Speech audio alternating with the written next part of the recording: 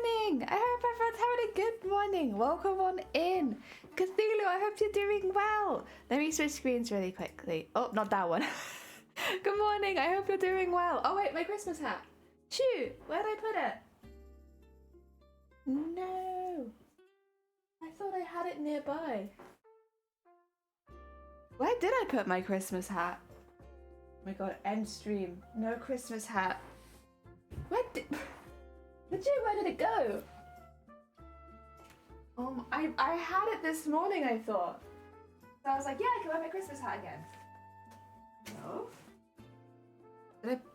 I wouldn't have put it in a drawer, would I? I don't think so. Well, we're just gonna have to live without having a Christmas hat. I don't know where it went though. I thought I put it to one side because I was gonna wear it this morning. God damn it. That's what I get for being distracted this morning. It snowed here. We got snow now for the first time this year. I'm very excited.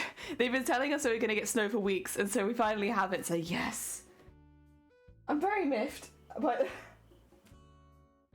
I thought I put it to one side. There's all of those under there.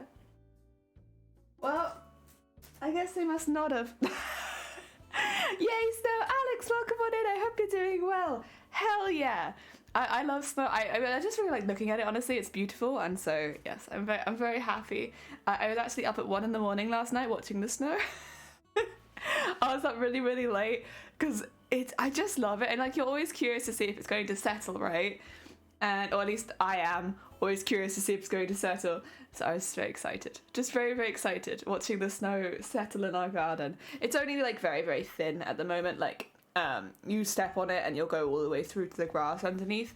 I don't think we're expecting more snow either, but I also don't know when that snow is going to go away because we're like in negative all day. But hey, I love it. I'm happy. Blaffle, welcome on in. Ducks. Oh, I should mention this actually. So the Happles team has actually surpassed 30k now, which means I will be getting a duck tattoo. I think I found a couple places where I could go, but I'm gonna have to like double check and like see if they are doing walk-ins. I don't think I'm gonna be able to donate blood unfortunately beforehand which is a really positive thing.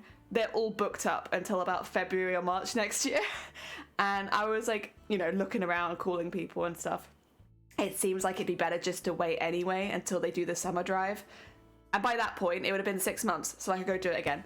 So that's what I'm going to do. I'm going to get it now, and that way, in the summer, I can try again and see if less people are donating, which, obviously, I hope that they keep this, like, trajectory of everyone donating for months and months in advance. That'd be great. But it just means it's a bit difficult for me to get in right now, because you do need an appointment because of COVID and flu and all that kind of stuff. So, yeah, it is what it is. But they tend to do more, like, well, again, I only really can speak pre-COVID, but there used to be walk-in clinics that you could go to, like walk-in clinics? I think they were walk-in clinics, so they literally would just pop up in the town centre where you could go, and like a lot of people working would go and donate blood at that time because it was easy. The bosses would let them leave and just like, oh, you're going to the clinic, go. And yeah, so I think hopefully that's still going. I would imagine it does. Yeah, I better get someone on it. I know. Luckily, what I want at least is probably not too complex. I'm umming and ahhing about whether I want to book a proper tattoo, and it's like get it similar to the jellyfish on my back, because my jellyfish is like, oh my god, Jason, 31 months, Jesus Christ. Welcome on in. I hope you're doing well. Hell, we're just talking about ducks because we are all getting duck tattoos. Everyone's getting duck tattoos. Tis the season to get a duck. How are you going to be permanently ducked? I will. Yeah, I'm just not sure if I want it to match the vibe that I'm already going for, if I want to do like just general line art. We'll see. I'm considering that. If I want to get like a proper, because I have like a mandala style jellyfish on my back.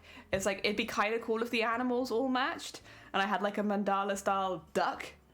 Kind of like that idea, but then I would have to book in because, it's a slightly more time-consuming tattoo. And I'm going to be getting it here. Somewhere. Not quite on my wrist because I have I don't know if you could see, I have really dramatic tendons. So any tattoo that goes here is going to warp consistently. So we're going to go just below where the tendons are to here. So you'll be able to see it.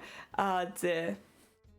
Woo, same place, hell yeah. Do you do the same thing as me where like your tendons are just like a nightmare? Because like, I wouldn't want a tattoo over that because that's like, it's so dramatic that it's like, the tattoo is going to be like, I don't know, tall. Not keen. Woo, but yeah, have it a little higher up and then it's still visible on stream, but I don't have to worry about it constantly warping around. Oh, you already have stuff on your wrist. Fair enough. I'd love to get stuff on my wrist, but it'd have to be something that looked good, wobbly, or went like the whole way around, I think, for me. That's okay. Maybe one day. Ah, dear. Oh, it's a reason. Oh no, you're good. I don't know. I hope everyone's having a good day. We're going to be doing another crafty coffee morning. I've got a few things that I would like to craft. I want to make some mushrooms. I'm kind of just getting through. Oh my god. Is it the anniversary of me becoming affiliate? This is all the OGs. Also, Zero, welcome on in. I hope you're doing well. And maybe watch an ad. An ad. Oh, I'm so sorry. Oh, I did want to say though, this is specifically for last month, because I've just had some data back from last month about ads specifically. Speaking of ads, thank you everyone who watched ads last month. I don't exactly know what happened, but over the last couple of months, Twitch has been paying a lot more for ads, and I'm not on an ad incentive program as far as I'm aware. Like I don't have like anything like that. So like, yeah, big thank you to everyone who watched ads last month, because it's actually, I'm just trying to find it because it's a more substantial amount than I thought it'd be. Yeah, so because of everyone watching ads last month, I'll earn 20 quid this month. Thank you. I really appreciate it. I'm used to the ads being like, just to like reference, being like 30 pence a month, if that kind of thing. Maybe like £3 is like a maximum if I have a really good month of people watching ads. But no, thank you very much. It's very heckin' kind of you. Thanks for sitting through the ads. I mean, we only had them at the beginning of the stream, so you shouldn't be getting mid ads here. I haven't turned that on. But for the people that have been watching them coming in, I really appreciate it because you guys watched it. I have a payout this month, which so near Christmas is incredibly useful. Thank you. Oh dear. It hurts when you hit your tendons. Yeah, I imagine it would as well. Like, I am a wimp when it comes to pain, so like, let's not set myself up for failure that easy. Also, Schlees, welcome on in. I hope you're doing well. We have snow too. We don't have 3 inches, so we probably only have about like 1 inch of snow. But we got snow too. Oh my god, I love it. I love snow. It's so pretty. I was up at 1 in the morning watching it fall. Thank you to everyone for giving up tiny portions of their life. Buy yourself a coffee and a muffin. That's the thing though, it's like 20 quid, because I'm not employed, that's like quite a bit of extra money for me. And yeah, it just is. It is kind of nice though, because like, you guys aren't getting more ads. I am just getting revenue from them now, after like 2.5 years. Shifty, I wonder for streamers like you, whether you'd have the same kind of effect on your ads. So we have a lot of people here that don't subscribe. Not a problem. All good. Like, anyone is welcome. You do not have to subscribe to be here. But Shifty, a lot of the people in your stream subscribe, which means I'd assume, yeah, you get less ads because everyone's subbed. But yeah, I used to get pennies. And then last month I earned 20 quid on ads. And then I was looking back, and the month before, I also earned a little bit more than I thought I would on ads, like on October. And also, bear in mind, in October, I only streamed half the month because obviously I had a lot of my own stuff going on, and I still earned £10 worth of ads. Which is a lot. That's a lot. Like, can't, if you've never streamed, that's a hell of a lot. But yeah. It's very tender tendons. But big bag of pellets. We're actually calculating the price of some of our pellet meals now at the moment. Really interesting stuff from behind the scenes. Also, 2 seconds, I can hear something. Is it the doorbell? Maybe.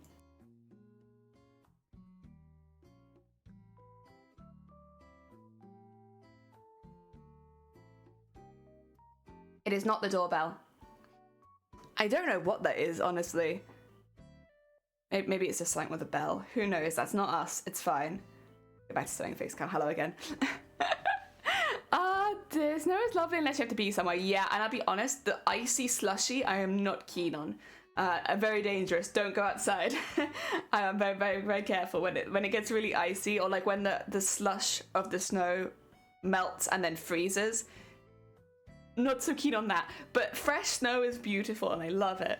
Oh damn, all that ad revenue. I know, right? And this is what I'm like asking other people, because it's like, whoa, have you noticed in the last couple of months you're getting a lot more from ads without actually changing anything? Because that's the thing, I haven't changed anything. They still only have the pre-roll ads, the ones at the beginning, you know? You shouldn't get any midway through unless you reload the page. Oh dear. What was it? Bah! Bah! Last month, 20 quid. Like, I didn't do anything different. I don't have mid-roll ads. 20 quid. Yeah. Like, that is a lot, innit? Like, that is a lot. Oh, dear. They haven't taken them off at all. I don't like it. Danger snow. It's a hell of a lot, though. Like, that, again, it probably doesn't sound like it if you don't stream, but, like, when I, for the first probably year, probably the first year and a half, probably the total amount of money I made from ads was about 20 quid from like 1.5 to 2 years of streaming. So like 20 quid in a month is like, is something gone wrong? I meant to earn like 3 quid maximum. Does it have to do with being the front page? Well, that's what I was looking at. No, it doesn't. Most of the people that would have been watching me on the front page, because bear in mind I'm looking specifically up at November, so that was only the one time, none of them clicked me, so none of them watched ads. I didn't make barely any ad revenue that day. Not more than usual. It's just that the revenue in general is up. And the same with October. In October I wasn't on the front page of Twitch and I still made 10 quid, and I only streamed for half the month and I still made £10 worth of ads. I think Vile and well, probably not Vile so much. Shifty, I think, is like another end of the Twitch scale where the majority of their viewers are actually subbed to their channel, so the likelihood of them getting ad revenue is a lot lower. Vile is kind of in the middle, I'd say. Well, like a good portion of your people watching a sub, but you do still have a lot of people that aren't, which means you would be getting some. Sorry to like start the day. Also, I will jump into the chat if anyone wants to actually join me on chat. I'm in mod and VIP chat, so it is open to only mods and VIPs. If anyone wants to, actually jump in and discuss, you're welcome to. But no pressure. I'm happy. I'm happy plodding along. Yeah, have a look at it. I'd be really interested, and I'd be I don't want to like steal all your data. That's not my that's not what I'm doing. But I'm just a bit interested if people have seen that their ad revenue has gone up without them making any changes. I'm just curious, how does one find that out? So if you go into your streamer dashboard and then you click the analytics and then drop down to revenue where it says earnings, and then just set the month. So like I've set the month date to November, I can see that the ads, this is just for the full month, but I can see that the ads that period were $22. And yeah.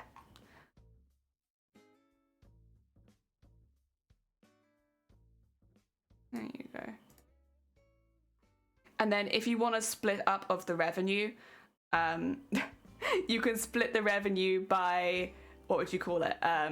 If you just click the revenue of the first one and then you hover over each day and you can see how much you made each day from ads. And I am probably averaging about $1 a day, which doesn't obviously, again, sound that good, but it used to be like 2 pence. It used to be like 2 pence a day. If that. So it's a lot higher than it used to be. Oh, so Teresa, good morning. I hope you're doing well. Welcome.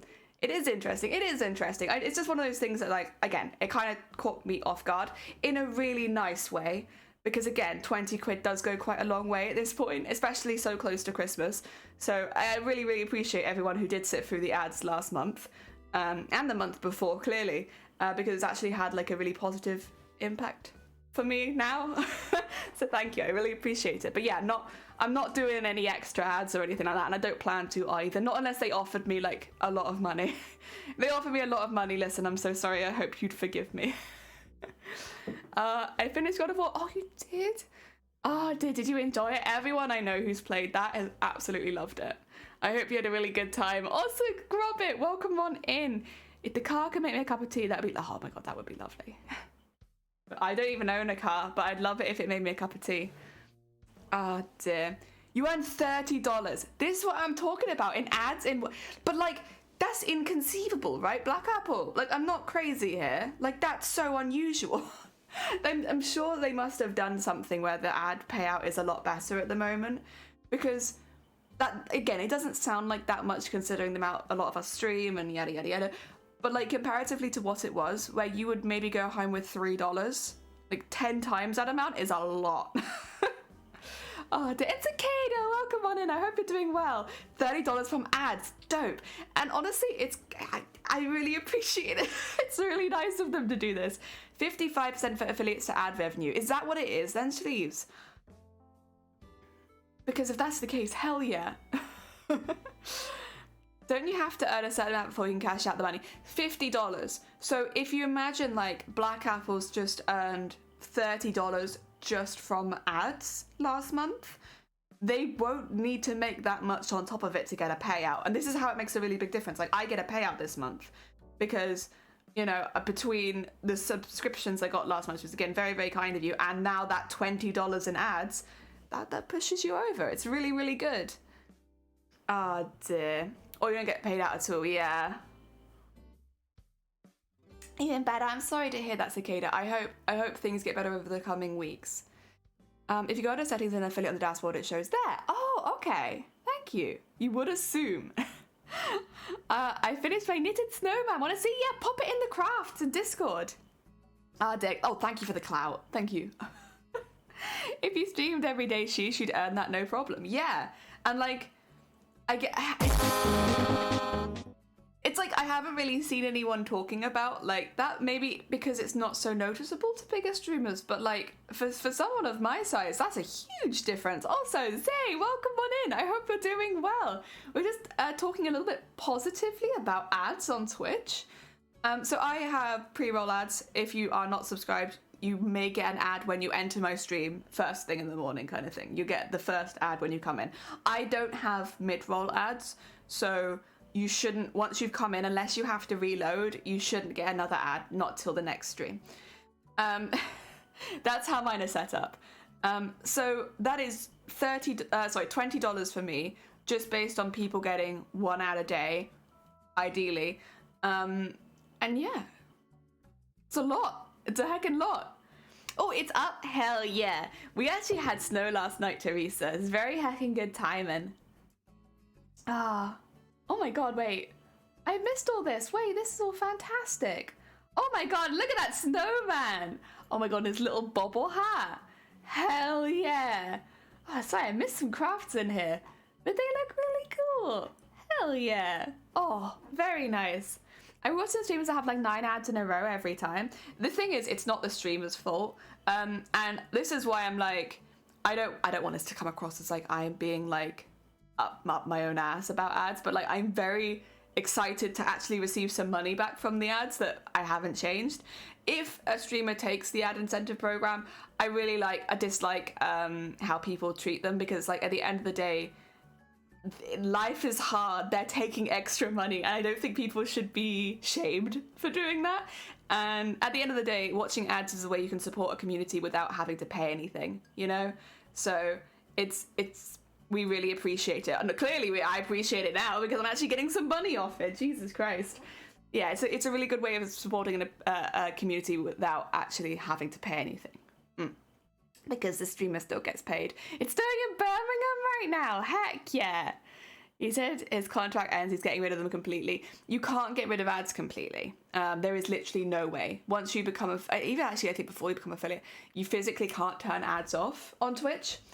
So you have to have ads, but it's which ads you take. So whether you take the pre-roll, which is what I do, whether you do mid-roll, which is what a lot of streamers have been offered money to do, which again, do not shame them for. I think that's fantastic, and like I would be in the same boat. If I was offered a good amount of money to run mid-roll ads, I would, because that's my financial situation.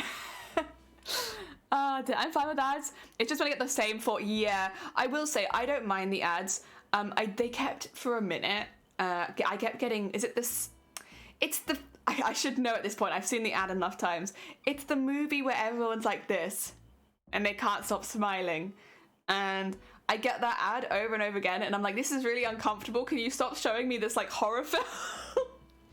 And like, I guess at least it's an interesting ad, but it's literally just people doing like this constantly. It's very uncomfortable. And I keep getting that one. Oh, no, it's like 30 degrees today. Oh my god, it's warm for you then. Here it's -1. How much you can. Yeah, I think a lot of streamers want to remove ads completely. And again, absolutely fair. I think now knowing that I can actually earn some money off it, some extra money, it'd be a bit more of a difficult decision. Before, I would have turned them off in an instant because like I'm literally earning pennies off it. Like I don't care. But now it's like that could push me to getting a payout the next month. I might keep it on. It's called Smile. You know what? That makes sense.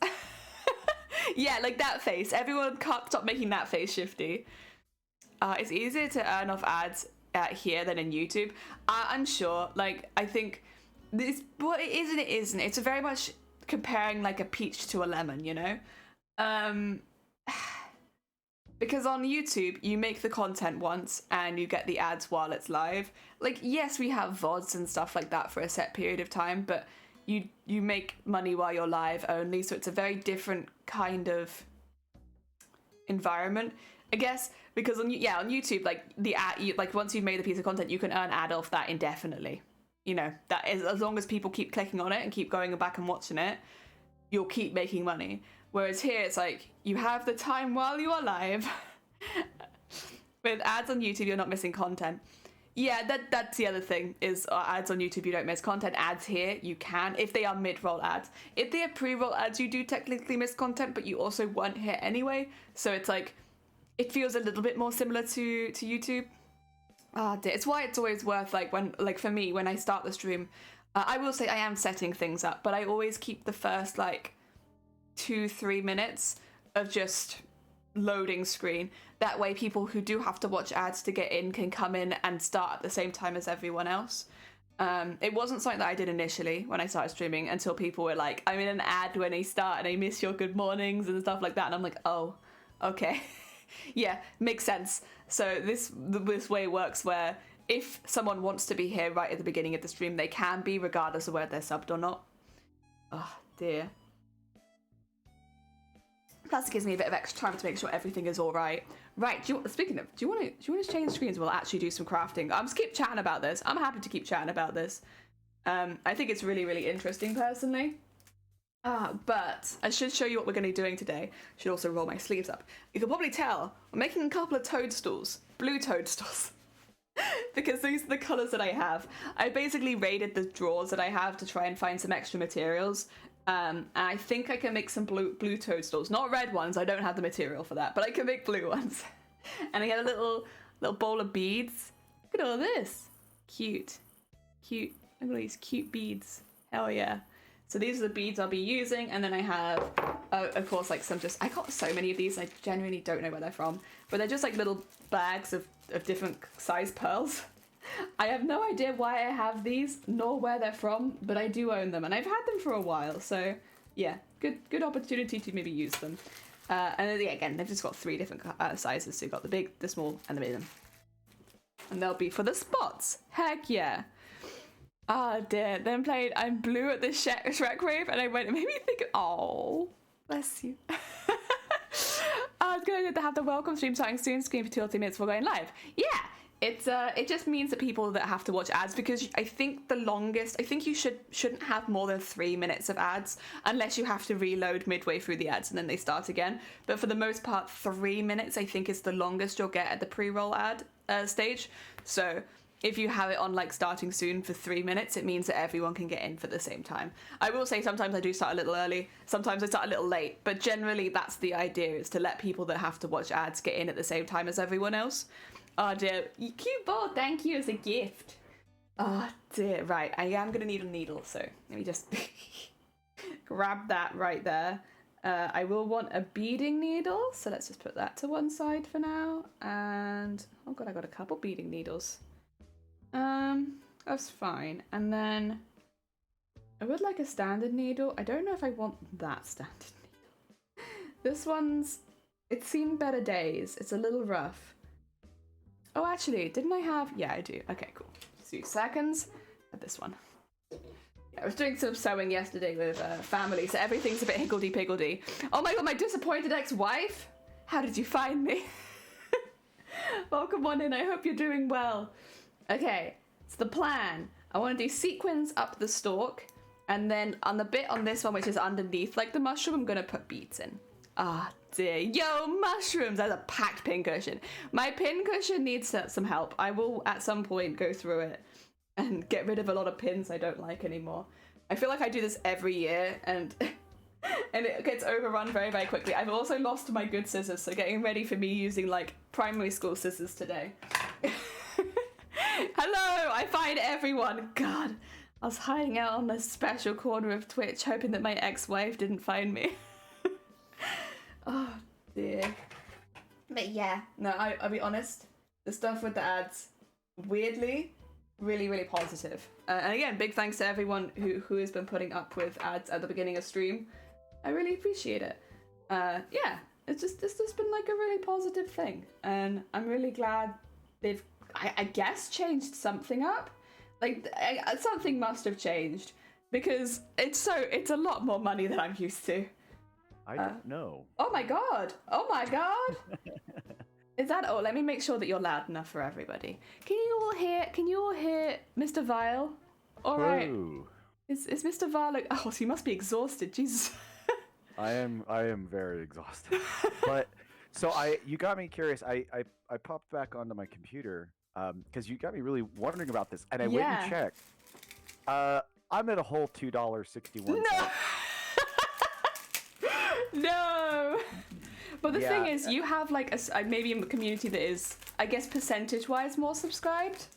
I mean, maybe when you look at, okay, so I have, if you take it, like, let's just throw analytics out there because I hope everybody doesn't mind. I'm gonna speak a little bit about analytics.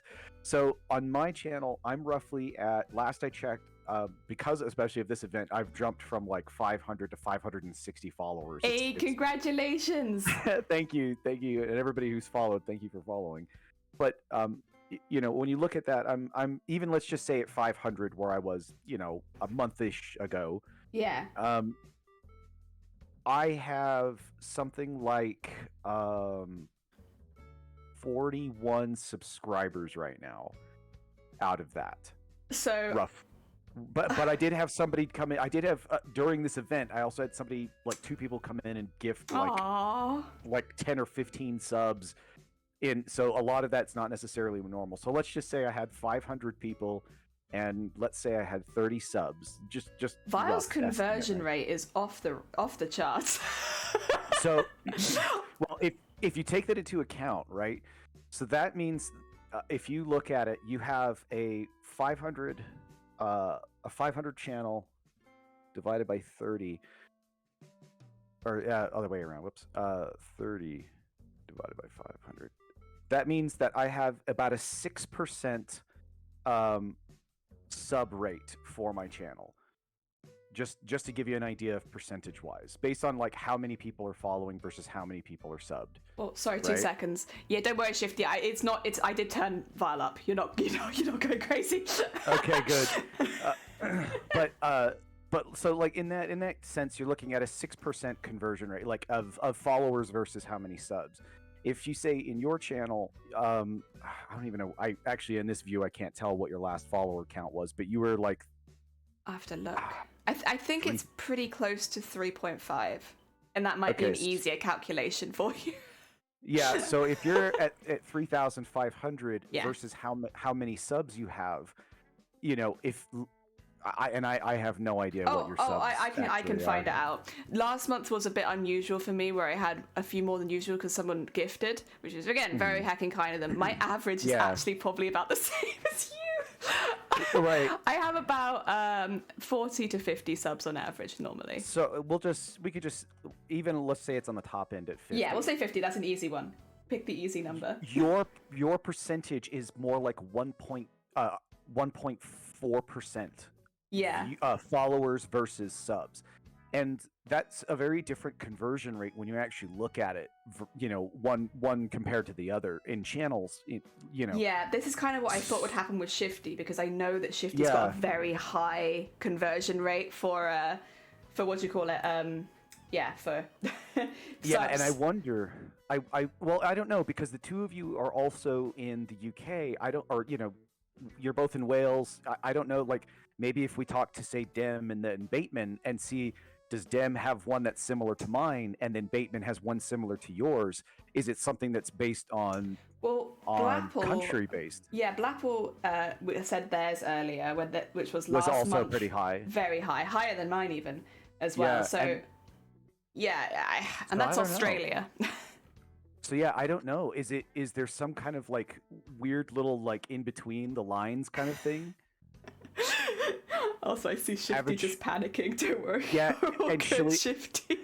And I see Schleaves is also saying average viewers per stream will influence the revenue, which is true. Oh, That's very true. But if you're also looking at if it's ad revenue, it has to be watched hours or a watched time for your ads, which means that if you look at, say, mine, where I have a higher sub amount, that means that most people that are watching might actually be subbed. But if, say, in Jelly's case, where Jelly might have a higher view count, there might not be as many people who are subbed, which means Jelly might be getting more people watching the actual ads.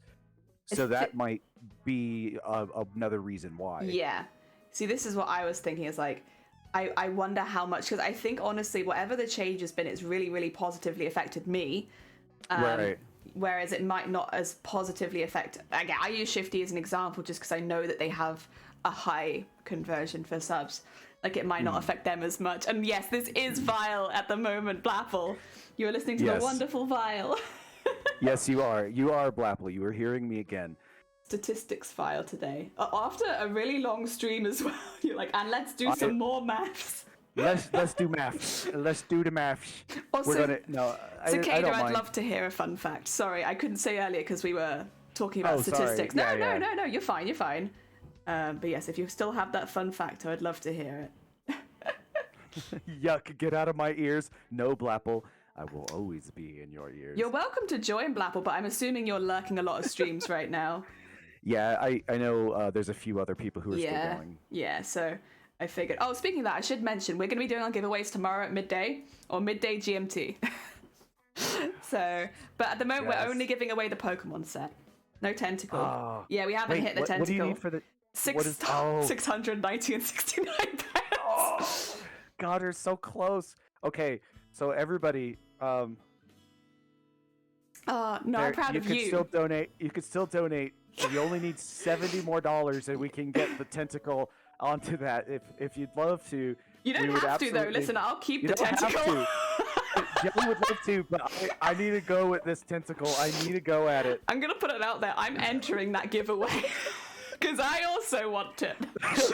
Hey, I didn't even enter the giveaway for the Cell Blaster. Yeah, you were very, very reserved. I was very proud of you. Bateman won. I don't think Bateman has a gun, so you know what? About time. Yeah, Bateman gets it. Good. Wow, I was actually shocked on that one. Shocked. Fun fact, there are more Spanish speakers in Mexico than there are in Spain. Well, that kind of makes sense. I can see that being the case. Oh, dear. I think everyone... No, you're fine, Blapple. I kind of thought that'd be the case. Don't you have to beat Vile? So I'll be honest, as much as I talked smack, I kind of knew that I wouldn't beat Vile. Like, from day one, I was not expecting to beat Vile. So all I needed to do was to build enough competitiveness that Vile joined the team. And then I was done. Is that literally your whole goal was just to get you to join the team? Well, because I knew if you joined the team and I put a little competitiveness into it, you would go to beat me, and then we'd have another really big Razor on the team. I mean, fair. I appreciate you having that much confidence in me and my... Next year we're going to steal Shifty as well. Shifty, you're going to have to join in. Yeah, next year steal Shifty is the plan. We need to get you in. We need to have a full 69 streamer, Shifty. You have to pop into this. It's very important for a charity stream. Wait, 9.5 has adopted Vile? Wait, what are you talking about? Vile, you have a new mama. I saw that 9.5 shouted me out, so... Aww. We're the fart bros. Wait, you're both getting fart tattoos, is it? Bateman doesn't have a gun. He's not free enough. True. No, very much no. I'm just not competitive. I'm not sure you want me. Oh, to be honest, I'm not really competitive either. It's just like what do you call it? It's a fun stuff. I mean, there's a lot of people who are still like, they just joined it for fun anyways. It's not really a big deal. It's not really competitive. It's just like some people do better raising money if there's competition involved. That makes sense. Like for me, it's more for fun. Like I'm not here to really like actually like I gotta beat Jelly. If I actually at the beginning was saying I'm probably not going to. Guys, did you know that Vile actually sent me my virus in the post, and that's why I've been so sick all week. It was to make it so that it was harder for me to raise money. You got that in the mail. Perfect. My plan sent worked. me a sickness. Somehow it got through all the mail strikes. I just don't know. Nine really. Oh, that's nice. Nine apparently really enjoys my streams. Aw, hell yeah. Well, to be fair, I can see it because you're often on after their streaming. Mm-hmm. So you'd be like their wind down stream, I suppose. Wind down is it's just nothing but a ton of farts. Just a ton of farts. Oh dear. Heck of a lot easier being in a team. Yeah, it is. And it's really nice to meet everyone and meet a lot of new creators. It's like such a social thing. I would say I've been actually pleasantly surprised because now I'm following knife makers, which is something I was actually interested in. I'm now following a leather worker, a couple of them that because I do so many things. Obviously, we're crafters, right? Yeah. Same thing with cosplayers. We tend to just do everything. Yeah. So now I'm following all these people. I'm like, oh my god, these are things that I've always been really interested in, and I've done a lot of research, and I have kits, and I've done this, and I now I have people to follow, and it's really fun to actually meet that. Like, I met Sharpie. Sharpie's actually really fun, a really fun artist. I like Sharpie streams. And I've heard Sharpie's name. Same with Brush for Hire. I've heard Brush for Hire, and I thought I was following Brush, but apparently I wasn't. And I was like, very fun streamer Brushes. Yeah. Really, really fun. So there's a lot of really fun people. Actually, like Amish Ace, which I was just in Ace's streams. I actually met Amish Ace through someone else. So when I found out Ace was in this, I was like, oh my god, really? Ace of all people? That's crazy. Ace is now competing to be the top charity. So here's the thing. Oh, is that against Blacklight is number one at the moment, are they? 9.5 Oh, 9.5 is. Oh my god, they've all been flip-flopping all over the place, those top three. All three are going. Amish Ace has a special, extremely rare Lego set to give away if they rank at the top for that as a special thing. Aww. It's this special, it's a lightsaber Lego set that was only given away with one particular really high dollar Lego set. Like it was the only way to get it, which means it's very rare to get a hold of. And Ace is going to do that if they can be the number one charity and get that. Ace is going to give that away. And I was like, that's so freaking so awesome. cool. I was like, that is really cool. And that was my thing, is like seeing all these people and what they do and just and that's the thing. Even the competitiveness, it's not really. Like we're competing to raise money for a charity. Yeah, it's like the same kind of competitor. Like I've done fundraising for a long time because my family do lots of fun. Well, they did lots of fundraising stuff when I was growing up, and it was always like a small competitiveness. Like whoever raises the less buys everyone fish and chips kind of thing. It's within friends, or within family. It's like within a safe environment. So there's competitiveness, but it's not like people are being assholes to each other. Yeah. So no one's it's not like that. Yeah, it's all in good fun, and that's what I really even when I was in high school and stuff like that, that's kind of the type of competitiveness I always really enjoyed, which was why I kind of didn't like most super competitive sports. But when I got into powerlifting, what I really loved about it was that people from other schools would if you needed help with doing leg wraps that you need for a lift, you would say, I need a knee wrap, and literally 3 people would run over from completely different schools, and they would be like, what do you need? And you just tell them what you need, and they would do it for you. There was no competitiveness. Everybody was cheering you on, but people were still trying to beat for the highest, compete for that highest goal. Sure. And it was so much more fun to me, and that's what I like about this. And me and Teacup, so we've done a lot of charity events for as volunteers primarily. But we didn't have a whole lot of money, so a lot of times we would help with the events is what we would do. Yeah. And you got me into doing actual charity drives with Boobtober. Oh yeah, I was like, did I? Yeah, you were the first one. Hell You actually yeah. I never actually would have started if it wasn't for you, because Hi, I always Crafty. felt like, well, nobody would ever get me. Nobody would ever like donate to my stuff. I don't know. Maybe I would just mess it up, or I felt self-confidence about it. And Yeah. because you had that team and you put a whole lot of work behind it, it was really well received and really did really well. I was like, yeah. This is awesome. And you kind of spurred me now to do a lot more. Do you think you'll do any of your own charity streams, or do you think you do any private ones? Like obviously I will say the team ones are a really good time, and again the organization and like having all of that, getting to meet other people is really, really positive. But would you ever do like a one that's special to you specifically, kind of thing? I to be honest, Starlight's a pretty special one. Yeah, it's true. Because like yourself included, like the both of us spent time in hospital as hospital kids. babies. And so for us to for me to be able to give some, because like I'm diabetic, right? The one thing that I could do is for diabetes research, but I've already got a huge kind of chip on my shoulder for a lot of that, unfortunately, because there's so many different types of research, and unfortunately a lot of the research goes into type 2 diabetes, and it just becomes very difficult for me to really choose one that I don't feel. It's really a shame that it kind of like separates you like that. It kind of does. So for me it's frustrating, and I don't like that. But when I find ones like this, and it's nice that like you introduced me to some really good ones I actually really enjoy like trying to help with. And it's not like I in my own personal life we don't do stuff. Like I said, me and Teacup, we actually have donated to animal shelters, and we've done volunteer work and stuff like that. And actually for animal shelters as well. Teacup has done a lot of volunteer work for animal shelters. So we do a lot of our own. And you're fostering and everything. Yeah, and we're picking them up next this coming week, actually. Yay! Oh my god! For those who aren't aware, Val is fostering some well, I say puppies. They're not actually puppies, but they're puppies. Huge puppies. Yeah, they're huge behemoths. They are two very large, like 70-pound dogs. They're so massive. Cute. But they are one of them's name is Rico, and the other one's name is Argus. And Argus is one of my favorite. He's just this big lumbering goofball. And when we met him, the owner basically came over to our house and slept in the spare bedroom. Yeah. Argus basically he just jumped onto me and Teacup's bed, and he's like, "This is mine now," and that's where he slept all night. Aww. he's just this big, goofy.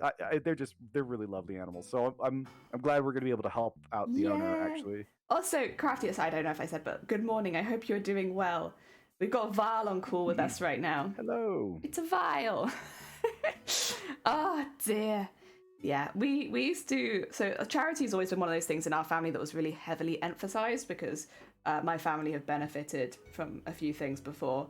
And so it was just kind of like one of those things to emphasize. And we used to go around to my grandparents, and we were, okay, I don't remember what started this, but we would set up like a tea stand in my grandparents' house, and then we would sell tea to my grandparents. I mean, it didn't stop there. We would also take items from their house and put them on us and sell it back to them. And then all the money would go to charity at the end of it, and we'd get to pick which charity we wanted to raise money for. And like I'd do it with my sisters and my cousins, and we'd all be doing it. So like my poor grandparents would have like 5 stalls going, which all were selling tea and their own items back to them. You're stealing items from your family and selling it back to your family. We would go around and try and find like the highest quality items so that we could sell them on our store. That's really funny. We used to do that, and we used to call it shops. You stole from your grandparents for charity. I did, yes, absolutely, often. And then they would buy it back. I never actually did a whole lot for charity as a kid. At least nothing that was like, I knew it was going to charity necessarily. Yeah. I think that you have to have a family that has an emphasis on that sort of thing for one reason or another to really grow up with it. Unless I guess your school does a lot of stuff. It's like, all the I don't think I've ever done a charity thing through school. I think it's always been like stuff that I've had to organize myself. I'm still trying to get Tiltify to add a couple of charities. There's a charity that I have supported for many, many years here in Wales called the Wallach, and it's a charity for homeless people. But it's actually a really good one, and they do... I'm just going to advertise them because they're a fantastic charity and I absolutely love them and the work that they do, especially at Christmas. It's like super, super important because they're literally getting people, like helping people not die at Christmas, basically. They're like literally saving lives. But I can't seem to get them on Tiltify or anything. I have like asked a few times if they, because you can do that with Tiltify. You can be like, can you add a charity kind of thing? And I'm wondering if it's because it's Wales specific, but like, there are areas in Wales that have, I don't want to say like a problem with homelessness, but like there are a lot of people who are homeless that need help. And yeah, it's, I think somebody, somebody in our community actually does that. I can't remember how many years they've been going now, but it's called For the Love of Socks. And Love of Socks. They do that here. They do that here in the States, and what they do is they basically try to get a lot of new socks and give that out to homeless people, especially during the winter, when being warm and being able to have a clean pair of socks that you can change into if your socks are wet. And because even though there might be a lot of things like homeless shelters, that doesn't mean that there's always room, unfortunately. So if you can at least get them things like necessities like that for better, cleaner health, and to try to make sure that that they don't die, kind of like you're saying, in the same sense, like trying to help them. And it was just I remember that it was started after one of the community members had passed away, actually. That was because that was a charity that was very close to them that they liked to do. And so now the entire, like, a lot of members in the hobby now do it in their honor. Oh, that's really nice. Also, Shifty, I actually, yes, if, unfortunately this seems to be the case with a lot of Welsh-specific ones, if it's not on Tiltify, you can ask to have it added, it's just, it can take a while. Also, oh my god, wait, Chana, welcome on in, thank you so much for the raid. We're having a little crafty coffee morning here, we have Val on chat, we have myself here, obviously, as well. I hope you're doing well. How was your stream and what did you get up to? I'm just going to have to tie this off quickly. We're making little mushrooms. I never really addressed the fact that we were making mushrooms, to be honest. I actually like these mushrooms a lot. I like this one as well. Like, I love mushrooms and things like that. I love... aesthetically, I like mushrooms. The taste of mushrooms is not my favorite. I'm good for both. I'm good for both. I'll eat them and I'll enjoy them. My family did chocolate drives for different charity, and my sister held the record for most boxes sold. Hell yeah! Also, I've left not enough thread. I have done hecked myself. Okay, it's fine. You know what we do when we heck ourselves? We pretend it never happened. So something I was going to say is, I know my family didn't necessarily do things that, and like I said, if I remembered them, I might just not remember them because I was a child. Yeah. We were charitable, but we didn't necessarily do charity events necessarily. But I do know that after I did, after I spent time in hospital and later when I was in my early, I think I was like 18 at the time, 18 or 19. Okay. Yeah, was it? Oh no, I might have been actually closer to 20 or 21 at that point. So I might have been in my very early 20s. I had all those Pokemon plushie toys, and the hospital that I had. So if y'all don't know, and I've probably mentioned this before, but yeah, that was my first thing. I always wanted to be charitable where I could, and I was very good at the claw machine at this one job that I had. How? I mean, it was ridiculous. How are you good at a claw machine? That's not possible. You can't be good. No. You have to know the machine, and you have to understand how the claw works. And you can pick a machine that actually is going to have better odds. And this machine had a really good odds. What do you mean? What? If you look at them claw, if there is no spring on the claw, it's a total scam. You mentioned this. Or if the spring looks like it's very light and it doesn't have actual like springiness to it, it's a total scam. If it's an actual heavy, if it looks like it's a fairly heavy spring, that spring actually helps with keeping the claw closed and allows for it to actually pick up things. So I was very good at doing a lot of that. In some cases, I was winning 4 plushies at a time. Also, 2 seconds. Like 50 cents.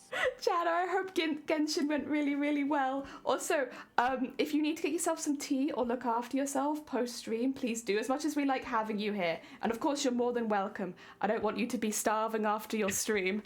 Sorry, I was just like looking at you. I was like, I can see that you're in chat. Let me tell you not to starve really quickly. I can't not let...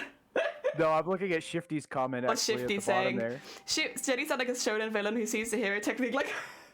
It's not possible. Not in my mind. I really did. I had anywhere between 150 and I think 190 plushies at one point of Pokemon, and it was all first gen. You're not allowed. You can't hoard all that skill vial. You have to share some around. Well, that's what I did. So what I was doing is, while I worked at that job, it was a movie theater. People were losing at the claw machine, and some people at the front who could see it at the front concession stand, would literally, they would come over and get me, and then people would be like, I was told you were able to help, and I was like, oh sure, and I would put $1 in, like their dollar, and then I would just basically win a bunch of them, and they'd be like, oh my god, that's amazing, thank you, and I'd be like, yeah sure, and but what I did was, all the ones that I had won, I asked my mother actually to take them to the children's hospital that I stayed at when I got diabetes, and donated all of them. So it was 100, like I said, anywhere between 150 to about 190 first gen Pokemon plushies, and for me that was really lovely to do. Yeah. Sorry. I see you typing that. No, you're fine. I don't want to interrupt, but I want to wish them a nice happy day. No, that's fine. Oh dear. Yeah, I've never been. The only time that I've ever won on a claw machine, I might have told you this as well, was when I looked at the claw machine and it did its like demo thing, and it just happened to pick the toy up, and then I went over and took it. And that's the only time I've ever won.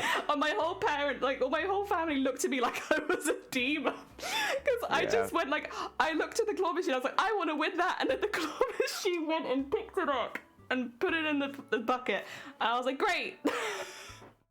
Winning is winning. Winning is winning. If you win by putting $1 in the claw machine, or the claw machine just chooses puts $1 you in itself. Yeah. Doesn't matter. Winning is winning. Dear, hell yeah. I loved that bear. It was so cute. It had like a heart on it. Very cool. To be fair, the octopus, I don't know if you saw it. I had an octopus in my stream background for a bit. I've had to move it because it's become like one of my migraine pillows now. But Shiny won me an octopus at Legoland.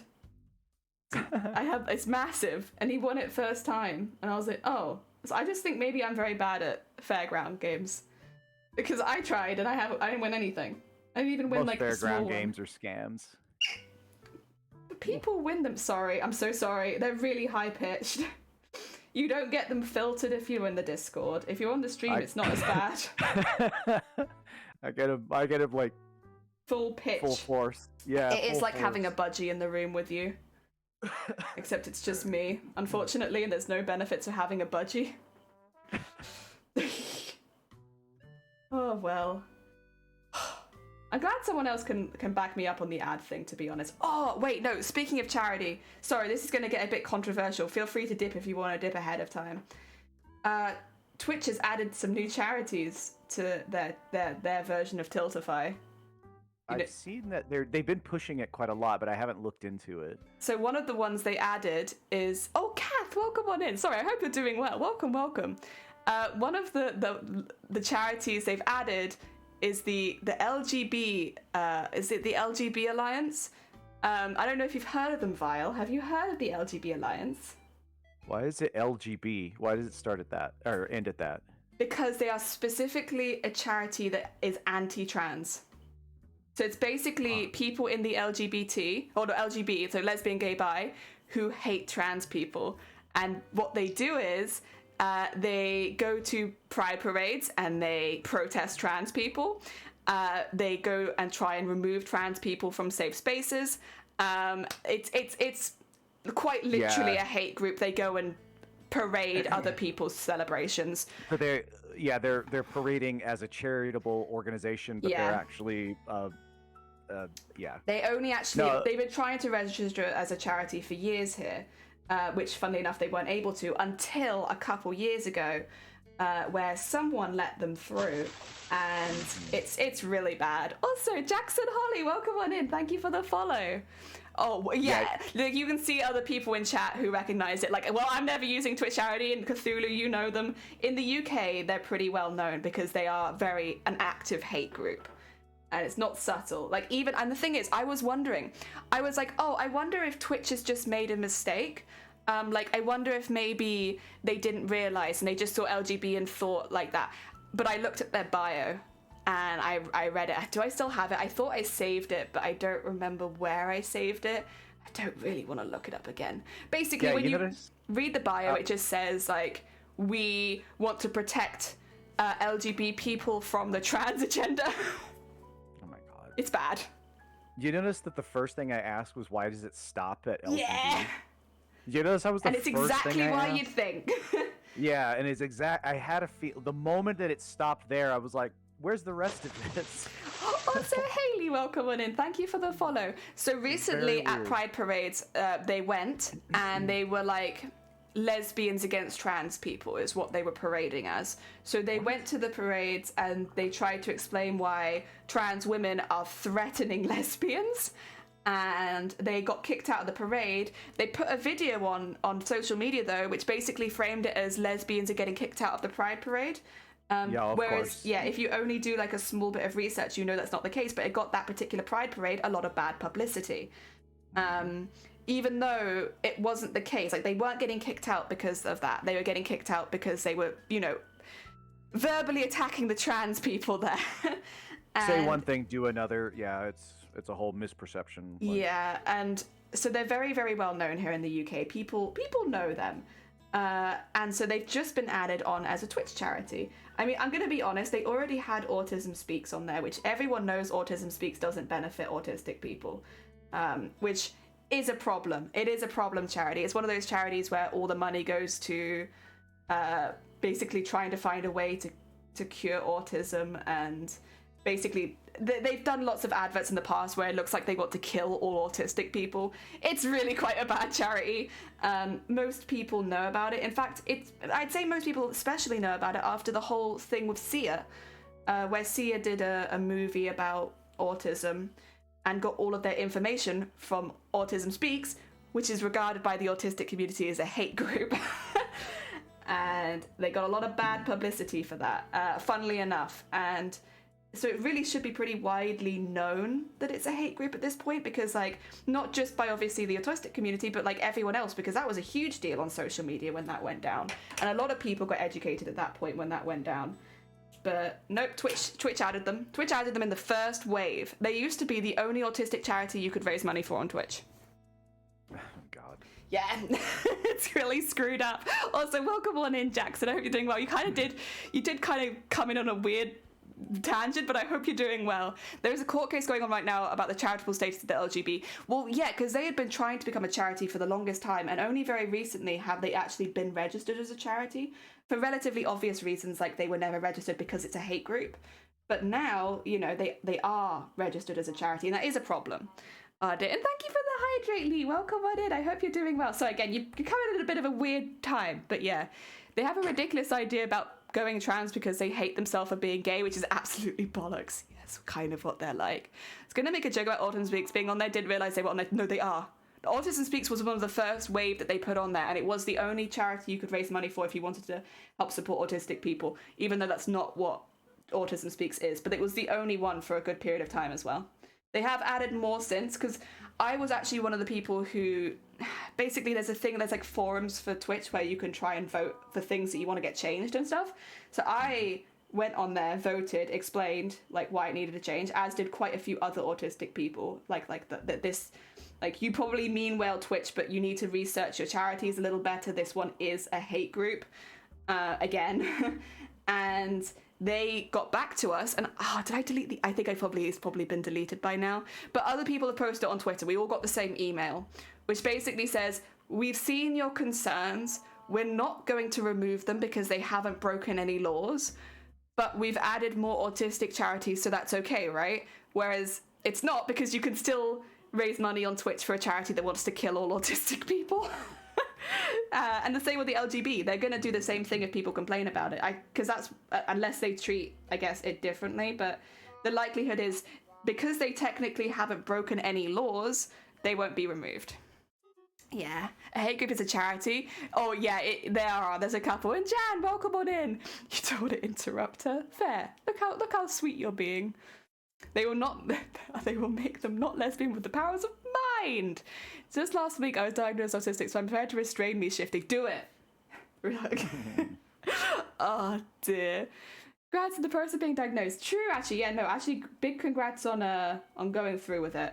Hell yeah. It's a kind of a nasty process, so good on you. Oh.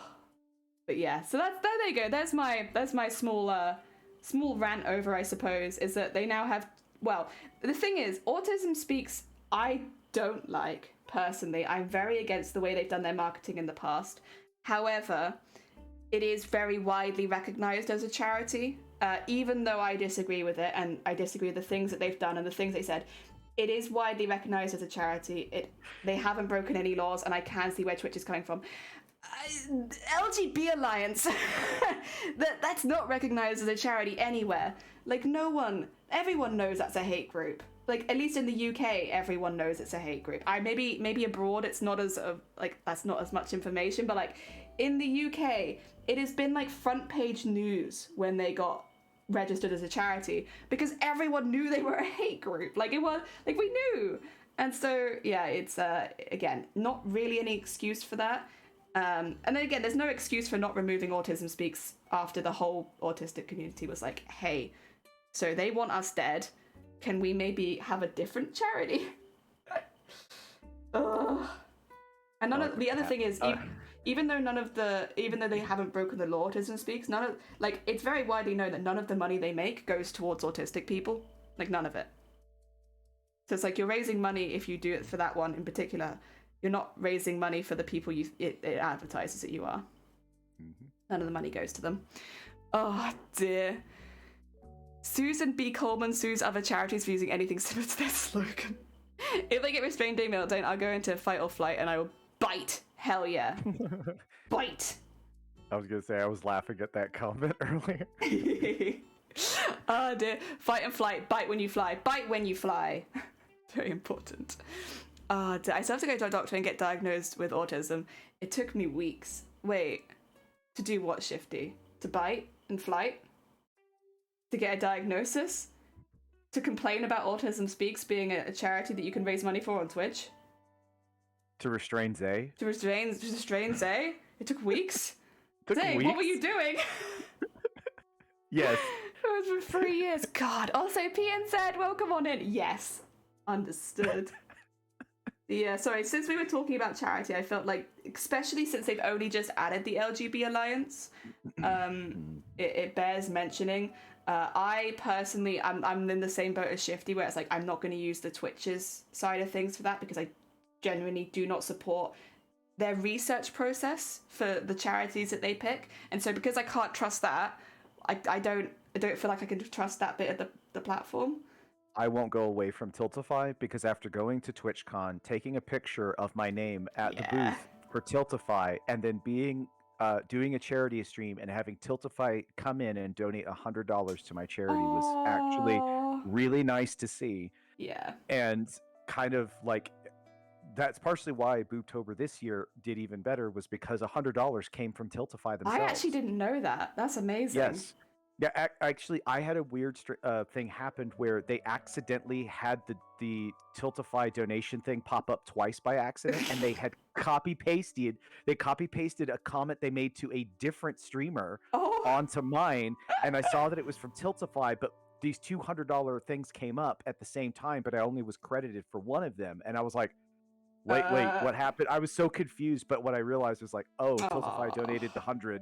But the thing is that I cannot go against Tiltify, because I'm sorry, I've had too good of an experience, and I know they've just been way too good. they've been very, very good, and the people at the booth at TwitchCon were also really nice, really they loved talking about literally anything for charity stuff that was going on. They were awesome, so I would continue using Tiltify.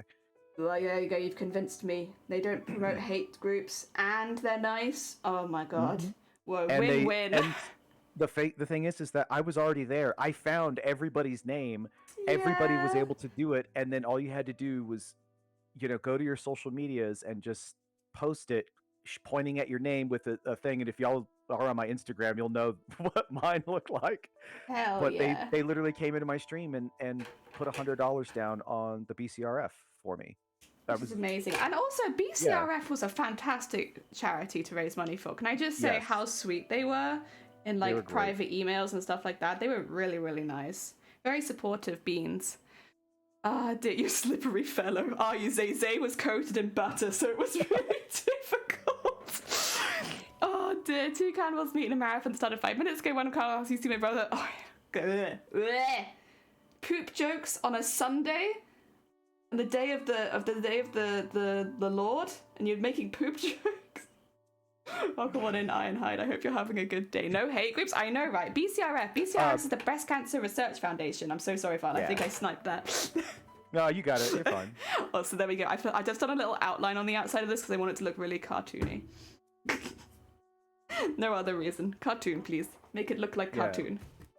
Oh dear. Jelly started the Boobtober event now. It's now become, we've done it our second year now. Yeah. And me, Deimos, and Bateman helped to kind of run it this year. They did an amazing job. Since Jelly was unfortunately having to take kind of a back seat just for, there's so much going on, Yeah, a lot was going on, but we took over to help out running it this year. And it's just basically every October, since it's Breast Cancer Awareness Month, we do a charity for some type of breast cancer charity organization. The first year was for one that was out of was it UK or was it Wales? It was the UK. So it's just all of the UK. It was against breast cancer. So it was UK. Yeah. And then this last year we did the Breast Cancer Research Foundation. Yeah. So which I honestly, don't get me wrong, I love Against Breast Cancer, and they're always gonna have a very special place in my heart because I've seen the work that they've done firsthand, and so it's one of those charities where I know that they're good, but the Breast Cancer Research Foundation is a worldwide charity, so just because Twitch is very much a worldwide platform, it does make a little bit more sense to, if we're raising money with people all over the world, raise money for one where other people in other countries get to see that same result eventually. But yeah, no, it's nothing against breast cancer. They are a fantastic charity. I didn't not raise money for them because I didn't like them. No, it started though, and this is what I mean, is like Jelly had started the one for against breast cancer, like for that charity, and a few of us had say, oh well, we would love to help, and that's kind of what started it as a team event. And granted, it was, I know it was a lot of stress for Jelly, which is why we now have a team of us now. Like I said, there's 3 of us, and then as well, next year hopefully Jelly will be able to be more front and center in that, and actually can I show you some file? Oh yeah, absolutely. Can you see on stream? This bead has a tail. A tail? Yeah, like. Oh, they didn't clip off. It's got a tail. Yeah, they didn't clip off. It must be the end piece. Yeah, it's flashing. Yeah.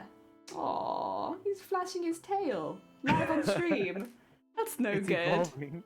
It's evolving. It's a new evolution. The new evolution. It's new Pokemon.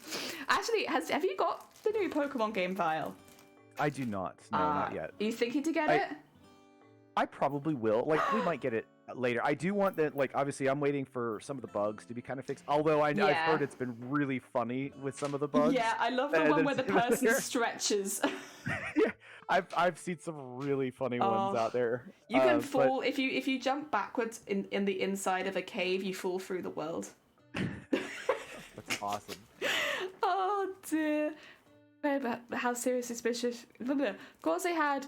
Oh, sorry, that's you speak. I'm so sorry, Zay. I feel like I'm reading someone else's conversation. My bad. How do you make holy water? You do boil the hell out of it. It's very important. Get that hell out. What kind of bauble we're making now? Mushroom. Just a mushroom. I really like these baubles. I like them a lot. I thought, so basically I've been raiding my bead drawer to be like, what do I have that I could just use right now? Because I don't want to buy lots of beads right before Christmas. It's an expensive time of the year. I'd rather keep my spending lower. So it's like I've been going through beads that I have left over from really old projects or that I've just picked up. Oops, sorry. At one time or another. And I found a lot of blue beads and all of these pearls. So I was like, you know what these look like? Mushrooms. Do you think you could make these out of scraps, actually? You could, but felt is a lot easier because felt doesn't fray. And since you're working into it so much... Well, I mean scrap felt. Like, could you get... Oh, yeah, yeah, absolutely. even with scrap felt. Oh, yeah, if you had scrap felt, absolutely. I mean, basically, the felt that I'm using is scrap felt, really. Okay. I mean, I haven't It just bought... looks like such a great use of material, especially material that you might only have just really small pieces of. Yeah, I am considering... first of all, I want to bulk make some tentacles and, you know, not maybe give them away, but actually sell them this time, because a lot of people have been interested in the tentacles, and I do feel a bit bad that I've just been hoarding them. But why are you hoarding all the tentacles, Jelly? I just really like them. Listen, some of us love tentacles as well, okay? Yeah, I know. I'm really sorry. So I'm gonna probably... I've got some plans to make some more tentacles, but the thing is, I need stuff that I don't have right now to make them, because I was using scraps for that. If y'all didn't know, we still only need $70 more. Oh. I need $70 more, guys. Can you just quickly donate? $70 more for the donations, and we could unlock one of the tentacles as a giveaway. I'm just get it. Just saying, it is for Starlight. It's still going. We could still, you know, Jelly still has to hit the $690.69. It's a only chunky 70. one. It's a really big one. It's the bigger one of them too. It's the big, beautiful, chunky one. Did you see the mini ones I made, File? Oh yeah, no, I saw your yeah. I was here when you were making them, and then I liked your video that you posted up on your YouTube. Oh God, that has been the YouTube. If you're making TikToks, you should really upload them to YouTube. Yes. Like really. Yes, you should. Because if you're making TikTok, you should upload it to Instagram and YouTube. You should be doing all three, because if you're already using TikTok to make it, you can just export it and then put them on all of them, and in a super easy way. It's crazy not to. And like you get big numbers on YouTube, man. I've seen your shorts that you've been putting up on YouTube. They're like, some of them are like 3,500 views or more. Yeah, I think the tentacle one has 6,000 and something views. Yeah. So like, yo, okay, I'm gonna go upload my latest TikTok. Like literally, getting you. Oh, also, Amazonia. It was a hick. If you are uploading on YouTube, you'll do a lot better if you use copyrighted music. I know that sounds like I'm like lying. I'm not. There's something on YouTube where if you use copyrighted music, obviously you won't make any money off it, but it promotes you a lot more. So like you can see on some of my videos I've got thousands of views, and then on some of them I've got like 5. The ones where I've got 5 on, they're not copyrighted. The ones where I've got thousands, it's copyrighted. And I was getting so confused because I was like, why are some of them picking up so much and some of them aren't? It's the music. It's whether it's copyright or not. I'm almost guaranteed that's what it is, because it's the only thing all those videos that went well had in common was that they were copyrighted music. I never normally encourage you to use copyright.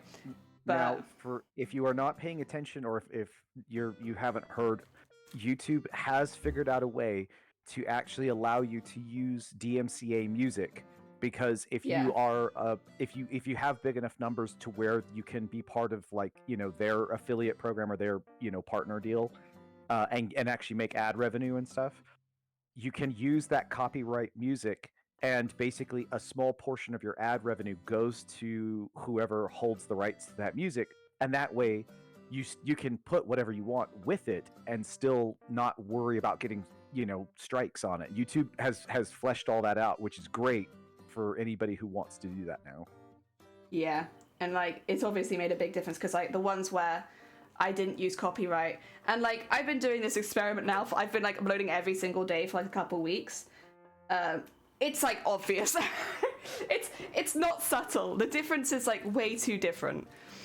Dear, I fully pretend DMCA do not exist. Perfect.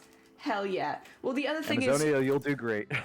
I don't think even before, unless you had 1,000 subscribers already, I don't think you could get strikes, right? Or like you couldn't get proper strikes. I don't think you were gonna get. It's normally strikes don't get. You don't get them automatically. What YouTube would do a lot of times it was do with similar stuff that Twitch would do, where it would mute a section. So it muted one of my videos. Yeah, Twitch mutes me more than anything else. Yeah. I think it's just Twitch doesn't like what I say. it muted a video, and you know what it was for? It was for the transition music on Batman from the old 1960s. That Wait, you got done by that? It muted that. Oh I had that my god. because under certain laws you were allowed to sample 3 seconds, but YouTube says no, and it was less than like 2 seconds long, and they completely muted that section of my video on one of my YouTube videos I posted a long time ago. That's crazy. Heck. Yeah. Oh my god. You still have to be careful what you play. I doubt all copyrighted music is included. Sounds like a reasonable enough solution though. I did K-pop in my last one, and it was fine. Which They did a pretty good job though. Yeah, it's been pretty cool. Again, it's been nice just to get it out there a little bit more. I'm only uploading shorts really on the YouTube at the moment because I don't have any bigger content to share. And like, there are stuff that I want to make, but like, I'm not getting around to it right now. I'm busy. Shorts are great. Shorts are very good at building a follower base. Yeah. To be honest, but you won't make any money off it, but it's like you can actually. Oh, can you? You absolutely can, and Ooh. there are very good ways to actually. There's somebody in the Nerf hobby that does it quite a lot on TikTok, and same thing, just uploads those shorts onto both his Instagram and onto his YouTube channel. And YouTube does have an ad incentive program for shorts. Oh. And you can actually make fairly decent money. Oh, see, now that I didn't know. I think you have to have 1,000 subscribers, right, before you can earn money, though. Yeah. It's same general rules. Yeah, similar like rules. I'd have to go through the rule set again. Oh yeah, I'm not going to make you do that. Yeah, I mean, it's not something that I really get into for shorts. I've made like 3 of them. I don't really do the short form content. That's fair. Hello everyone, I'm Shifty, president of Domino's Pizza. Oh my god, is that Shifty? You heard of Hatsune Miku? I haven't. Can you tell me about Hatsune Miku? Today, we're excited to announce a new collaborative project featuring Hatsune Miku.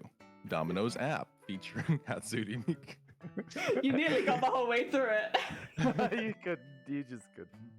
Welcome in, Shifty. Welcome on Hatsune Miku. Yeah, me too. That's also how I'm feeling. How's it going, everyone? It's good, thank you. How are you doing? Panic? Oh god, yeah, fair enough. Did you get snow? No, I don't think I did. Wait, you didn't get snow? Aww. No, I live in the lowlands, you know? We have like an inch of snow here at the moment. I don't live on a hill like you. Yeah, I live on Silent Hill specifically. Yeah. It's a very quiet hill here. It is. I live right next to the water.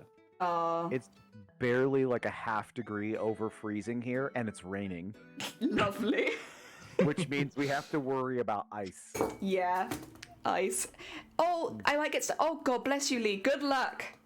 You've got this. I'm also stuck. Let me in, please. Give me my beads. Why won't you let me in? Hey, could one of you open my box for me? Could one of you open my box for me, please? It's refusing. Just pass it over. Yeah, if you could just like, Yeah, just pass it over this way. I got you. God, there we go. Thank God. You're welcome. I didn't call you God, but that's okay.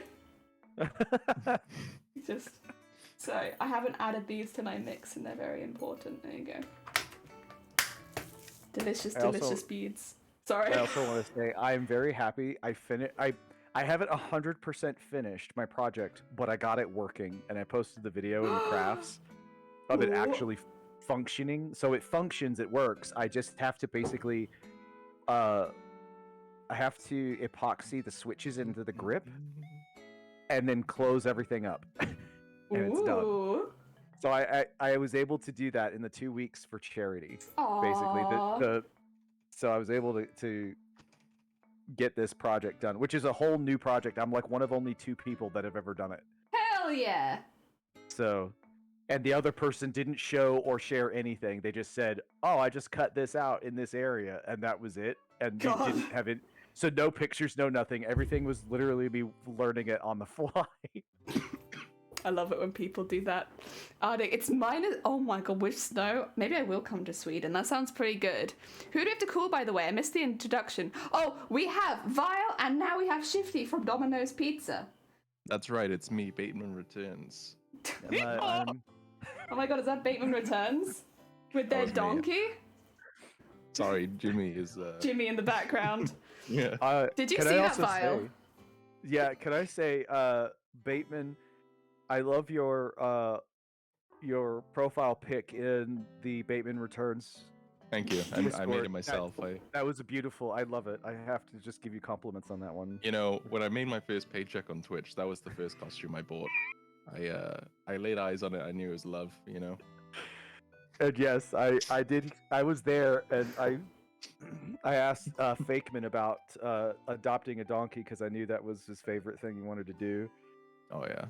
It's a magical gift, Bateman. I don't think anybody could have ever made a better choice. Such a good gift. Oh my god. I was so glad to be able to be there when they opened it. Oh dear. We had 1 millimeter of snow yesterday. You want it to snow. It's completely frosted over here, but no snow yet. Well, we had snow, and we're on the western side, so maybe it'll get to you. I don't know. Maybe. The weather might make it to you. I feel like it always does when it's really awful. I feel like you say donkey. Oh my god! Fakeman. Is that Fakeman? It's Fakeman. Welcome in. It's Fakeman. How's it going, Fakeman? It's Fakeman's birthday at the moment, unironically as well. So happy birthday! That's why they have a donkey now. Oh yeah, I've gone back a week. Thank you. Happy birthday, Fakeman. What a thing to have won as well. You got Cell. I got Cell.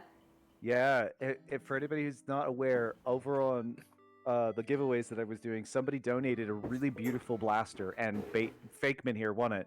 Sorry, I was about to say Bateman. Sorry, Bateman. It was Fakeman I was talking to. Oh my god, that's okay. No happens. You know, it happens. It happens. The best of us, you know. It's like parents who call their children by the wrong name. You know? Every time. I do that all the time. Yeah, I always call my parents by the wrong name. To take mine, I don't want it. You don't want your snow? Do you have snow, Bait? Well, actually, wait a second. I'm assuming you don't have snow. Put it this way, if Shifty doesn't have snow, yeah, that's what I was thinking. Yeah. I was like, wait a minute. We live in the same house. Yeah, I forgot that you guys live together. Yeah, we share a room. I knew it. Yeah. Well, I sleep in the attic. I was gonna say Shifty just sleeps outside the window, just staring in. God. Oh no, I found an open window vial. I'm in the house now. There's no you got they in? can do to get me out. Basically, 9 times out of 10, I'll wake up in the night and see Shifty watching me. Yeah. How does Dem feel about that? Oh my god. I don't know. I'm so sorry. It's like first thing on a Sunday, and I'm like, fan fiction. Am I right, guys? Head up to York. She got several inches. Oh my god. I want your inches. We only have inch. I don't think I can quote that. We're not quoting that one. We're not quoting that one. Have I missed something? I don't understand. I'm just laughing because you're laughing. Kelly, do you know what you said? I want your inches. Oh, okay. Listen now. It's funny. Listen now. You know what I mean of snow. Oh my god. First thing on a Sunday, your minds are in the gutter.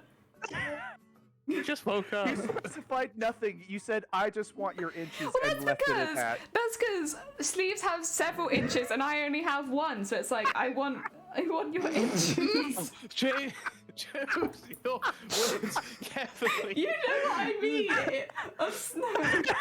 Oh, it's Shifty. Shifty, good. I took wait. It's first thing in the morning. Your quotes are worse than mine. Oh dear.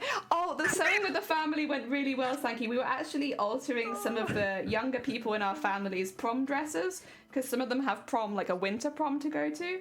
So we were like getting all of that sorted, getting their dresses shortened, shortening sleeves, all that kind of thing. But we kind of did it as a family, so we were all together. It's nice. God, Jelly. Lizzie, you gotta finish.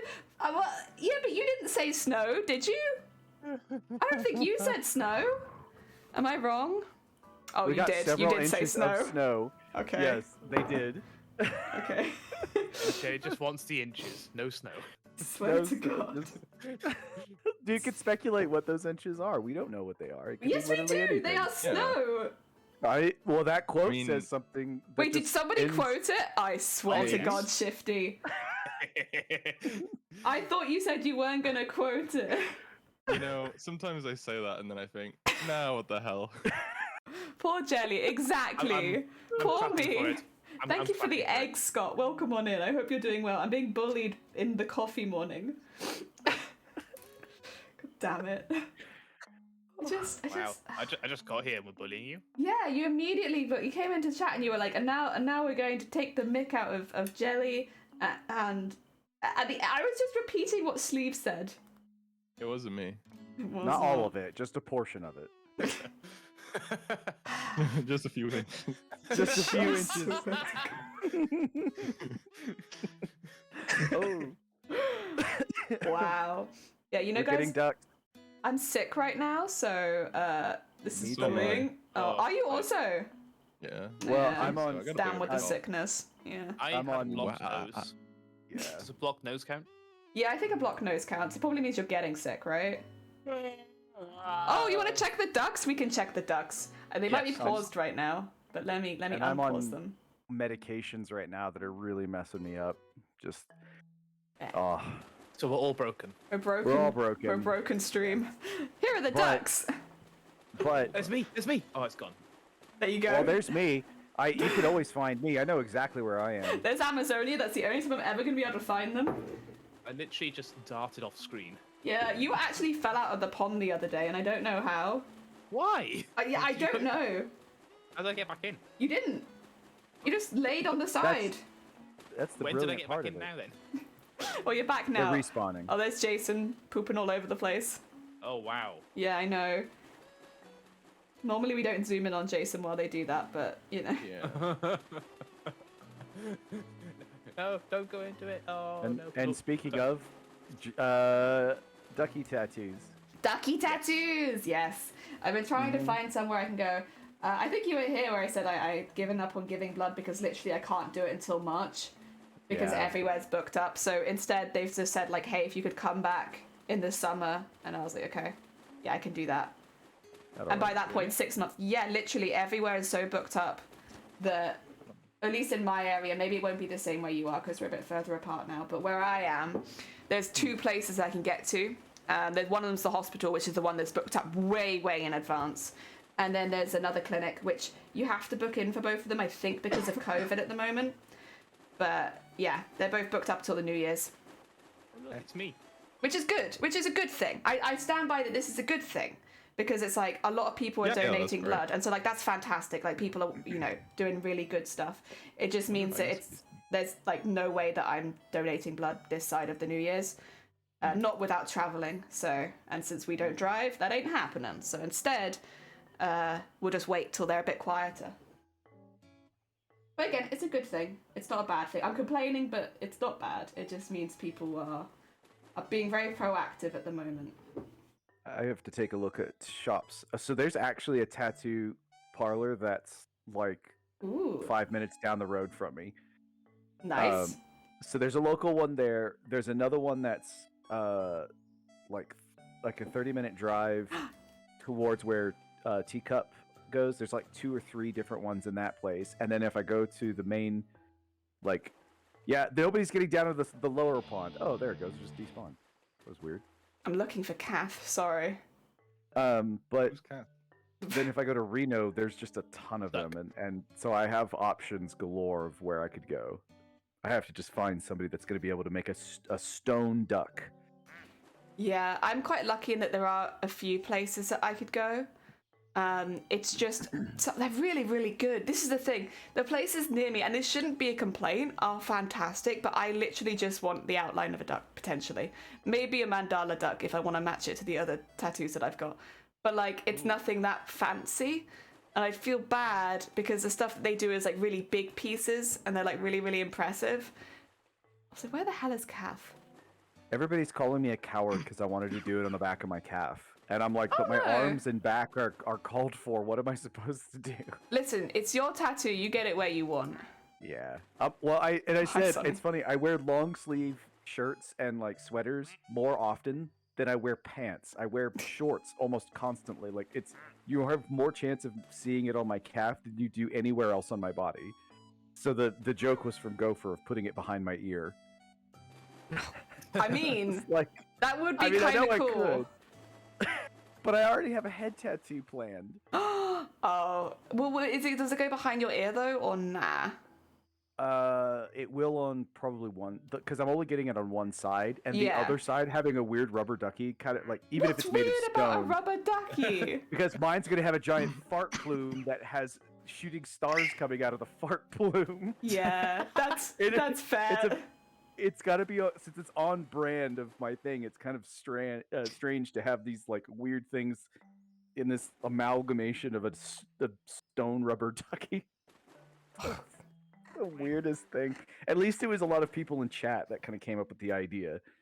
The only thing I came up with an idea was the stone duck because of this actually. There you are, down at the bottom of the pool down there. Yeah, that's me. So I found calf. I've got you. Yeah. I always know where I am. Yeah, you're easy to find. Amazonia is still the most difficult one to find. I can normally only find Amazonia at the beginning. Because they're the chameleon ones, so they turn into whichever duck they touch most recently. Oh. Yeah, it's a really hard one to find in this lake. So when they spawn in initially, I can find them, and then it's like, and now you've gone. I'll never find you again. Also, I'm going to turn... Yeah. Hey, there I am. I'm in with the crowd. I'm down with the crowd. There you go. So people can see what I've been doing behind the scenes. I've been slowly filling in this mushroom. Oh, that's cute. dear. I like that. Thank you. It's very nice, yeah. But there's a mushroom on that mushroom. You're right, I've got a lot of space to fill. Oh, God. Also, I might not be able to give blood. Okay. Oh, would you not? Also, Alex, thank you for the horn. By the way, is anyone playing Minecraft? I did quite a bit, and then I don't remember exactly. There's always like one game that I play to death, and I was playing Minecraft to death for a while. And then I stopped. And I'll probably go back to it at some point, but not at the moment. There's a mod that they built a game within Minecraft. Yeah.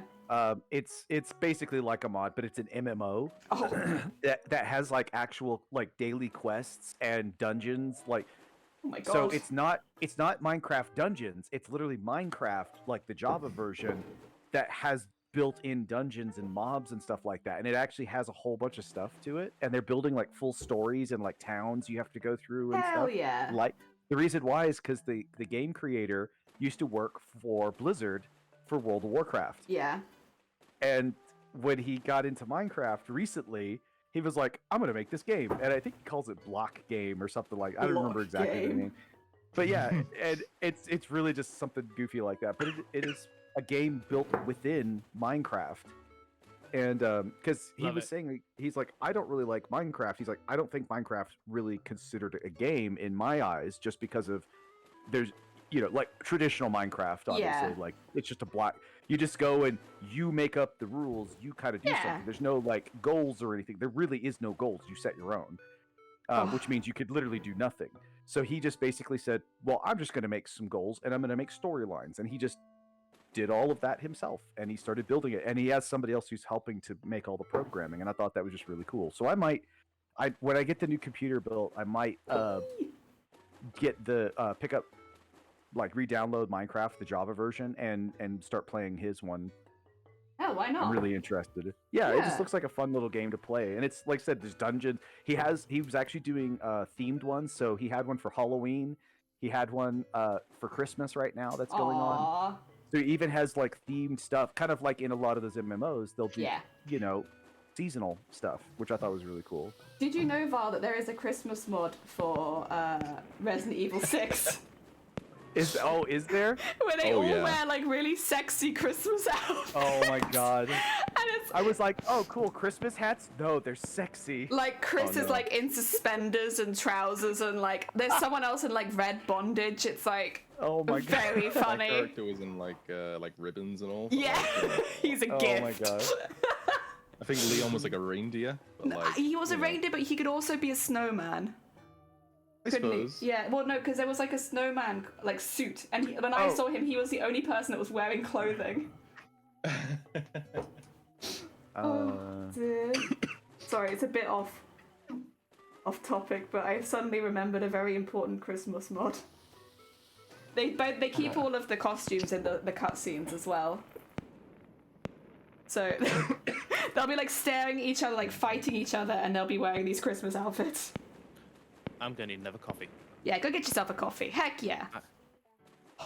We're just slowly but surely filling in the space with lots of little like crystally kind of beads. Oh, what was that called? Kath was asking about this, the Minecraft server. Let me find it. Yeah, for you, go find it. Why don't you? We've got a Minecraft channel in the Discord. Yeah. You could pop it in there then. So if Yeah, anyone's I'll not find here, it. they could find it. I don't remember if I popped it in there before. I might not have. Yeah, he literally just calls it block game. Block. Like Squid Game. I haven't seen Squid Game. Should I? I don't know. I mean, I haven't seen it either. Hey, nice.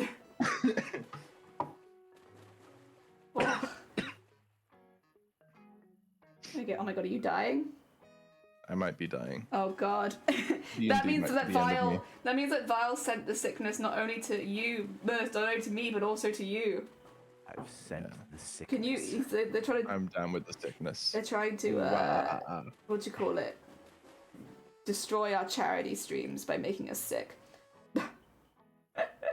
I'll be honest, I'm doing a lot better today, finally. I've been sick since last Sunday. I'm like, I was so tired of being ill.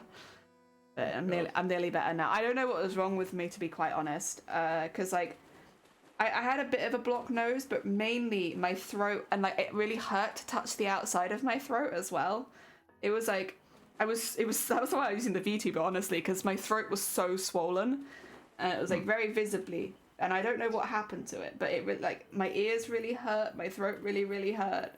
I didn't really have a cough too bad or anything. I had a headache like the whole time, which is weird because I never get headaches. I get migraines, obviously, but like I never get just standard headaches.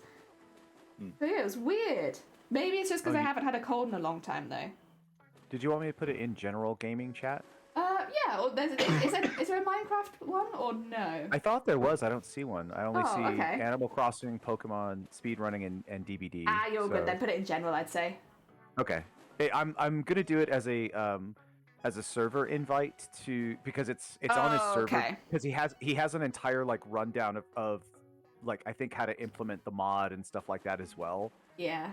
So it's easier because you literally just get on the server, scroll down to the bottom, and then it's literally just called block game, and it's this whole section on just basically how to do it. Because as well, if you have problems with it, there's like ways to submit a ticket or let him know, hey, this isn't working or whatever, and then like what the server name is and all of that stuff. Okay. Cool. I will say I'm not going to start a Velm server anytime soon because they cost money. And I don't have spare funds. I'm so sorry. Money. You're talking to the person who was very excited about 20 quid earlier. I get excited about 10 quid. Yeah, hell yeah. Yeah, I don't have the money for that. I'm so sorry. Oh, Lizzie, I talk about MC when I'm playing MC. Heck yeah, very, very nice. Yeah, no, I when I would get less excited about maybe a 20 quid, then. Actually, Bateman's, you're the only person I haven't heard from about this then. Have your ad revenue changed much? I know you have also quite a high conversion from watchers to subscribers, but has your ad revenue changed much over the last couple months? I honestly haven't checked much on that. Okay, fair enough. I need to go over the ad stuff because I'm not sure if it's... You do pre-roll ads or pre-stream ads as well, right? I think I do. Yeah, I think you do too. It's just whether because I basically never altered them. Yeah. And I feel like I should alter them, but I don't know what to do for them. I've never altered mine from the start. I mean, I guess I appreciate that mid-roll are just annoying for people, but then pre-roll. That's annoying for newcomers. It's very much a tossing it up. So the way personally, if someone is new, they're more likely to watch a pre-roll ad than a mid-roll ad. I know that sounds kind of like yeah. Then people are more likely to stick around because people are used to ads at the beginning of things. But if they get hit by one of their pre-rolls 3 or 4 minutes into the stream, which can happen because it happens at the same time for everyone. It does, yeah. And also the mid-roll ads are a lot longer than pre-roll ads. They are. Yeah, yes. that tends to be where you'll drop viewership. So the way that a lot of people are looking at it, unless Twitch offers you money to do it, it's not really worth it. But if Twitch comes along and is like, I'm going to give you $200 if you do it, there you go. And that's why a lot of people that have taken it as slightly larger streamers is because they get offered a money incentive to run those ads, which makes it worth it. Whereas most of the time, affiliates don't get those offers. Have you seen some of what that it was entailing? Like, some people would get emails from Twitch. So actually, the server I just linked is from Pirate Software. They're game development. Yeah. And they stream here on Twitch. They offered him something like $2,500 to run ads. Yeah. And he was every like, month. Okay, so a month. Yeah. And he was like, okay. And you know what he did? He gave away 100 gift subs. Yeah. And he said the reason why is because the $500 that I did here, not only do I get the $2,500 plus the ad revenue, I can then save 100 of you from having to watch ads. And he just basically gave it back to the community. That's so nice. Amazing. Now, what he did is he's been keeping. He's a partnered streamer. He's actually quite large, but he gets really into the analytics of a lot of stuff. Yeah. They found people who got emails from Twitch for this ad program, offering them negative $300. What? Literally, as like it was auto-generated from Twitch to the point that like you had to pay Twitch to run this ad incentive program. Like it was legitimately, these were from Twitch, and some of them were very large streamers as well, like him, where they were offered, instead of being offered $2,500, they were offered $50, and he was like, the ad incentive thing that they were doing there for a while made really no sense, because they were like, you know, for him, he was like, I'm going to do it, and what he would do is when those ads would come up, he would stop talking. And he would put up a picture of Heidi Klum in her Halloween costume. The worm? Yes. Yes. And it says be right back. It says like ad break, and he literally puts that up and stops talking while the ads are running. So that way, anybody who is caught by the ads, if they can see the little window, they see Heidi Klum. Hell yeah. That way, when the ads are over, he'll start talking again. So that way they miss nothing. There we go. I've done a little poll to see if people prefer pre-roll or mid-roll ads, and I like as a viewer or as a streamer as well, like, because I know that there are streamers that do prefer mid-roll ads because it makes them take consistent breaks. I know a few artists that do that because because they have to run an ad every hour, they'll use that ad break to go take a break themselves. So it's been like a positive thing for them, not only for monetary but also just generally as a streamer. Like, there's definitely positives and negatives to both. And again, if Twitch is offering you $2,500 to run them, like, I couldn't say no to that. Mm-hmm. I think most people would be like, hell yeah. Well, like I said, for him, he was looking at it as, and he was checking his analytics because he was also checking who received them, and he would then say, okay, oh, sorry, we've just had a raid. 2 seconds. Oh my god, we did. Wow. Let me just greet everyone. Lena, welcome on in. How was your stream and what did you get up to? Oh dear. You have a quick. Yeah. Oh dear. Shifty's on it. I prefer mid. It's really annoying when I want to browse between channels and I have to sit a ton of seat. Fair enough. Yeah, also, that's Lena, me. we're actually doing a poll at the moment of would you prefer to have mid-roll or pre-roll ads? And at the moment, mid-roll is actually winning. Like, see, for me, like when I'm trying to find like someone new to watch or something, yeah, I really want to watch new streamers. I want to get to know new people, see if I can rate someone in the future. And I really, like, if I don't know you, I don't want to watch an ad. I'm really sorry. No. I'm sure you have a great stream. But, like, if I don't know you, I'm not going to sit around for an ad just for, to find out that, you're talking really quietly. Very heckin' valid. Yeah. Pirate Software. This is why I'm so torn. This is the thing, there's positives and negatives to both of them. Yeah. I had mid-roll ads, accidentally I should say, for 2 streams, and it negatively impacted my viewership, which is why I'm like, absolutely not. But for other people that might not be the case, and especially for people like Shifty, like I'd say Bateman, and probably Vile, who maybe have more subs in the channel anyway, especially people that are talking regularly. It might be one of those things where it won't actually affect you that badly. But I can't say that because obviously it's not my channel and I don't know. Yeah, it's a very weird one because you kind of hit the nail on the head where there's pros and cons to both. Yeah. Because Pirate Software says the same thing. He goes, it's very hard for you to be found if you're a small streamer, because if somebody's trying to find your channel and you have a pre-roll, to say they're going to raid out and they're like, oh, I should raid this small channel, and they have to sit for 2 or 3 pre-rolls. They're like, well, yeah, I'm going to move on, and they'll move on to another one where magically they might not get a pre-roll all of a sudden.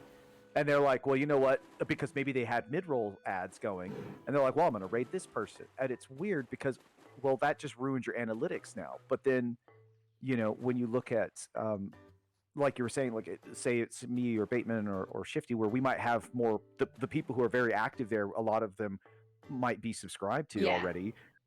They don't get any ads. And so for that case, it's fine. And a lot of us, like, we share communities in a lot of cases. For sure. I love to raid and getting raided from other people. Like, it's always a lot of fun. I love having that. Speaking of, Lena, if you need to go take a break after your stream, please do. As much as we love to have you here, I don't want you starving just because you feel like you have to stay here. That being said, your apron sounds hecking amazing. That is my vibe, and I love it.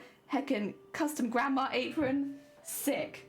Hell yeah. But yeah, no, if you need to get some snacks or anything, please do. As much as we love having you here, I don't want you starving. Sorry, Vile, please continue. I just, No, it's okay. I understand about starving. I have Bean Boozled right next to me, so if I need a snack, I can absolutely delicious. I can reach over to have a couple of beans. Oh, we love that.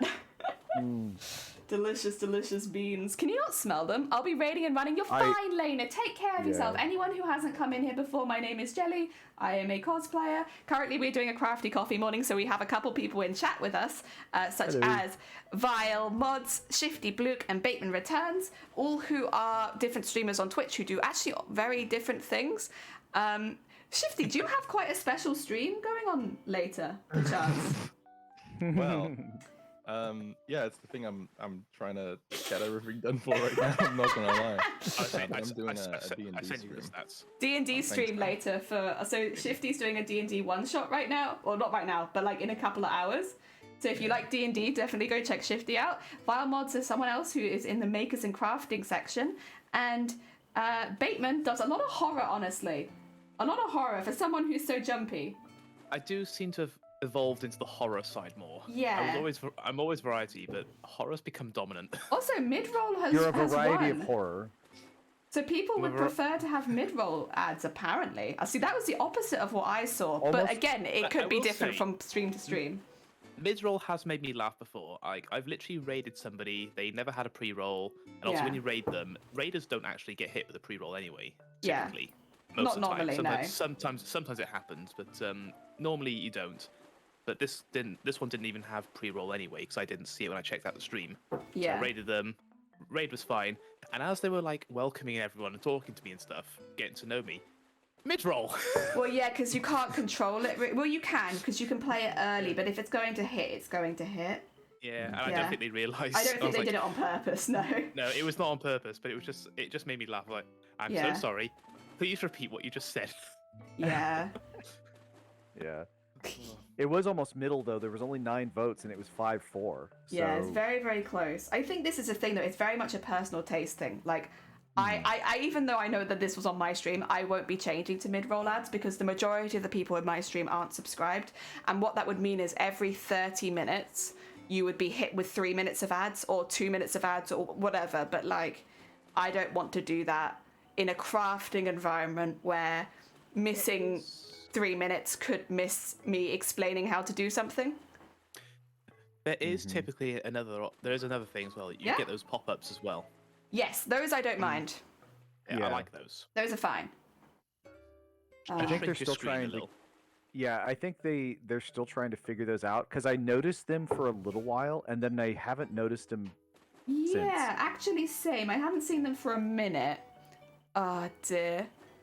I think they were trying them, and then they just kind of, because remember that's similar to like what YouTube has. You know, they used to have those little pop-ups. Yeah. And so that's a very old school YouTube ad setup thing. I think for me, I haven't been seeing them because my computer's just outdated, and I actually have been getting prompted every time I open up Google Chrome that I am on Windows 7 and they don't support it anymore. You're Windows 7? Yeah. Oh my god. I built my rig to last, and it has lasted me, and it is wheezing right now. It wheeze. It is literally like it got down to DBD, and it is crawling its way out the door right now. I've been seeing them too, Lee, but I like them. I think I'm a fan of them.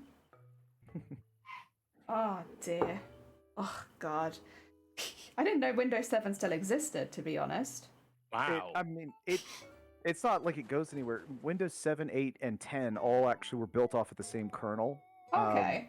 Like they basically have at its core similar, you know, like I said, kernel language to them and stuff. But they're just support for 7 is just dying off one after another. I've been wanting to build another computer like for gaming for the past like two years, but when everything skyrocketed in price all of a sudden. Yeah, and then, that was rough. And on top of COVID, on top of the Bitcoin mining stuff, like it was like trying to build a gaming PC went from being like, oh, this will cost me, you know, $1,500 to this will cost me $7,000. This will cost me a deposit on a house.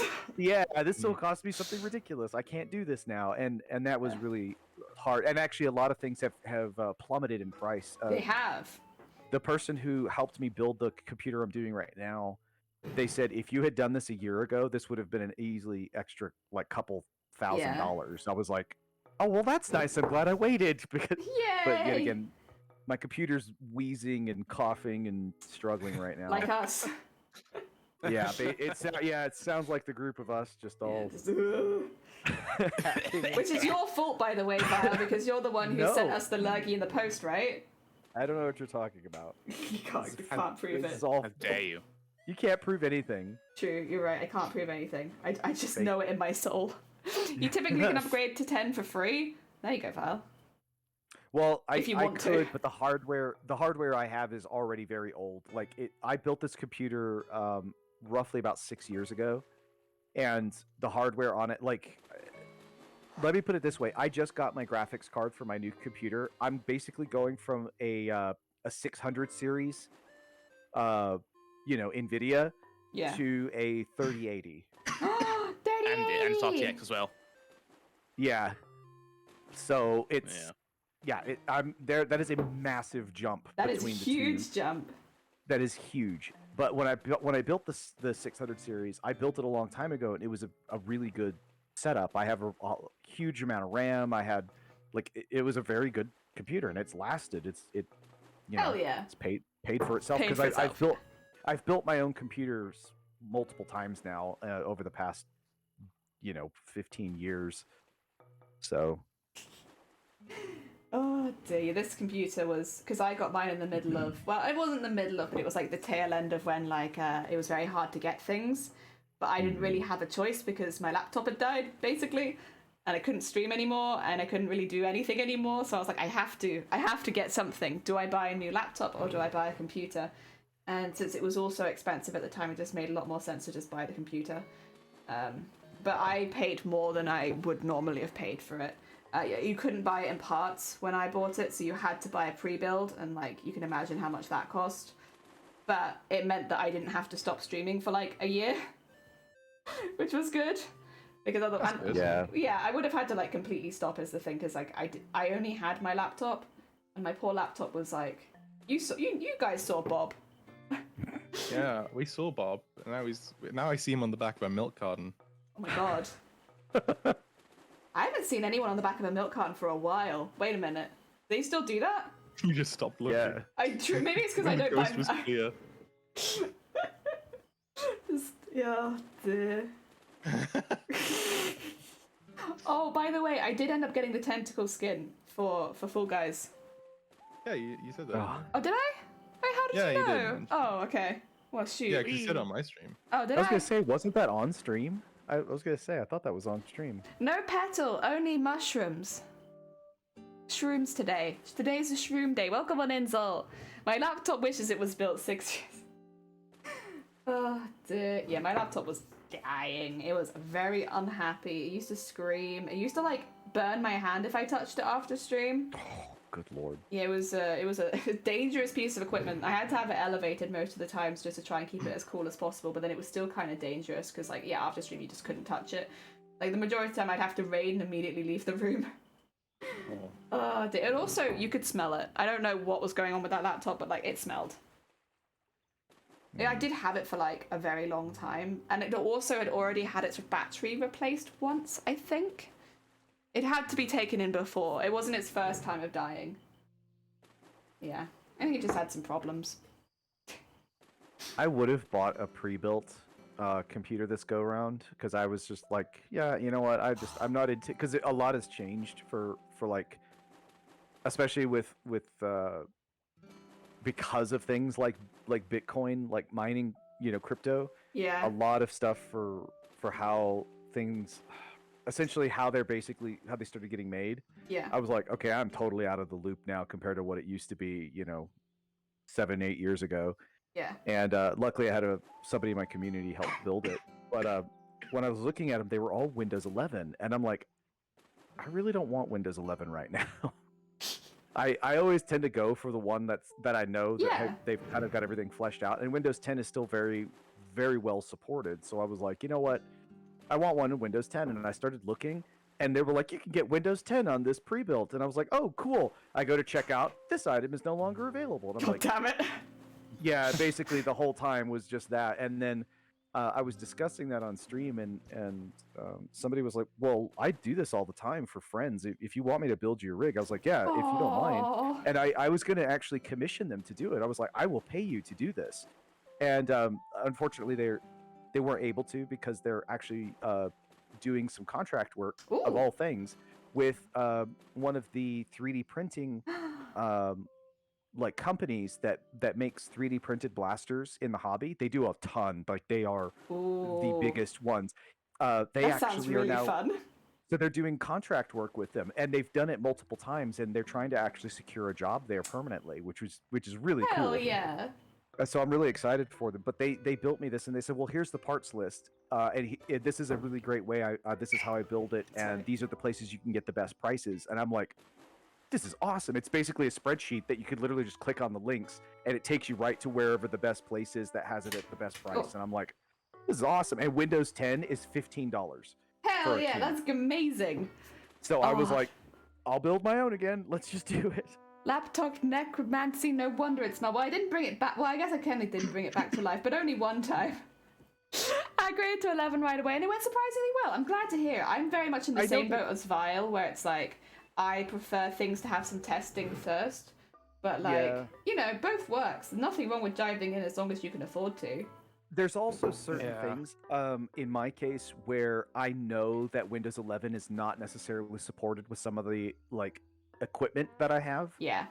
Just yet, and that's why for me, it's like I would rather go for the one that I know everything that I have will work on, as opposed to potentially go to the one that might have like these few things that don't work, because some of them are very much in, it could be stream related or in 3D printing related that I do. So that's kind of like for me a little bit more of like why I was not so adamant to jump over to 11. Yeah. Oh dear.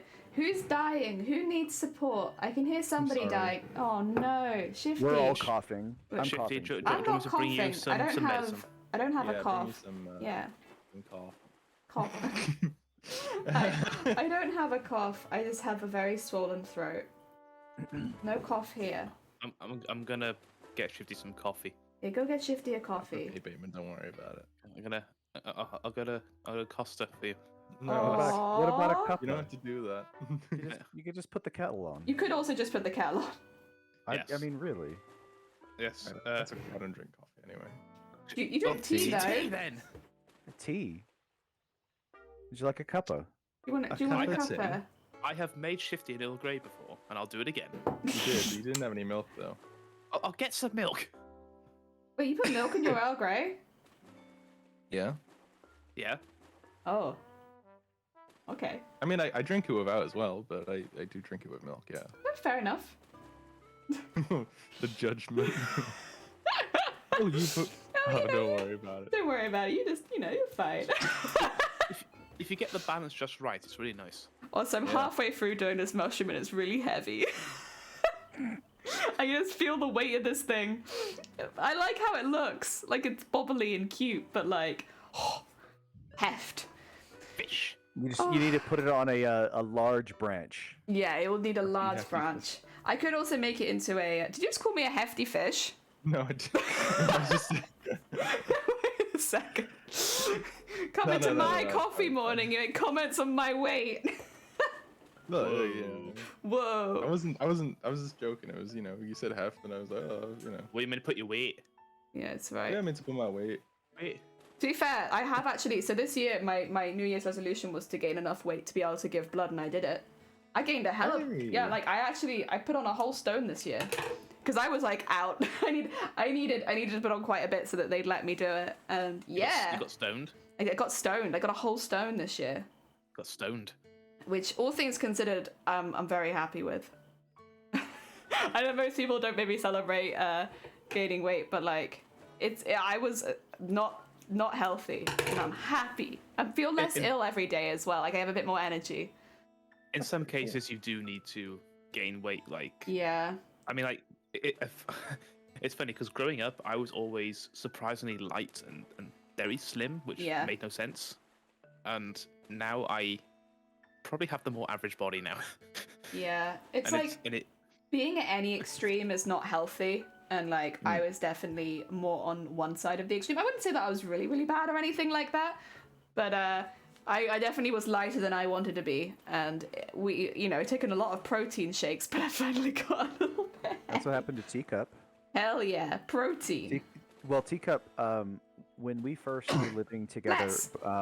and before we had gotten married, she wanted to join the military, and when she went in to do, because you have to go in for physicals and stuff like that, Yeah. they originally denied her because they thought she was anorexic. Oh, Because yeah. she was so thin. She has a very high metabolism. She always has. She even still to this day still has quite a high metabolism. And a lot of I really hated it because she got skinny shamed quite a lot. And she still to this for a while there, even after she joined in and she had gained weight, she was still skinny shamed by much larger women in like the locker rooms and stuff like that, which is really kind of ridiculous. It's like she doesn't have control over her metabolism, I mean, I had the same thing happen to me on Twitch. I don't think you were here at the time, Vile, but I think you've heard about it. When I was only been streaming for a few months, I had to make a statement because I was getting loads of people, well, not loads of people, but like enough people that it was a concern, messaging me asking if I was anorexic and saying that I was a bad role model for the people around me because of how skinny I was. Wow. Yeah, so people were saying like I was encouraging eating disorders because of how I looked. Yeah. And for a bit of background, I was incredibly unwell during that period of time. Like I was in and out of hospital every week. I was really sick and I couldn't keep any food down. So like, yes, I was really underweight at that time. I think I was about, if I had to guess, I was nearly 7 stone. So I was like 6 stone something. So I was very, very underweight. But it wasn't, but like, and then people were having a go at me for being really, really underweight when I was really, really sick. And I was like, and it's like, it's fine apparently to have a go at someone for being underweight and call them a bad role model. And then I had to come out onto stream and be like, well, I didn't have to, but I felt like I had to come out and be like, hey, I'm not anorexic. I'm not trying to be a bad role model. I am just a lot sicker than you think I am right now. And it was horrible, and like I wish I'd screenshotted some of it so I could actually first of all get exactly what they said, but like I could prove that it happened, because unfortunately, like I will say, I've blocked a lot of people from stuff like that. But yeah, it was like kind of a rough period of time, because when you're already feeling really sick every single day and then people come in and they're like, you're a bad role model, like you're promoting eating disorders just by being yourself, and it's like I just want a distraction from feeling sick, and that's why I'm here. Yeah. But great, thank you. You really don't know. I think if anything, it's like you just shouldn't assume things like that about someone, because someone really skinny might be having an eating disorder, but at the end of the day, that's none of your business, and you could be accusing someone of having an eating disorder when they are literally dying, ill, really sick. They could have a sickness. Well, like in Teacup's case, Teacup has always just been tall and thin, and Yes. just had very high metabolisms. And when, like I said, when we were living together, we weren't making a lot of money. We were, she was going to college. We were both working minimum wage. Well, we were making a little over minimum wage, but it really isn't much for where we lived. It was still kind of low. And, we could only, I even weighed, so currently I weigh about obviously I'm not in stone, but in pounds, I weigh about 185 pounds. Oh. And at the time, I weighed about 145. So I weighed a lot less than I do now. What is that? What's that conversion? So like, I don't know. I'm 50 kilograms and I eat several meals a day. Heck yeah, it happens. Yeah. And like for some reason, it's okay to call people out for being underweight and skinny because that's your business, or like that's anyone's business. And I don't know. That's the difference between. In it. That's like the difference between 10 and 13 stone, by the way. Oh my god, vile! That's the difference. That's a lot of stones. So, like I weigh. So when I was like at that point, I weighed at about 10 stone, and right now I weigh about 13.2. Hell yeah! So welcome to the weight gain club. Now I'm a very bulky person. I have a lot of muscle mass on me. I'm actually all right, Mr. Show Off. All right, I'm built like we're not all built like refrigerators. But I did a lot of like metal work. I did construction. I did a lot of heavy lifting. But I would like to have your arms, but I'd have to work for it. But at one time I almost weighed 15 stone. Nice. Because when I went from working construction to working in the office, I literally gained that extra like 2 stone because of it. So and that wasn't good for me. That was actually quite heavy for my height. Because remember, I'm the same height. We're the same height. Yeah, I remember. Yeah, I am the same height as you. In that case, you know how light 6.9 is. Yes, that's very light. But when you take into the account that like so Teacup at almost 6 foot, she's like 5'11" technically. She's somewhere in that range. I don't know. It goes up and down. 6 foot because it's easier. Yeah, I always just say 6 because it's way easier. Teacup at the time weighed at almost 6 foot. Weighed almost around 8 stone, like 8.2 stone. Ooh, okay. And, that is still actually that's like only what I'm hitting now. Yes. And I'm a lot shorter. And she was almost 6 foot. She was just very skinny. So she weighed, and she was trying to get up to like, which that's roughly about 120 pounds. Yeah. And she was just trying to get up to 125 pounds, which is just about 9 stone, just so they would let her in. I can't believe they called her anorexic at that though. Like that's. Yes. That's a very dramatic. That's a very dramatic response. She played tennis when she was in high school. She played tennis sports like that. That's what she did. She was like very fit actually, but she was just slender. And they just said, "Well, you're anorexic," and said no. And then when she actually went in, because what they're doing is they're just looking at the numbers and they go, "Yep, you're this. You clearly must have this problem." And when she went in to actually see the doctor about it, he looked at her and he goes, "I mean, you're thin," but he's like, "Do you eat?" And she's like, "Yes." And he was like, "You seem fine." He goes, "Yeah." They just say like this kind of the same thing of drink some protein shakes and stuff like that. So what we got was Slim Fast, because Slim Fast is just a protein shake. It was cheap to get, and we could get a bunch of it. And while she was at college, she would take those with her, and she would just have those as a drink while she was basically there, just to have a meal while she was in class. And same thing, there were usually other women, girls or women, however you want to say it, that would look down upon her for cracking open a Slim Fast when she was already extremely skinny. Yeah. Oh, dear. Do you mind if I quickly catch up on chat in a second? Sorry, it's going past and I'm like, Hefty Fitz is a nickname that I don't want, but thank you. I too get skinny shamed. And you eat several meals a day, and I don't think I should just clarify. I don't think it's fine to say like shame people for being overweight either. I think I don't want it to come across like we have it the worst and stuff like that. These are two very different issues. They can both be bad. And like, yeah, they're both problems. Like obviously shaming or like making places unavailable for people that are overweight, not having clothing for people of larger sizes, that's a big problem too.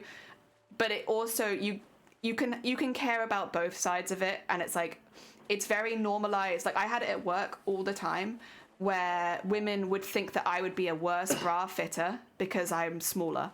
And at the end of the day, you could be a shit bra fitter and overweight, and you could be an amazing bra fitter and underweight. Like, just because I was very, very skinny a lot of the time that I was there, it doesn't say anything about your skills as an employee. And we often had that, where people were more likely to trust women with larger boobs because they think, well, you have larger boobs, so you get it. When a lot of the time, they were newbies. They need me to come in half the time and help them. But just by looking at me, they judge how good I was at my job. And of course, it's nice to have someone to relate to and like, you know, stuff like that. And I don't want to take away from that. But people would refuse to be served by me, like full on refuse service by me. And again, it's discrimination based on because I was, again, and I just want to clarify, I was really skinny because I was really incredibly ill. Like I could not keep down food. So like, you know, again, they didn't necessarily know that, but it was discrimination based on the fact that I was incredibly unwell. And it's normal. It's okay to do that. That's fine. You're allowed, you know, you're not going to get called out for doing that kind of thing on social media. And it is very much a double standard. I think if you really care about boosting people up, it should be all people. Like it should be, you can care about one side and also care about the other. It's the same issue I have with like men versus women issue. Sorry, I get real political here, where it's like you can care about both, like, and you shouldn't be bringing up one problem in a way to downplay the other side. Like, if for instance we were talking about you know, assault and the fact that it was assault, like sexual assault predominantly, it affects women a lot more than men. And that's how it is right now. That is just the statistic, that women are a lot more likely to get R-worded than men are. That doesn't take away from the fact that men have a higher suicide rate. These are both completely different problems, but on like the way that it's presented on social media, and especially recently, and I don't think you guys are maybe in the community to have seen this, but there's been a big thing happening on Twitter with certain communities because a very prominent creator on Twitch and YouTube basically said, you know, all these women are talking about how hard they have it on Twitch. Well, have you not seen that men have a higher suicide rate, that men have this, that men have that? And like, those are problems, but it should never be compared. Yeah. And like, but like, it's caused like a real big controversy because people are like, well, he's not lying. Like, he's saying the truth. Like, you know, women like do get treated like they don't have the same problems as men, and like men are having all these issues and they're not talked about. And it's like, yeah, and that's all valid. All that's true. The bit that's the problem is when you bring women into it, like, well, it's women's problems or something, you know? Yeah, and it makes it very like us versus them and them versus us, when in reality, most of the time it's societal problems. It's not one gender versus the other, and it's something you all work towards trying to get better together. And when you make it an us versus them, it actually diminishes your cause. I don't know, man. It's been, like, again, it's been all over my Twitter recently. Even when you are anorexic, why would you refuse someone service? Are you afraid that it's contagious? Yeah. Oh, dear. Not having sex means nothing. I don't want to, I gotta go. Oh, you gotta go? You're fine. Good luck. Sorry if I caused the topic to change. No, you're fine. Good luck with your stream later as well. I'm sure we'll be at least I'll be popping by. If you're not aware, Shifty, very, very talented creator on Twitch, and they are doing a D&D one-shot later. Oh, I did. Yeah, but isms, yeah. Over 35k. Oh my god, Panda! Amazing. Yeah, so we're having quite an intense discussion here at the moment about some stuff that happened on Twitter, which I don't really want to give any weight to, but it does bring up a discussion of like how you approach these topics and how that can make a really big difference to the people that you're talking to. Because I get the feeling if that creator had just said, you know, I really wish people on Twitch talked more about men's health problems like prostate cancer, like the suicide rate, like mental health, like all that. If they'd done that, they would have got a much more positive response. rather than saying, you know, like, I hear a lot about women, but what about men? Because it's like, well, then you're kind of like diminishing every single problem that women might face on Twitch, and just in general as well. And again, they're different problems. They're very much different problems, and I don't feel like putting them on the same field is very fair. Oh dear. Yeah, there you go. So there's a political opinion for your Sunday morning. But it's just been like, again, I get the feeling that you guys aren't in the Twitter community that would have seen this going down over the last week. But correct me if I'm wrong. If you did see it on Twitter, I'd be interested. No? No. Also, September, sorry, welcome on in. Sorry, thank you for the follow. Please continue, please continue. I stay away from Twitter stuff in general. I haven't been paying attention. I've actually been having a lot of other stuff going on, so I have not been paying attention to it. That's very fair. I do not blame you. I try not to because, in all honesty, I get frustrated with it because you're right. It's irritating. It's the whole like, and they've made this in so many comics and stuff as well, where it's like, and you've made the joke, the comment as well about the fact that you know during COVID, they would put, you know, somebody like yourself at the front door to tell people to put masks on, and obviously people would be rude with you. But then the district manager or whoever it was that would come down, who's 6'4" and 300 pound and a massive male, had no issues, and it's like, well, you're basically telling a penguin to do an elephant's job. Like, it doesn't. They're not the same. They're not going to do the same thing. They're not even on the same playing field. Why are you trying to compare them? And like in an ideal world, this wouldn't be the case. Like in an ideal world, like everyone would be able to do that same job. But like there are just people that are more likely to get attacked, and there are just people that are more likely, especially as well, because like it's not just that, was like also the fact that like he was white and a lot of the people he was putting on the door were not white, and so the attacks that they would get would be often more racially motivated. Which not all the time, but a lot of the time were more racially motivated, which is not something that you would notice if you're not in the races that are affected. Like there's just no way that there would be no reason for him to receive that. So it's like he's not going to notice it. Which Twitter drama? You know, that's a very good question. It's the one. Which one? It's so many. It's the one slightly more recently, I want to say, of the last week, where someone tried to bring attention. I'm not going to name any names, and I don't want to see names in chat, to be honest, because it's more to do with the subject than it is the particular creators. Somebody brought up the fact that men also face a lot of issues on Twitch. True. This is true. And they have a lot of like general problems that affect predominantly men. True. Or affect men worse. But they brought it up in a way of like, we've been talking a lot about women's issues, but like, men's issues are far worse, and and that was the way that they brought it up, and all of their points were valid. Every single one are like, yes, these are things that I can get behind. Like, these people do need more support, and it would be fantastic to see like a more open community.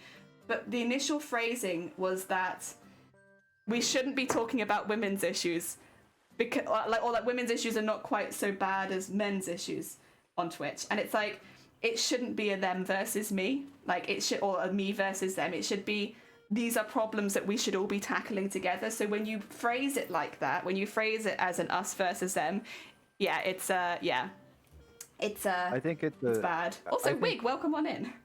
I was gonna say, I think the best take you can really have, because it is very hard to, as an individual, as people in general, it is very hard for you to try to fight all battles at all fronts like that. You get spread far too thin. You need to, and people in general need to be supportive of every other person's arguments and points and things that they are trying to achieve, or issues that they are trying to tackle, because those are issues that they know personally. Yes. You can be supportive of that and basically not be in the way of it, while still tackling your own. So if, say, like in your case, if you're having problems with women's rights, I can be supportive of that and stay out of the way, or try to help where I can. But I am going to probably be the least able to help you in a lot of ways, but I can at least not hinder you. The thing I can do for myself is try to help tackle maybe the problems I'm having. Say, if it is something with men, okay, well, this is a problem and it's something that I have. I can do this because it's a battle that I'm fighting. So we're basically playing to our strengths, and supporting each other at those little spots where we need it, and not trying to hinder each other. The point is to divide and conquer. You cannot fight all battles at once. That's impossible. So I actually agree with you. I have a slight other opinion as well, though, which is I fully agree. I think whenever you're doing a charity drive, whenever you're doing like something like that, if you are passionate about it, you will probably do better. And if you're not passionate about something, you can still care about it, but if you don't have that same passion, for instance, I'm very passionate about breast cancer. I still care about other cancers, but breast cancer is one that I am particularly very, passionate about. And the same with prostate cancer, both of those two in particular, because they've affected me personally. I've lost family to them. They're like, those are ones that are very close to my heart, and they're ones that I can speak with passionate about. I wouldn't say go and do one for pancreatic cancer, not because I don't think pancreatic cancer is bad. I think it's terrible. It's a horrible one to have to go through and very dangerous. But it's not one that I have that personal experience with.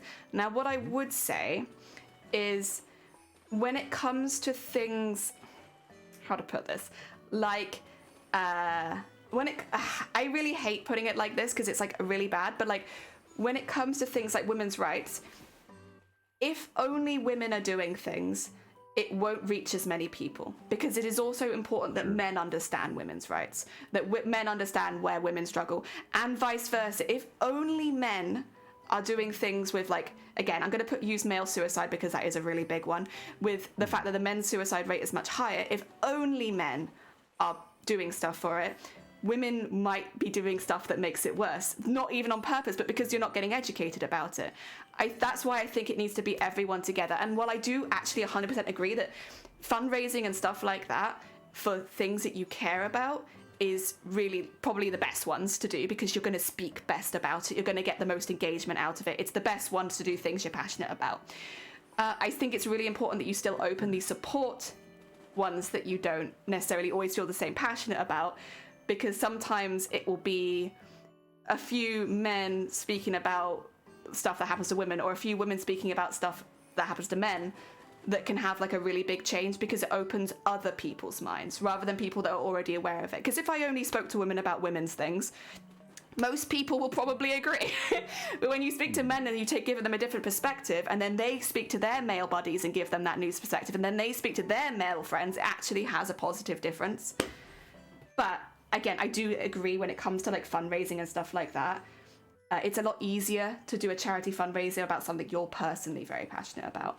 And I think doing every fundraiser that pops up just because you want to do another one is maybe not the best call, because you'll burn your community out, and you'll be doing stuff that you don't know as much about, so you can't spread that good information. So it's very much like I agree with you wholeheartedly, but also I think it's also the way also, that welcome on in, Teresa. I probably could have worded it a little bit better. I think what I was trying to, I was just using those as kind of like hypotheticals, like, in these senses, I might not be able to speak very easily.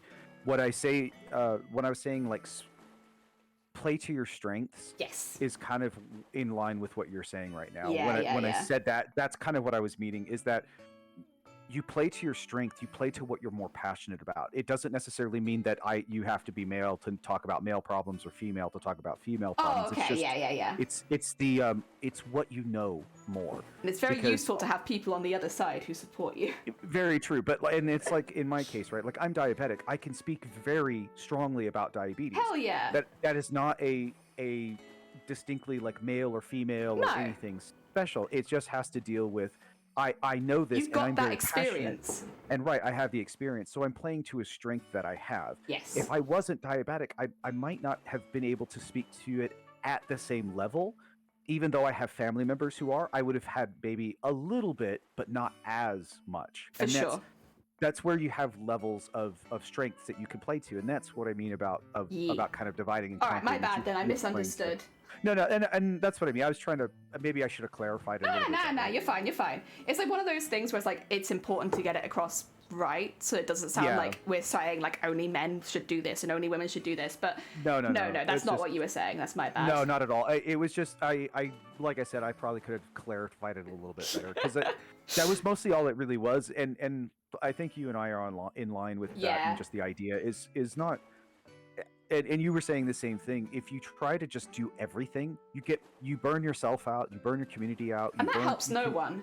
And you really don't. And that's why it's very good to.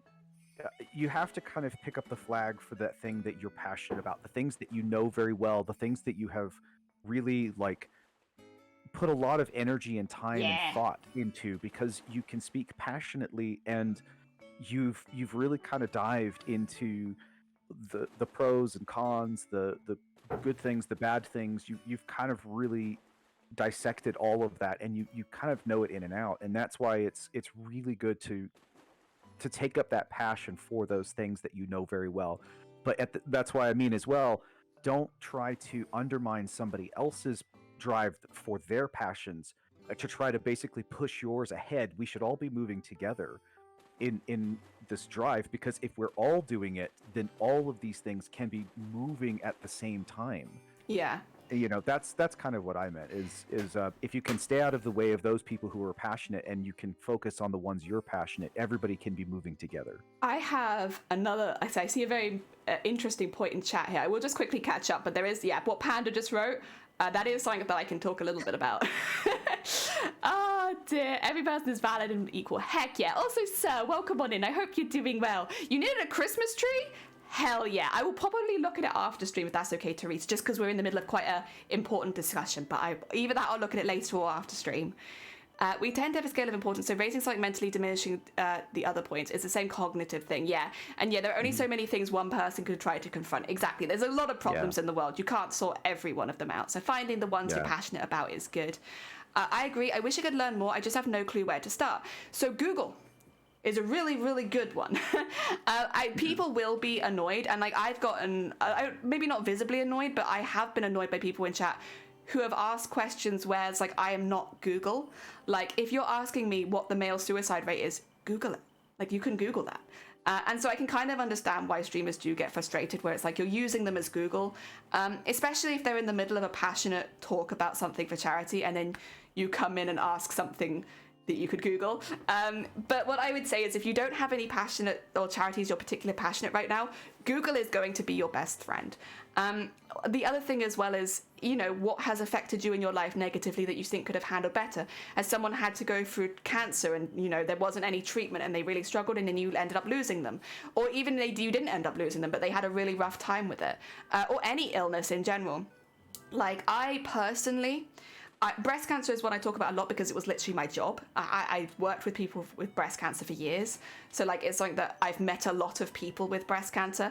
And so while it hasn't affected me personally, I haven't had it, and touch wood, I never do. But it's something that affected me as far as my job goes. The Starlight Foundation is one I'm really passionate about because I was a hospital kid, same as Vile, where it's we've had those experiences of having a really rough time in hospital with no distractions. And so seeing a charity that helps rectify that issue, that's amazing. The flip side, though, of that, Panda, is that I really truly believe if a streamer is promoting a charity or promoting a particular movement, they should have links, because it is kind of not fair to talk about a charity in particular and not link the charity. I don't like that. I think that's a bit iffy.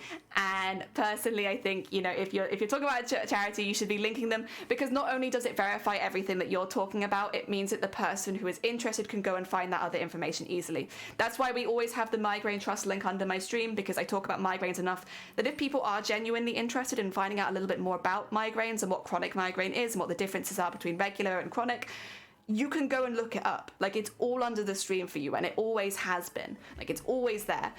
And that way, if it's not something that I want to talk about, I don't want to talk about migraines right now, we're doing a charity drive, I can just say, oh, you're interested in migraines? Thanks for asking. Link is underneath the stream. Go and check them out. And we'll talk about it another time. And that way it gets through that. So there are two sides of it. One, people asking stupid questions where they could just Google it.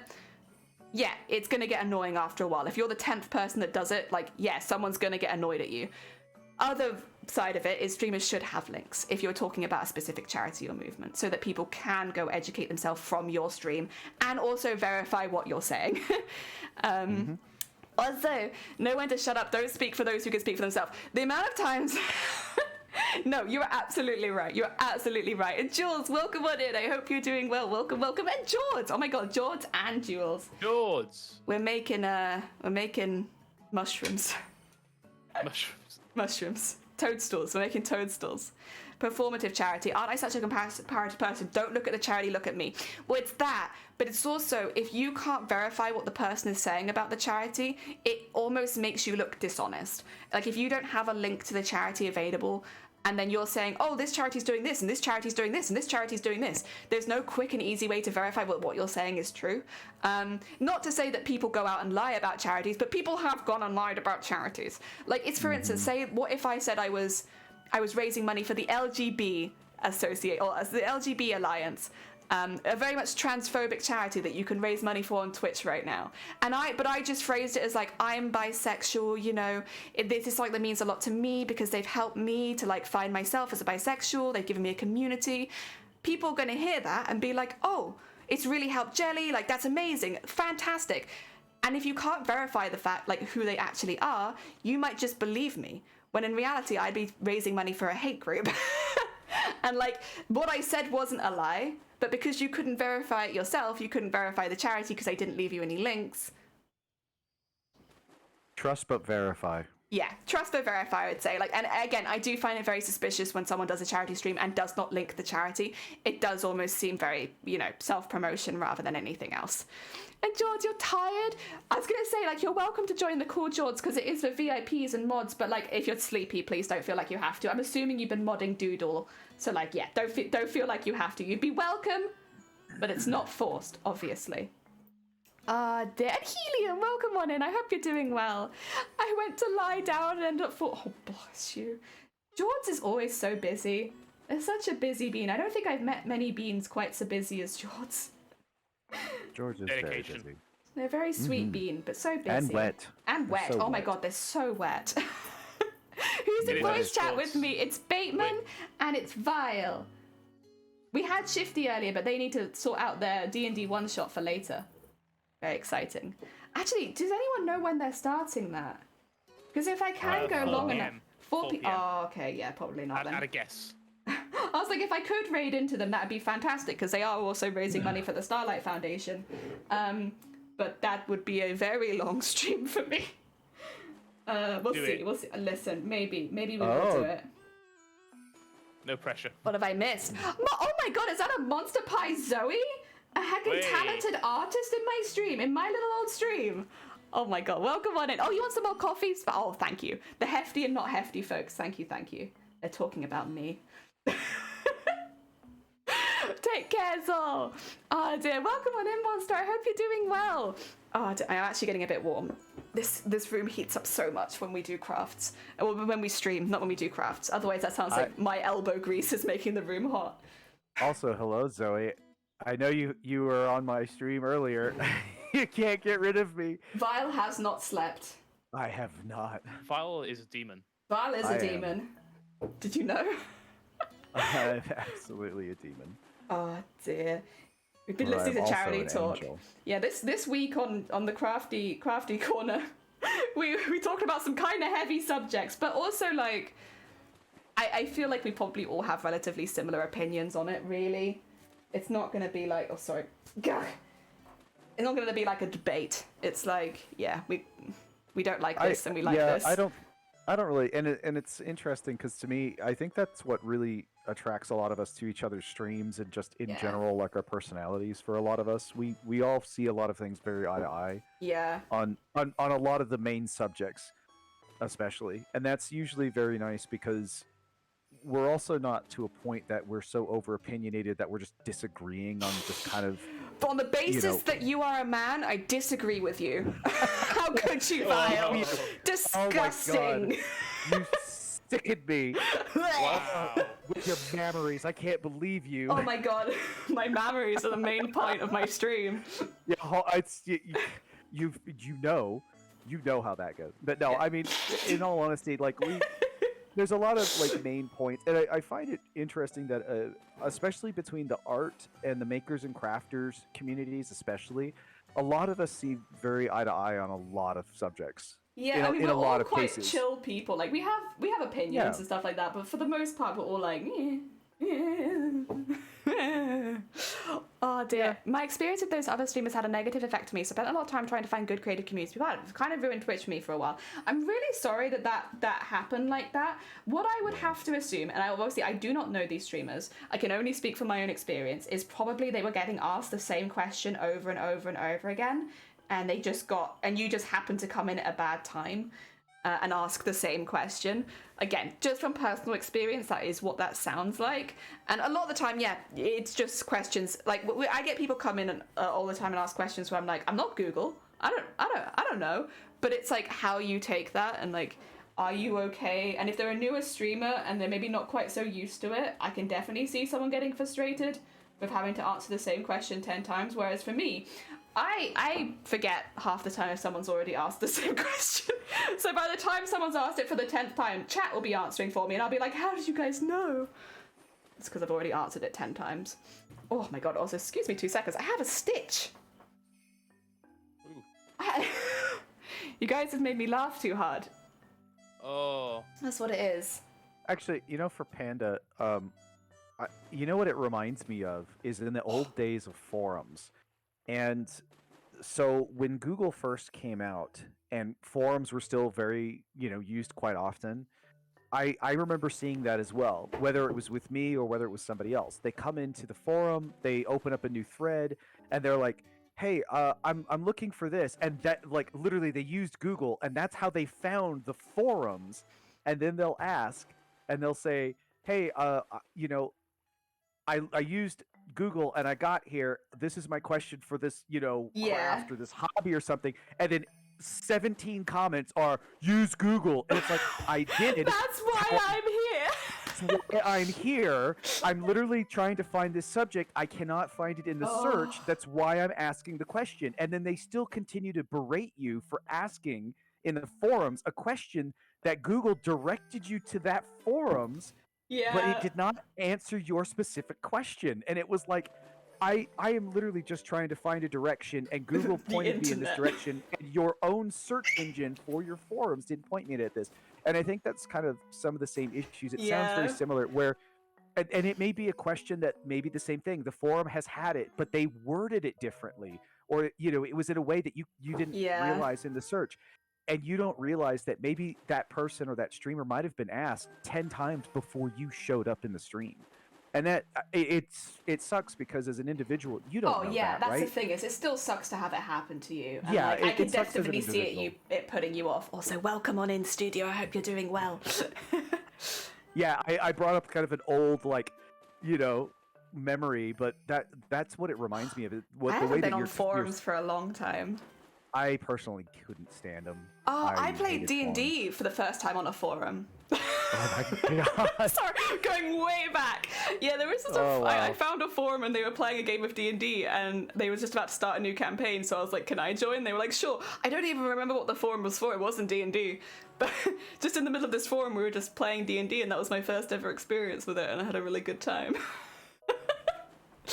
Oh dear. Also, Monster, I absolutely get that. But I was talking about joining Boobtober, but I wasn't too sure because I'm not talking about, and this is the thing. I had a few people, so Vile reached out to you, but I reached out to quite a few people, not this year, but last year for Boobtober. And I did get a lot of people to just come back and be like, I would love to do fundraising. I am personally not very confident talking about this. It makes it, or like we had people who say, it's too close to home right now. I've just lost someone to breast cancer. I don't feel comfortable talking about this and stuff like that. And incredibly valid. We did also have people fundraise where they chose not to talk too much about the charity, but just to have like a fundraising panel. So instead of taking donations for a month, they took donations to charity. And that way, if anyone asks, they could put the links in the chat, but they didn't have to talk about it too much because, again, they felt awkward about that. And those people since, the people that done that, have done amazing charity streams. They just needed to give it a go first and see how it went. And doing it in that slightly more background way worked really well for them. And even if that was the only ever way they did it, it's still talking about breast cancer, even if it's in the background, because you're still linking it. You still got donations for it. And yeah, it's like one of those things where there's no point in raising money for something that makes you feel really uncomfortable, even if it's something you agree with. It's better, if anything, to like take a bit of time, maybe do other charity fundraisers first, take part in big teams first, and see how it sits with you, with things that you do know a bit more about. Teams is a good one. Teams, I will say, are a fantastic way to kind of dip your toe into it. Yeah, they really are. They make it so much easier and more accessible, especially when it comes to like setting up your Tiltifies or your charity streams for the first time. There'll be people on hand who can help you, and you get all the resources without having to try and collect them yourself. Like, it's like a much comfier way to start out. You don't owe anyone being uncomfortable. Exactly. You're still trying to get into D&D. Well, have you checked out forums from 15 years ago? My first ever character was a half-orc named Bucket, I think. And I loved him. And the DM kept giving me opportunities to find more buckets because of my name. So every now and again, I'd be like, Bucket, roll perception. Like, okay. And then if I scored high enough, I could collect another bucket. And honestly, it was such a good experience. And it really got me into D&D. Nice. Like, I couldn't tell you who they were or anything, but like, they're just random people I found on internet. And like, without them, I probably never would have been that into it. So yeah, big thanks. If you're here, random people from 15 years ago, thank you. You're an amazing D&D troop. I loved it. It was great. We were from all over the world as well. So like, you'd have to wait for everyone to take their turn. It normally take like a day or two because obviously people were asleep and then I'd be asleep.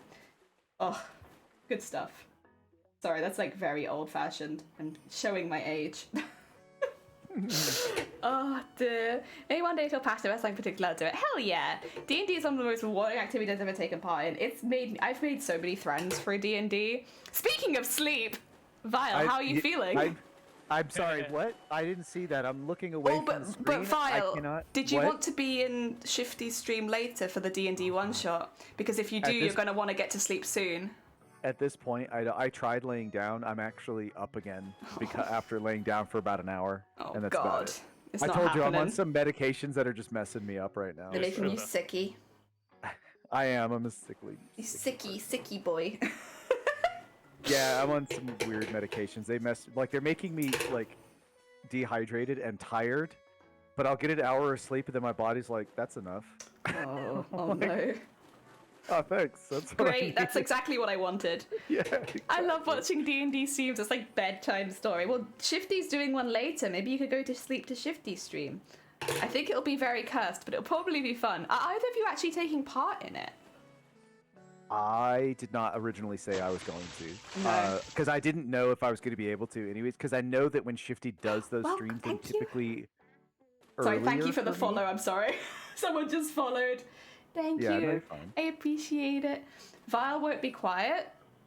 Wow. I'm sorry. Wow. Blapple, you can join the call. Listen, you can come tell them to be quiet in person, but like, if you're not in here, I'm afraid I just don't know if you said it.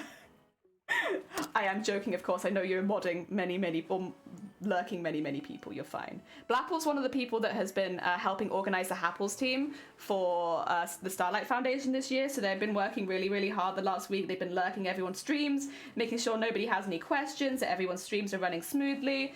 Yeah, they've been doing a really good job. Giving me crap Yeah. as well. Blapple's been really adamant about making sure that she razzes me quite a lot. Listen, Blapple is fantastic for charity because that's exactly what they do. It's true. You need someone like that. Oh dear. Hell yeah. But no, it's been fantastic. This is the most the Happles team have ever raised, right? Right, Blapple? I think in the last 3 years, this is the most. I can't quite remember the numbers, but I think it's the most the Happles team has ever raised for the Starlight Foundation in 1 year, or one event even. Over on Blapple's stream, Yep. Hell yeah. Saying, we need to hit 40k now. Let's go ahead and just do 40k. 40k. What tattoo are you getting at 40k? Oh god. I don't think I can afford a second one is the thing. Yeah. Even for a small tattoo, it's like 30 to 50 quid. I'll probably do it after Christmas because hoping for Christmas money. Oh, Blapple's DMing me now to be quiet. Wow, Blapple! Woo! Wow. Oh, the absolute most. I am honestly dead. Oh, bless you, Blapple. Huge mountain. The cardigan. Oh, it's done. Hecking congratulations on finishing the cardigan. Turn it into a rubber ducky at 40k, full back piece. I've already got a back piece, so I can't do that. Not unless I, like, you know, cover over it with a duck. It might look a bit funny. That's like one of the few places on my body that's actually already called for. Back is finished. And I don't think I could get a belly tattoo. I just don't think I have the pain tolerance for it. As much as I'd like one. It just hurts too much. Are you getting bullied, Vile? Yeah, you being bullied? Yeah.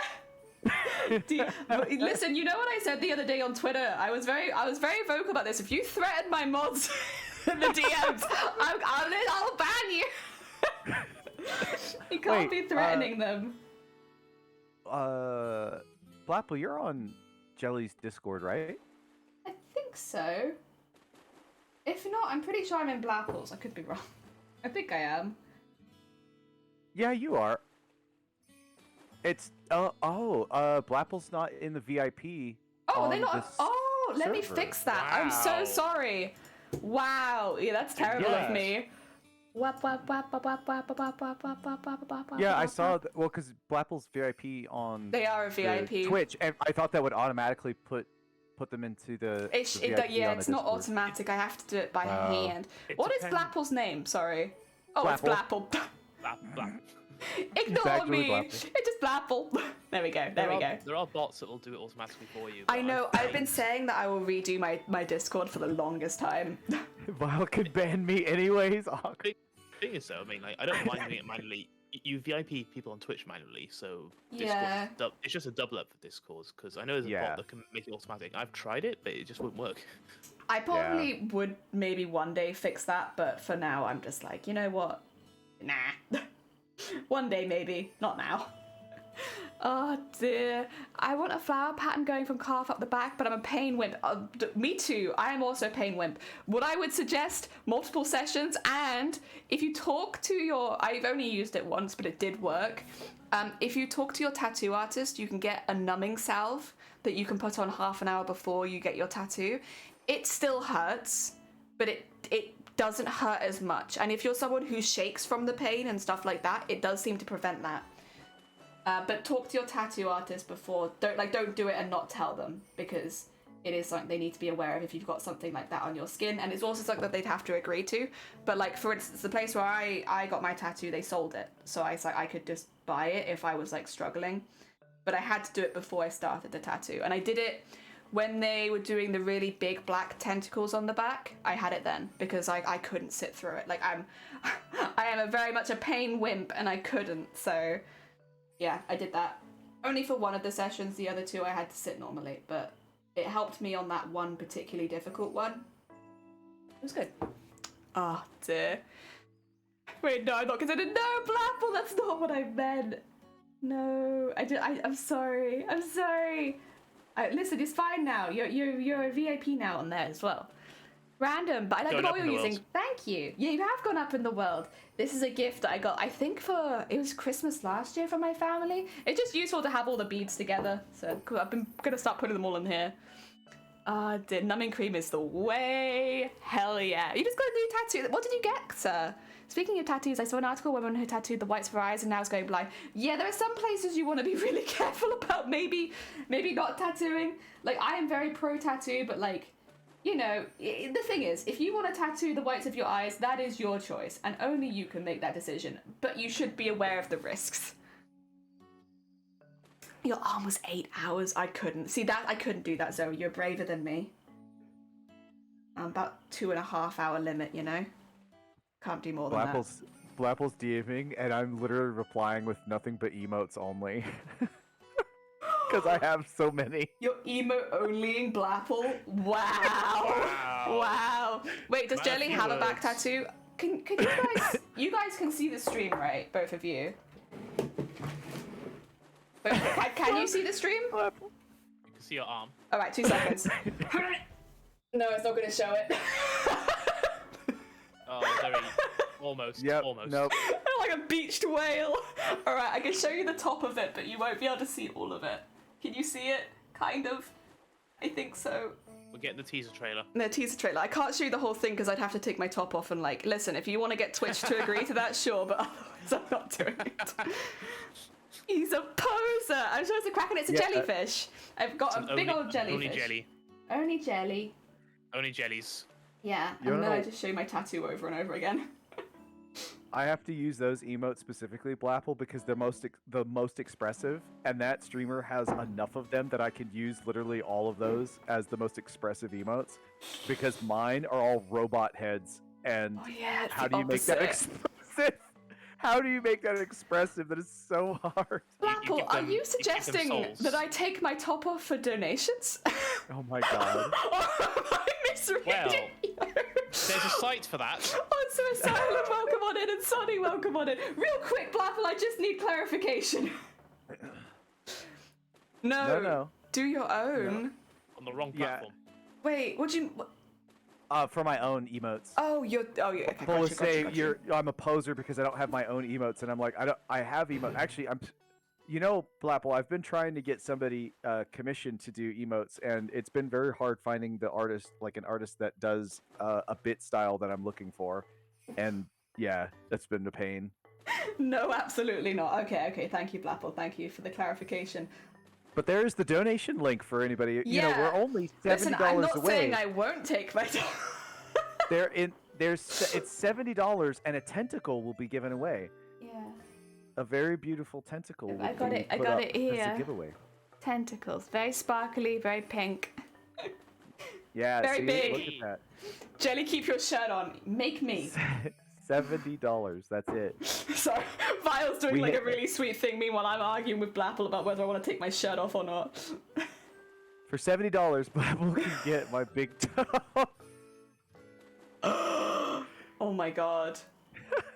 Hell yeah. Isn't that tentacle great, DJ? Thank you. Welcome on in, DJ. I want that tentacle. DJ. So, but the thing is there's still $70 before that milestone is unlocked. So I've been trying to help. Listen, I don't want to say that I'm not advertising it because I want to keep it, but no, I'm joking. I just forget. You've never seen a tentacle quite as shiny. I've got a few. What is this crap? What are you saying about my emotes? What do you got a problem with my emotes? My tentacles. I love tentacles, so you make them.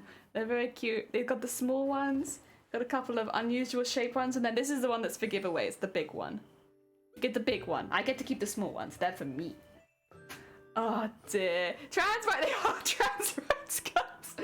I saw Twitch adding the what do you call it? The trans hate group as part of their charity stream, and I was like, you know what? We need some trans tentacles.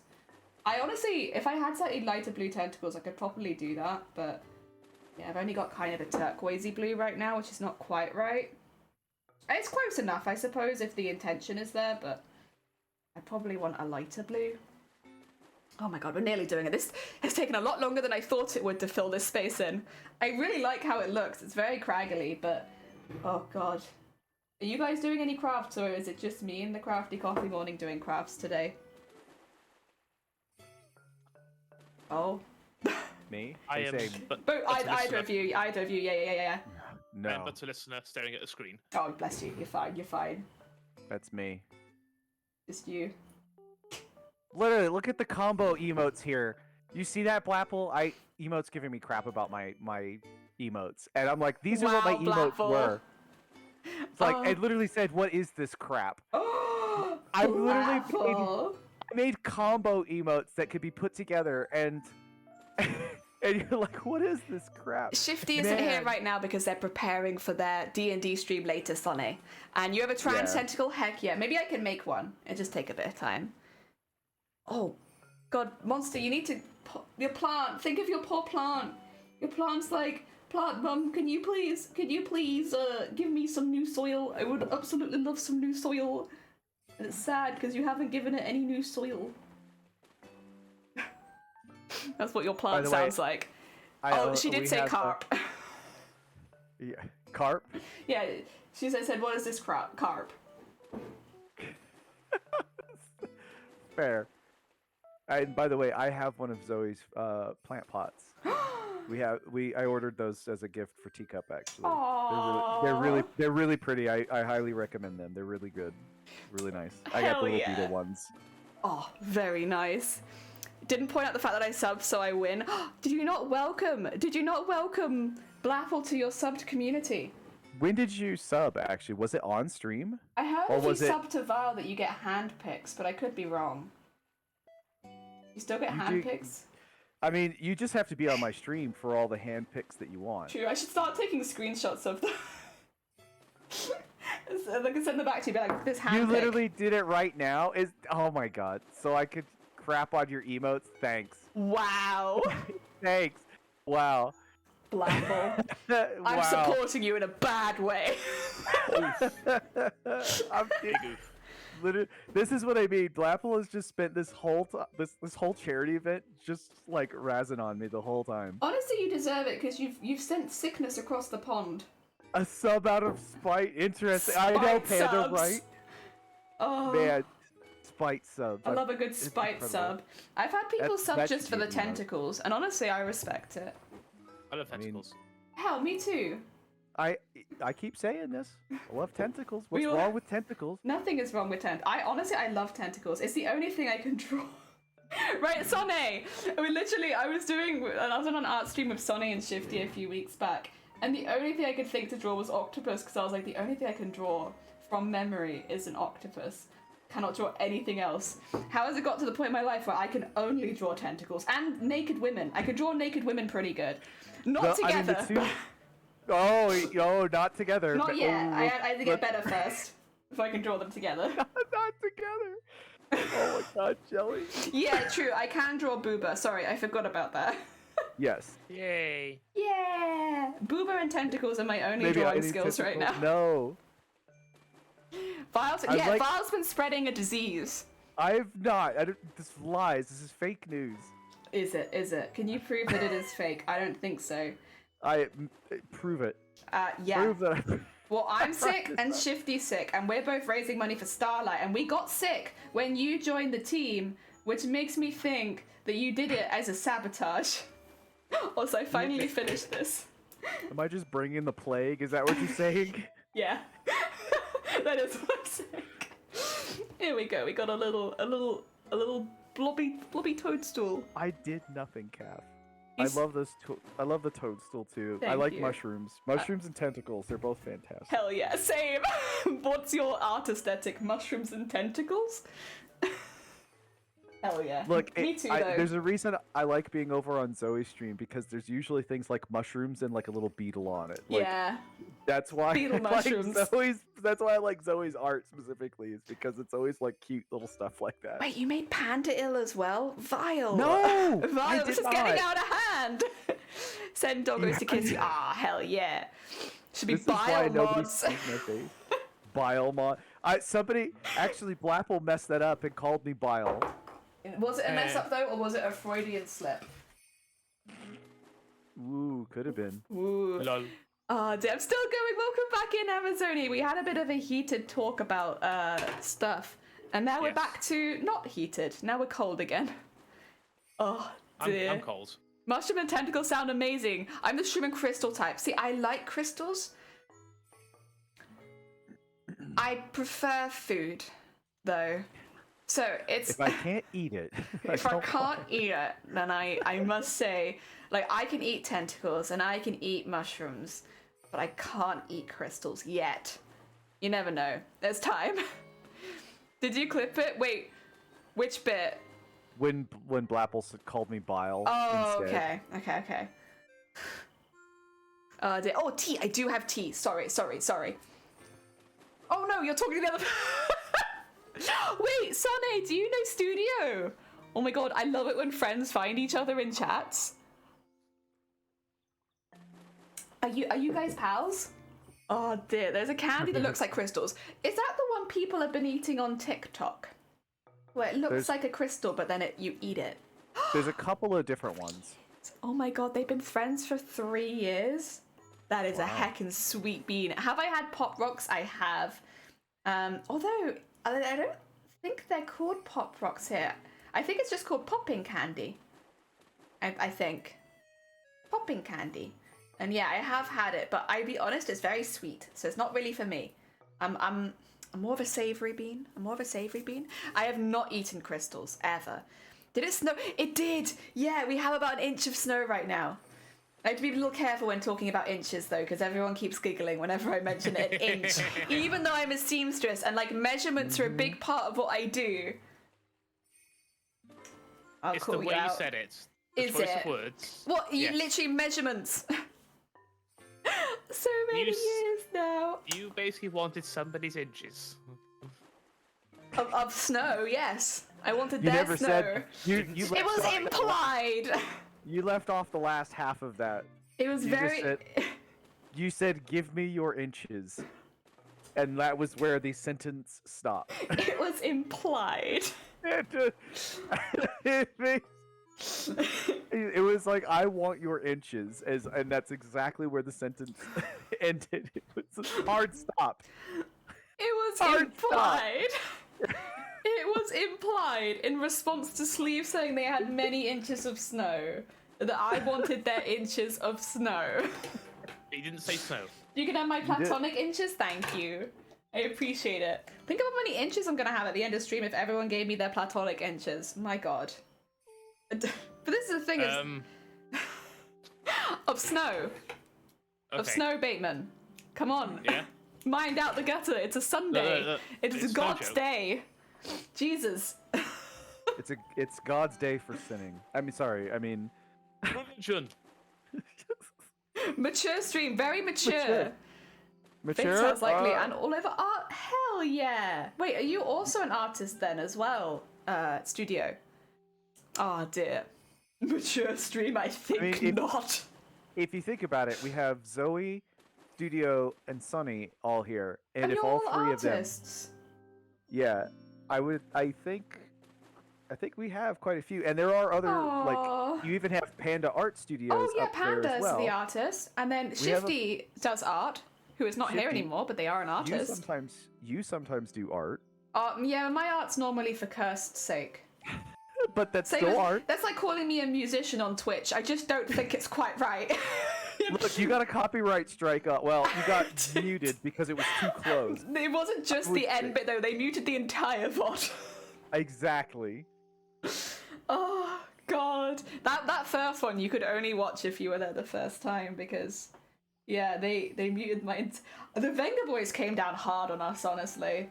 I still love them, but damn.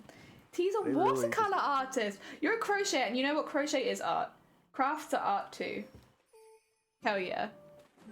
I would like to think I have made an artistic mushroom. I don't know what I'm gonna make it into. I will say I did a little bit of a different technique this time. So I'm going to not have to add a backing because it's already really heavy and I kind of thought that it would be. I'm just going to sew sequins around the back and then it will have that there. Rather than having to do 2 layers of backing, just 1 to see if I like that. I don't know if I like it yet, but I'm hoping that I do. Oh, and I kind of want to turn it into a keychain, I think. I don't know. I like the idea of this being on my bag. Not that I go out, but, you know. Just in case.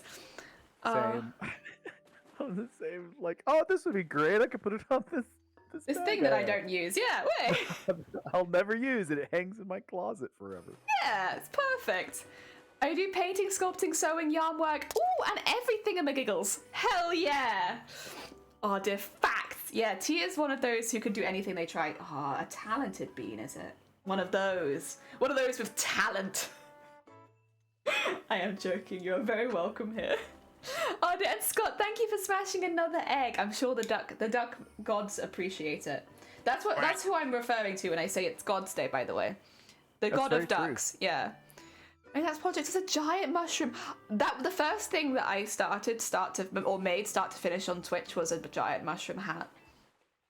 It was. I've seen the Instagram post of that one. That looked really Big. good. I wish I was there for that. I mean, I had like 1 viewer, if that, when I was doing that, so it would have been quite difficult to find me, but that was the first thing I made. It's where I met Zero Full Damage. Zero Full Damage was one of the first persons that ever come into my stream. and they watched me making the hat, and they kept being like, it looks great, but is it a bit big? Like, isn't this a little bigger than you planned, Jelly? Like, listen, I support you 100%, but this is a bit big. And I was like, I need to mod that person. Like, keeping me in check. Oh dear. There shouldn't be such a distinction between arts and craft. Every art is valid. Exactly. I love all of them. Yeah, all of it. All of it is good.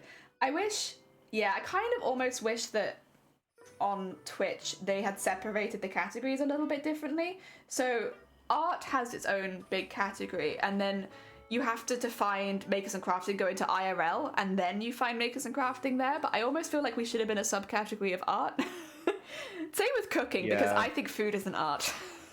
Well, like Zoe's saying. Also, Sailor, welcome on in. Sorry, please continue. Continue, Val. But no, I was to say, Zoe had a good point there. Every art is valid. And actually, Zoe does traditional art, digital. Yeah. Actually got into wood carving, sculpting, like a whole bunch of stuff. Hell yeah.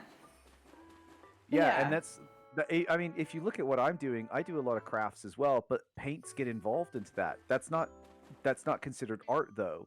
Even though, because it's technically crafts, but I'm painting it is the art. item. What you're doing is art, like right. But it's an art.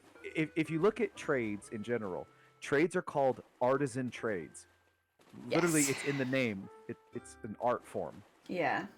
You know what I mean? And everything, even sewing, it's an artisan's trade. Like it is an art form to do sewing in general because of what you're doing. So it should technically be under the art category, but it's not. Oh, you excited about oh my god. Vile, did you see who just followed me?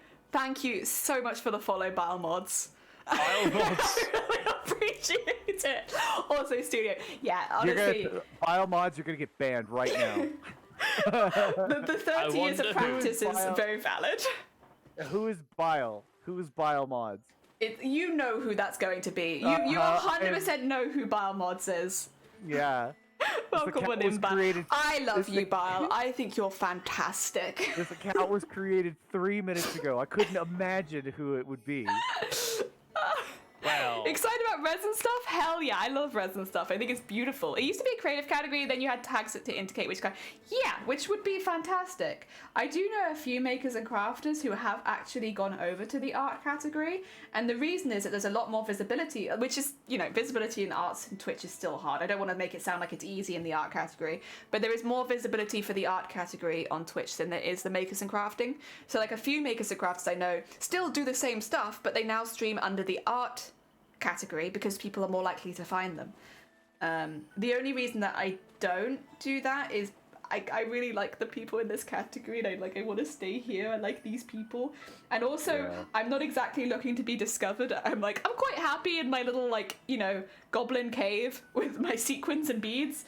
I don't necessarily need people to find me, and if they do, then fantastic. It's always lovely to meet a new face, but I'm not necessarily looking to be put out there too much. I get very nervous. Oh, That's dear. actually, so the streamer that I mod for, he normally streams under the art category. Yeah. He started doing the just chatting because it helps his analytics. Yeah.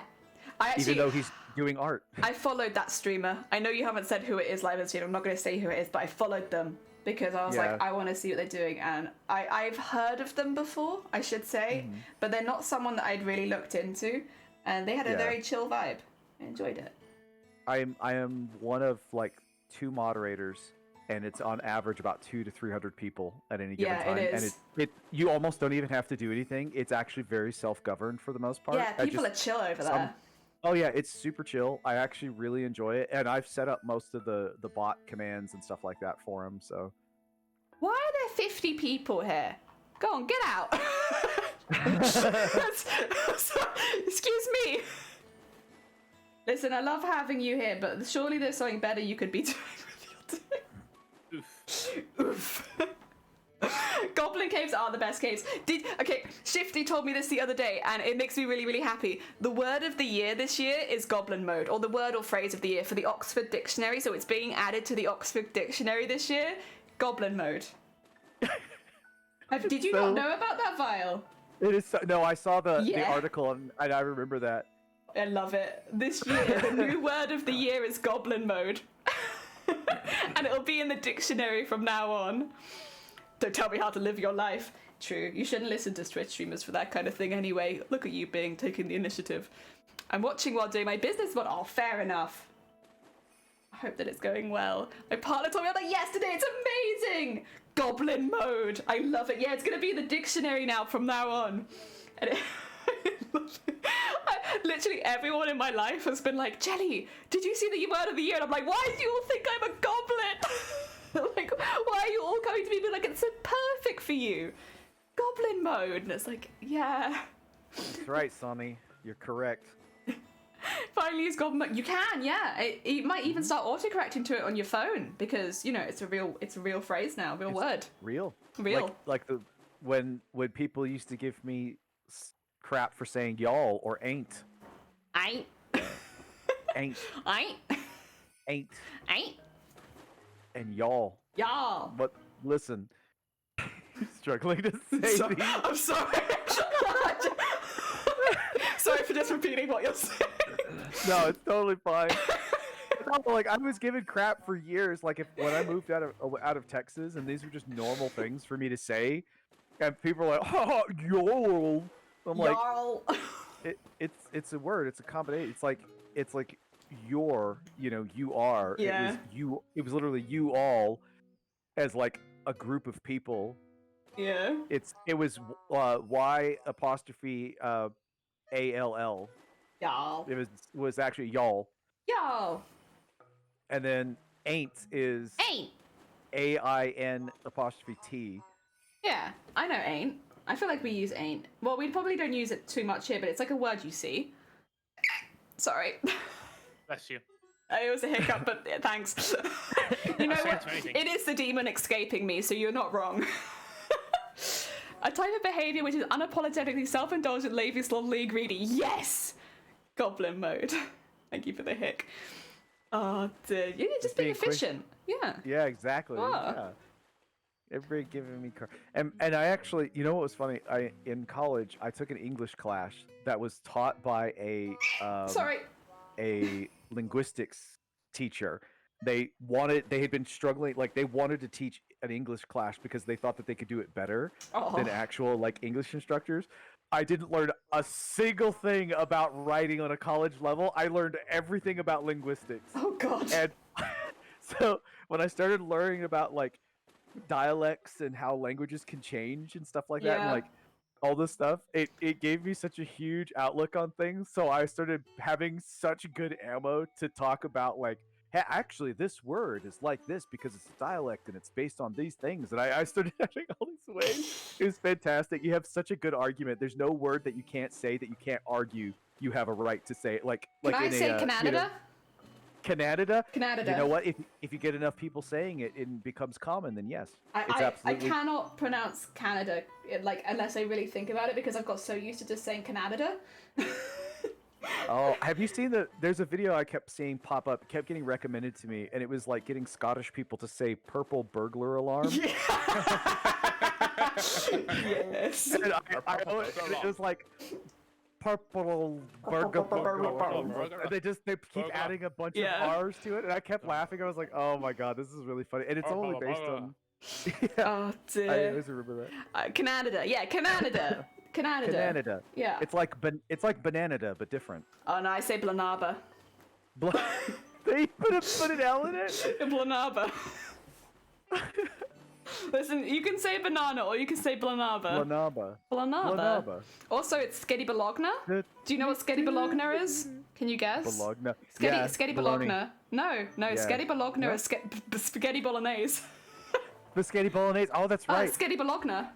A lot of times we would say Bologna for bologna. Yeah, because it looks like Bologna, doesn't it? Yeah, it looks like Bologna. Yeah, sorry, I threw you off with that one. Spaghetti Bolognese is Sketty Bologna. What else was there? There's a few words I say stupid, honestly. Paschetti. Oh, I cannot think of spaghetti spell or like said worse than when Honey Boo Boo was like a big star. You want some scatty? Some scatty and butter? I was like, oh my god. Oh, is that the girl who was like the toddlers and tiaras? Toddlers and Tiaras girl. Yeah. Yeah. I'll be honest, I never really watched that so much. I don't know if it was before my time or I just wasn't interested. Teacup got into a lot of really like trash TV. Hell yeah. Things that were like on VH1 or MTV or whatever for a while. Like she just got, it was like a super guilty pleasure of hers for a while. And I watched a lot of it and I was like, okay, this is kind of funny to watch because it's like these people this can't be real. Like and in some cases, like it would be like Jersey Shore or something like that. I'm like, there's no way that this is a group of people, is it? And it's like, this really is. Oh my god, they actually act like this. Naners and taters. Nanners? Is it naners? Nanners. Is that like my dad? Oh my god, my that's dad so used to call cute. them nanners. Spaghetti bologna. I say pheasant like pheasant. Oh, I say shred like shred. But that's because I don't pronounce THs very well. Oh no, I just see it's Kath. It's saying nanners. Yeah. So my dad used to call them nanner. Oh, okay. I thought it was going to be pronounced the same way, but when I saw the I, and I was like, oh no. Okay. Well, my strange addiction. Oh yeah, like the guy that like kept eating mattresses and stuff. Yeah. Yeah, or drywall or. Oh, whatever. wasn't there some woman like that went viral because like she was eating her husband's ashes? But like, I honestly don't think that's like obviously it's a problem, but like at the end of the day, you're gonna run out eventually. So it's not like it's not like a addiction you can have for life. Sorry. Yeah. I don't know. Just start setting up at crematoriums and. Well, no, because I think it was specifically her in some form. husband. Like it was specifically her husband that she was eating. She didn't want to eat anyone else. It's a jelly stream. It got back into cannibalism. It's just that the husband was very well done. You call strawberry dobba? That's so cute. Oh yeah, Honey Boo Boo. She must be like a teenager, maybe a bit older. Yeah. Oh, no, true. Honey... She could get a new husband. I didn't think of that. Oh, Sunny just doubling down over here. Yeah, like if she gets a new husband, I guess she could. I just always thought it was a bit of a stupid one because like you can't really be addicted. Well, you can be addicted, but it's gonna run out. So it's like, well, okay, yeah. But like, yeah, no, technically she could get a new husband and then it would happen all over again. So yeah, I guess it does become a problem at that point. Dun. George Grubber on his own is a cute word. George, I think, needs to hear about that. Yeah. You can't just be grabbing George. Yep, I heard that. George Grubber. That's what I'm hearing. Or George's being grabbed or grubbed. Well, grub is food though. So are we eating George? George, no, grub. let's not do that. Someone needs to tell George that on the menu. George is too wet to be eaten. But I like wet food. I like. Okay. Yes. I like soft wet food. So. This is getting worse. Well, it's fine. George isn't here, so they don't currently know that they're going to be eaten. Oh my god. It's fine. Oh dear. That being said, I don't know how good George would taste because they don't even eat bagels. That's a shame. I know, they've never had a bagel. Everything bagel, I'm telling you. Like, people that eat bagels just taste 10 times better. I mean, I know George likes a donut, which is why I linked George the donut holster. George was posting, like, explicit donuts. Yes. I don't know how to describe it. They're twerking at you. And I don't... Oh, I know that one. I know that. Donuts. I remember that. Yes, I know which one you're talking about. If you scroll up in the mod chat, it is there because Dem reposted it so that they could expose George. I think I went through the mod channel when I eventually got into it and made a mod, and I scrolled up and I actually scrolled up far enough to find. What is happening? I had a funny story one time about someone who wanted to be buried with his butt out. So it could be used as a bike rack? You can't be buried that close to the surface because if there's a flood, you'll come out. Also, that's a weird... Also, logistics aside, like... Can you just cast my butt as a bike rack? That's it. Yeah, like if they casted the butt and made it in, like, and had that as like the gravestone, I think that'd be fine. But I think if it's the actual body, that'd be kind of a problem. But I feel like you could make a memorial out of your butt.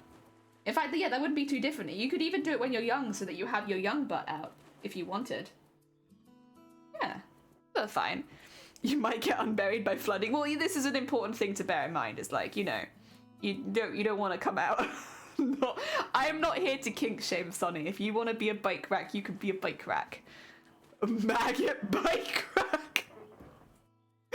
Monster. Zoe just throwing down. I mean, you know. I mean, if it's dead, Fair. in the UK, they still treat wounds with maggots sometimes. Did you know that? I mean, if it's, I would imagine in certain cases, it's the easiest way to remove. Yeah. Because they only eat dead. Yeah. So like, basically, flesh, some certain family members would tell us stories of like when they got back Necrotic from wounds, work. Yeah. So like they'd be like, I changed dressing, and it's important that you put in new maggots. And they'll go in and they'll go up into the wound. They'll eat all of the dead cells, and then you change the dressing, and it's like it prevents worse infection and stuff like that. And they put maggots into the wounds to prevent worse. And you say putting maggots in a wound, and you think that's like medieval stuff. But it's like, no, we still do that. No, it is still one of the best because it's Am I literally wrong to think that it's like that? I think diabetic, it can be like again, if you've had to have something removed or like something has fallen off because of diabetes, I think they can use maggots to, again, just clear out the wound. if like in some cases those like for diabetics, our legs especially are very like our feet are very It was susceptible feet that they were being bandaged. Yeah, and that could absolutely because like things that would turn gangrenous, you have to worry about that. So that's why you would use something, because they work very quickly. Yes. And they can get rid of the things that might cause that. And that's they why only they still eat use dead them. flesh. So any of the good stuff they leave, it's just the stuff that's bad that they eat. Like I remember like being so like every time, because they didn't have a patient like that every single day, but every time they did, they tell us about it, and I remember being so freaked out. Yeah. But yeah, it's like it's painless. It's very safe. And actually, Zoe, the in cases like that, a lot of times people who have those types of wounds, if they're like down at their feet, a lot of times they have lost the feeling in their feet. Actually. Yeah, they can't feel it. None of the people I've heard about could feel it. So for me, a lot of times, because I've been diabetic for so long, they check my feet quite regularly for feeling and like circulation and stuff like that to make sure. I have been told many times that I apparently have very great circulation in my feet, and I have extremely good sensitive like feet. To this point, I'm still ticklish in my feet. Like, Vile, sorry if this is insensitive. Very sensitive. No, sorry if this is insensitive. No. Well, I haven't said it yet. I'm If you were to upload your feet onto some kind of sexy website, could you tag it as diabetic feet to like set yourself apart? Because you probably could. Yeah, like because most people are just posting their everyday normal feet, but you've got special feet. I do. I have hobbit feet. Oh hell yeah! You could probably tag it with that as well. I'd probably just tag it with diabetic hobbit feet, and then it somehow just skyrocket. Ooh, diabetic hobbit feet #sensitive. Yeah. I also have painted toenails right now. Oh, okay. Aesthetic diabetic hobbit feet #sensitive. I actually have a purple gel coat on my toenails right now. Very nice. Oh, that's my plan B. Hell yeah! Like, listen, people love feet, and I'm sure they'll really appreciate any extra as long as you're happy to give them. Like, they'd love it, I'm sure. I don't know. Vile has great feet. You've heard it here first. Hobbit feet. I'm just wondering, like, what can you do to set yourself apart in a market that's so oversaturated, like feet? It's like, well, hobbit feet I think would help. Extra toes. Extra toes would probably be a big plus. Mm-hmm. I can't speak because I don't necessarily have the thing for feet that certain people do. I don't know, listen, you like your stuff, that's all good. But, like, I don't necessarily know what makes feet so attractive, but I imagine extra toes would really set you apart. Maybe. I know someone who had extra fingers, and they were like, she could move them and everything, and they were just like an extra finger. Yeah, that was cool. You wouldn't notice though unless she showed you, and then you were like, wait a minute, you have a whole extra finger. Because you don't go looking for that sort of thing. But yeah, she had an extra fingers. She had, I guess it'd be 10 fingers and 2 thumbs. Yeah. A lot of fingers. Oh dear, she would have been an excellent musician, I'm sure, but she just taught French. Oh, bummer. I know. Enigma Hands hypermobile. Some people favor that. Oh, okay, yeah. People are into hands. This is the thing. Val is giving away a lot of free content. Also, welcome on in, Sapphic. But Val is giving away a lot of free content on their stream. I don't know what you're talking about. He's very handy. Yeah, very handy. Handsy is another Vile hands. better term. Val is the handsy streamer. I'm only hands. Only hands. Hashtag only hands. It's my only. But then your channel. hands don't maybe no. This is not to say anything bad about your hands. You have wonderful hands, Val. Very Well, very thank you. nice.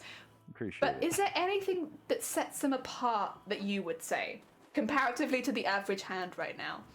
I guess technically they're diabetic hands, but like They are diabetic hands. I'm double jointed in one of my thumbs. that's a good and- one. Double jointed.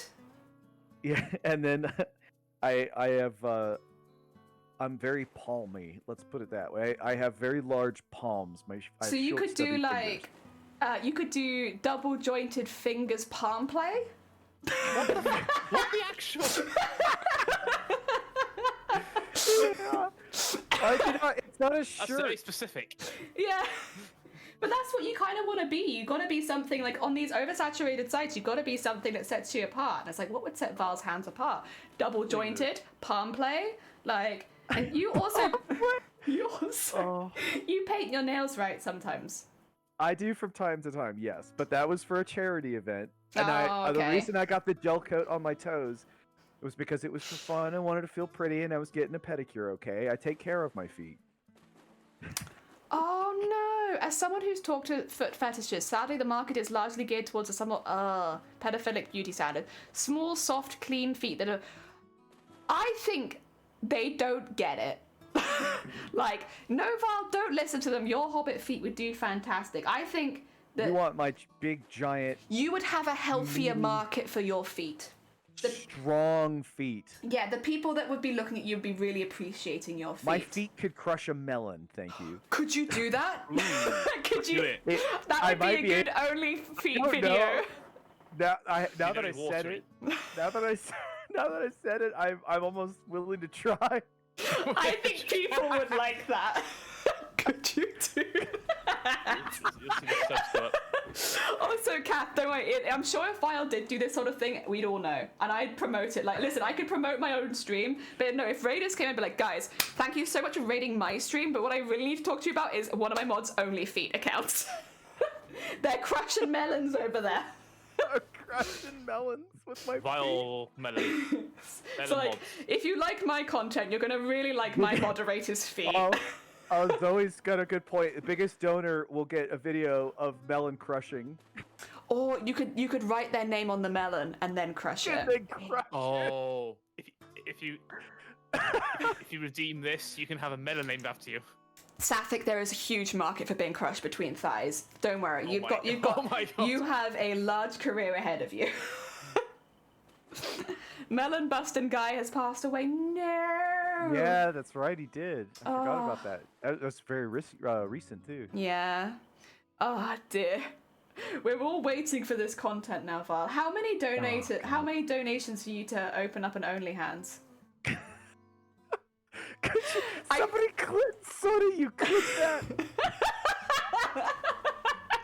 The thing is, Vile, maybe not for this charity campaign because it's for children, but in the future, what if say you did like, and you had it as like a ridiculous like £2,000 raised or whatever, and I'll do like a 1 month exclusive only feet or like only hands or something like that. Only hands. and Your feet. community would go wild. They would. They would. I can't say it because this is the family-friendly stream right now. No, it's not. Of what my? Oh, it's not. No, it's not. we did it for 2 days.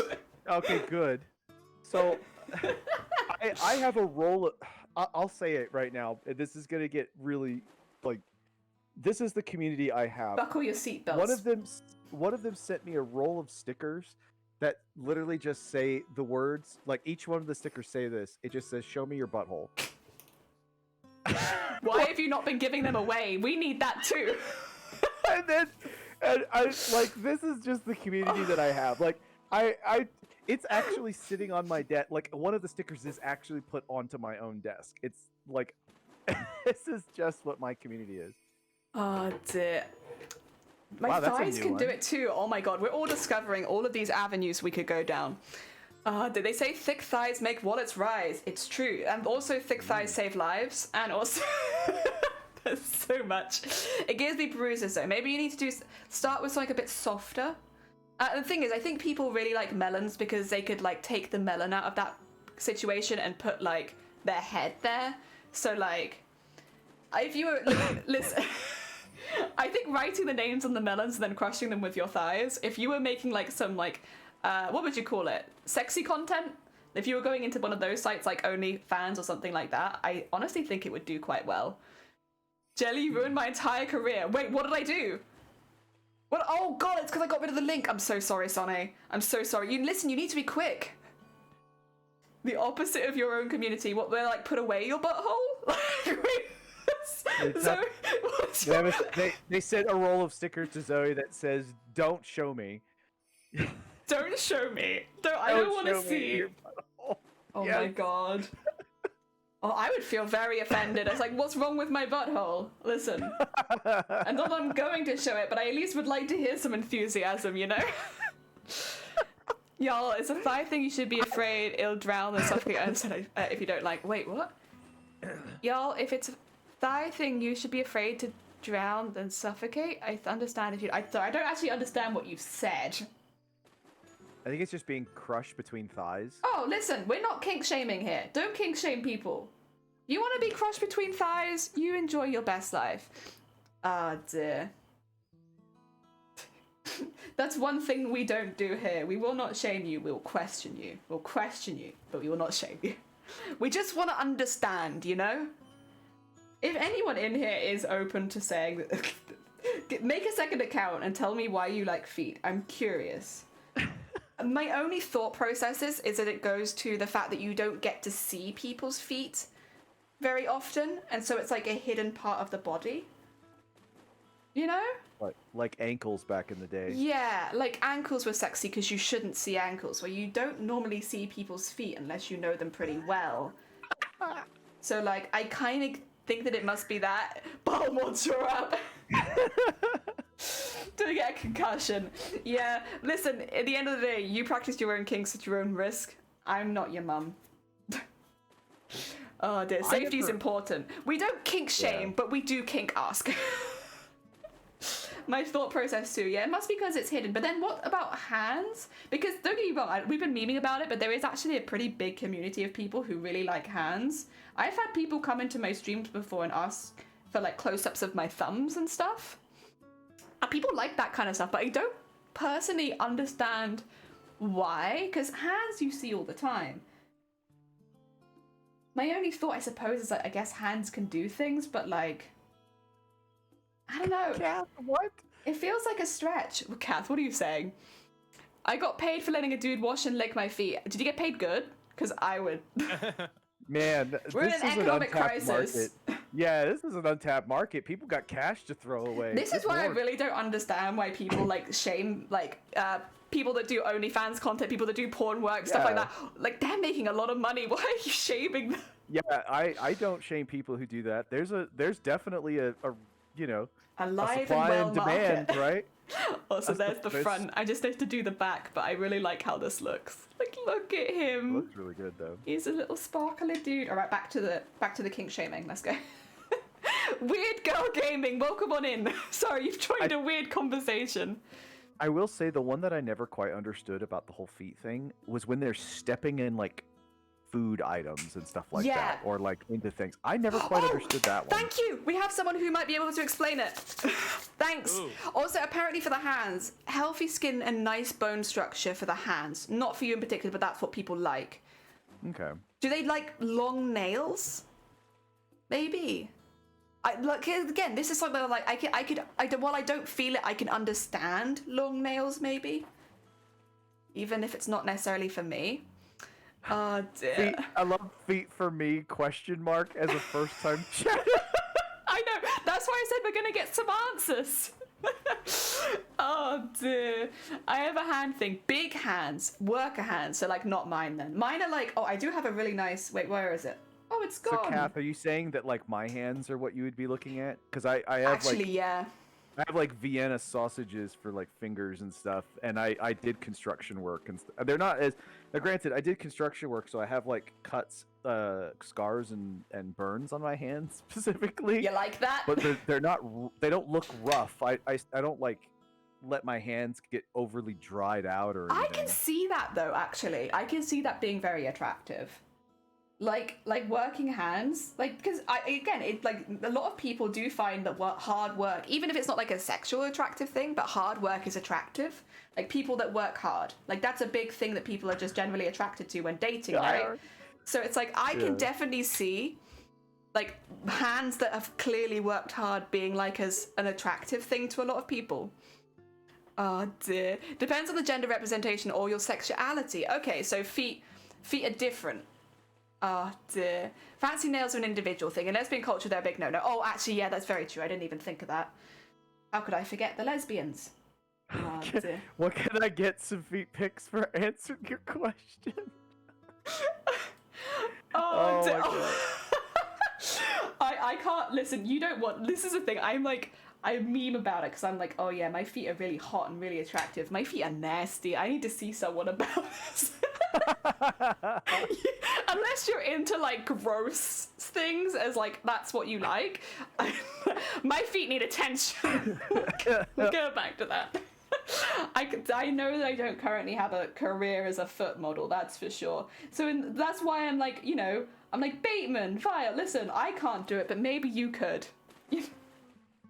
I feel like my hands are okay. They're a little bit scarred, but not too badly. It's like, and they're really subtle scars from like burns and stuff like that. But mine are kind of veiny. I don't know, people like that. Like, I also have really intense webbing. Like, my hands are quite webbed. Not really bad, but like more webbed than a lot of other people. But maybe people like that. I like men. Vile. Oh, that's really funny. Yeah, Can I you can. Let me just.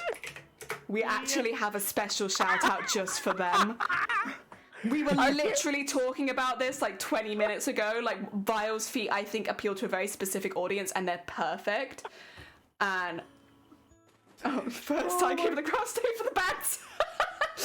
Oh dear. Also, Squirrel, welcome on in. I hope you're doing well. Sorry, you've kind of come into like a bit of an odd discussion, but it's also very important. Vile, we found you've got 2 customers already. I got a customer for my hands and a customer for my feet, apparently. I'm just an untapped market. I didn't even know. I told you you'd be popular. I knew that there was nothing else about me that was important, just my hands and feet only. You're a very talented crafter also. I am going to have to change your shout out though to just mention that, Yeah, it's not just all these emotes. It's also just, they have very, very talented hands and feet. I'm ambidextrous with my feet as well. Does that help? I can pick up and grab a lot of things with my feet. Is that a turn on? Yeah, I think that's a big thing. I'm pretty sure people picking up and dropping things with their feet is a big thing. Oh, yeah, sorry, Skrill. We have Vile Mods in the Discord, and also we have Bateman Returns, who are both also streamers, and they're just joining me for my coffee morning. Coffee? Yeah. Yes. Hello, I'm Vile. I'm Bateman. That was the shout out that Jelly gave that was me. I'm the one with the hobbit feet, apparently. You have attractive. But, like, Kath, okay, in that case, there's 2 people that are... No, wait. In that case, feet, there are 2 people that you could look at. Kath and Vile Mods. Oof. I'm sorry, Bateman. We don't know enough about your feet to get you a customer just yet. They're not special, other than the fact that I'm left-footed. Left-footed? You have 2 left feet, is what you're saying. Okay. Do you write with your left foot? I could try. Oh dear. That is a thing that, like, most people are right-handed and right-footed. You get obviously the old lefty, but in terms of left foot. I honestly feel like next time we do like a not a safe for work charity stream, the goals are like feet pics. I'd do it, but I would probably need to get some assistance with my feet first, because right now they are a mess. It's because I used to walk for 13 hours a day, and I did that for years, and so my feet are like thick. They're very, very thick. They're kind of dead as well. Like, you were talking about, like, you still have very sensitive feet. I have, like, the opposite. Like, I can't feel big areas on my feet anymore. So anymore? No, I used to be able to, but I can't now. Yeah. It's just from, like, because I used to walk so much that it was, yeah. I did, like, 6 days a week as well. Yeah, I worked in like, construction boots and stuff like that. And even then, I still got, like, pedicures and stuff. Like, I literally have to take care of my feet for my diabetes, so it's very important for me to do that. So, Vile and Kath, there is a feet. Look at what they wrote. I'm just saying. Like, if you needed an extra, like, a side job. Oh wait, wait, Kath, you're actually gonna do OnlyFans? Hell yeah, that little reference I would draw on them. Yeah. Oh my god. Okay, well this changes everything. It changes everything. And now welcome on in. We're talking about feet. Oh dear, he's giving free porn to the foot dude. It's not free because Vile hasn't got it yet. There's hands out there. There's a lot of hand content for Vile, not feet. Oh dear. Also, thank you for coming in and giving us an insight, genuinely. I very much appreciate it. I love the fact that aesthetically pleasing due to pedicures and nail polish. It's so specific. It's what's really funny to me. But this is the thing, if you go what you like, you're very welcome. No, I appreciate it. It's nice to have, like, an insight because, like, I get it. Like, I completely understand. Like, it's first thing on a Sunday. I don't necessarily want to talk about my fetishes on a live stream. Completely understand. But, like, it's interesting. It's really interesting. Also, Squirrel, thank you for the follow. It's very kind of you. If he's not getting paid, you're good at something, never do it for free. True. And it sounds like your feet have a hecking market. Oh dear. I have a whole customer. The thing is, though, you probably would have more. I guarantee half of your community would do it, just for the memes. Like, you know they would. You know they would. Your community would be like, I'm here for this. You could do a hands one. You could literally do a hands OnlyFans, and they see your hands every day, and they would still do it. As a hobbit-footed person, yes, my feet are hairy. My toes actually have hair on them. Oh, yeah? Yep. Yes. Same. Wait. Yep. 2 seconds. I don't think mine do. I'm not taking it out on stream, but... Oh, really? Oh, shoot, 2 seconds.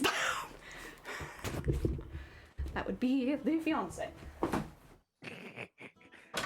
Fiancé, are you talking about foot fetishes again on stream? That looks fantastic. You don't even like fish.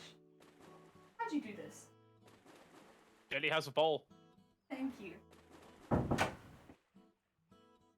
Guys, I interrupt the foot talk very briefly. Look at my fish stew. I never shave my toes. I'm Whoa. all natural. All natural toes. Natural toes. Do you shave your toe? No. Also, 2 seconds. This is my food, but I will put the ducks in front of it so that people don't have to watch it. I got a fish stew. Hell yeah, shiny Mimi fish stew, and it's got squid in it, and I can see mussels, and I can see prawns. Yay. Hell yeah. Alright, quick food break. They grow wild and free, yes. How did you make it? I followed the recipe. Follow the instructions. Improv. Oh, it's hot.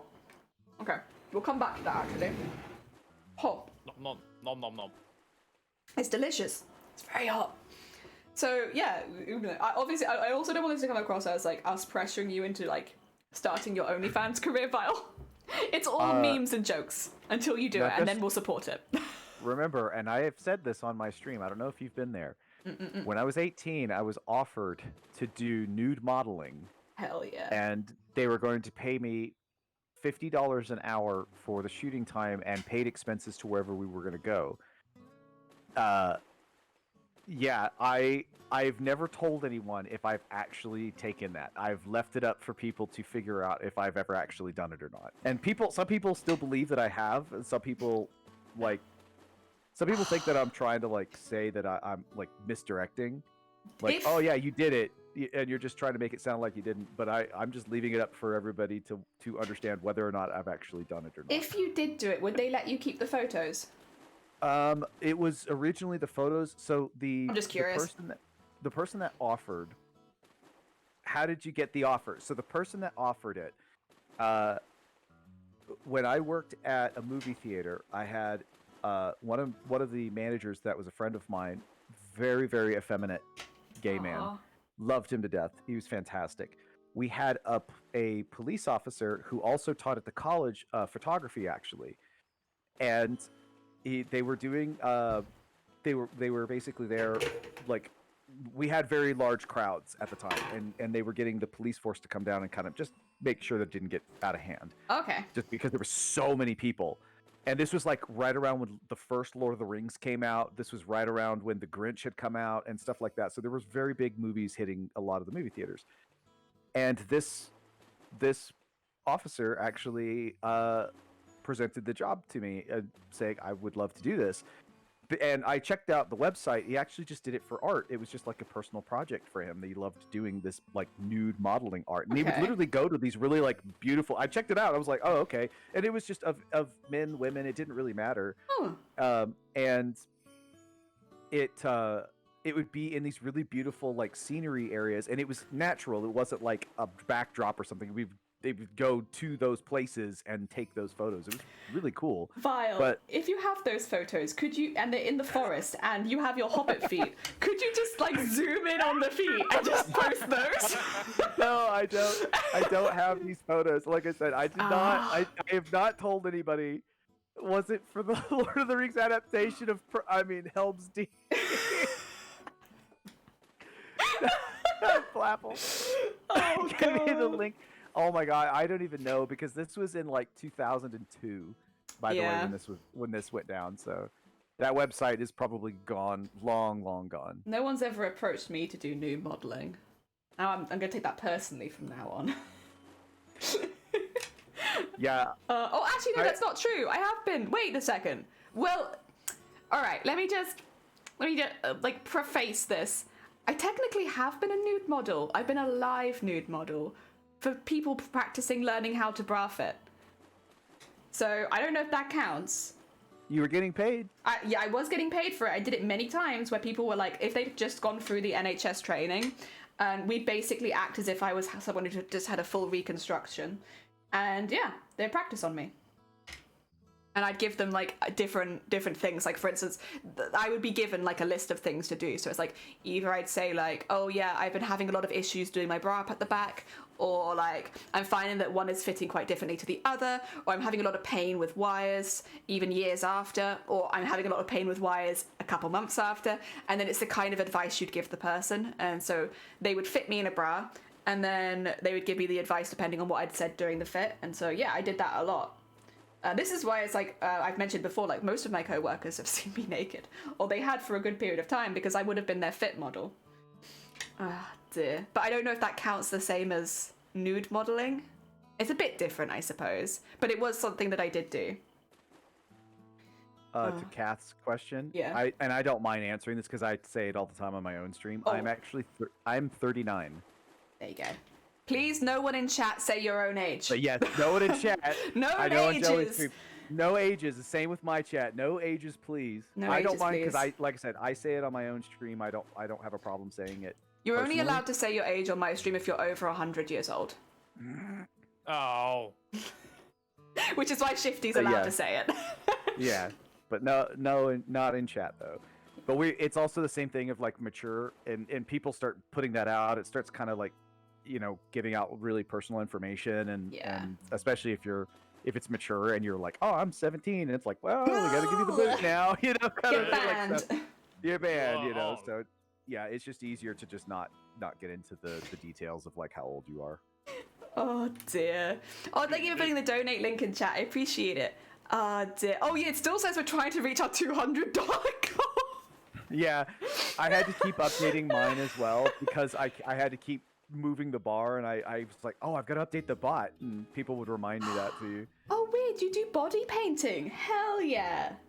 I think it's really, really difficult body painting. It's a very hard art form, but it's really, really pretty. Oh dear. Does it count that my arthritis sometimes make me feel 100 and...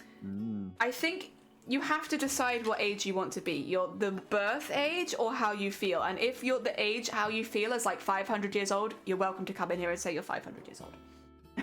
But then we will have to stick to it. Next year you'll have your 501 year birthday. We're all adults here. That's all the info we put out. Yeah, like if you wouldn't write a Twitter post with it all, then don't put it in a Twitch stream. And honestly, if when it comes to personal information, be really careful because people will find stuff and use it against you. Oh my god, wait! Oh wait, Super Cow Poop Man, are you a fellow ducker? Are you one of the duck beans, or am I getting confused? I have a feeling you're a duck bean, but I could be wrong. You are! Oh my god, there we go. We got a fellow duck bean. What kind of duck are you thinking to get? We have Vile in chat. Do you want to say your idea for your duck? Vile. What's that? What's your Mine? duck idea? Yeah. Mine is going to be based. Actually, the ducks on stream that you see in the background, you can actually see my name just behind the cat. Yeah. I am a solid stone duck in there, so mine is going to be a solid stone like rubber ducky, based off of that duck. I'm gonna have the starlight symbol somewhere on it, the little star, the logo that they have, and then it has to have a fart plume. Because if you've been over on my streams, you'll understand it's very much on brand. Very important. Very important. And Vile farts. somebody, yes, vile farts. And for some reason, it has to have shooting stars in the fart plume. Like it's basically farting, and so it's a fart plume with shooting stars in it. I don't know how that came in, but that came in during chat, and I just said, okay, we'll just run with it. There you are. just run with that's what I'm getting.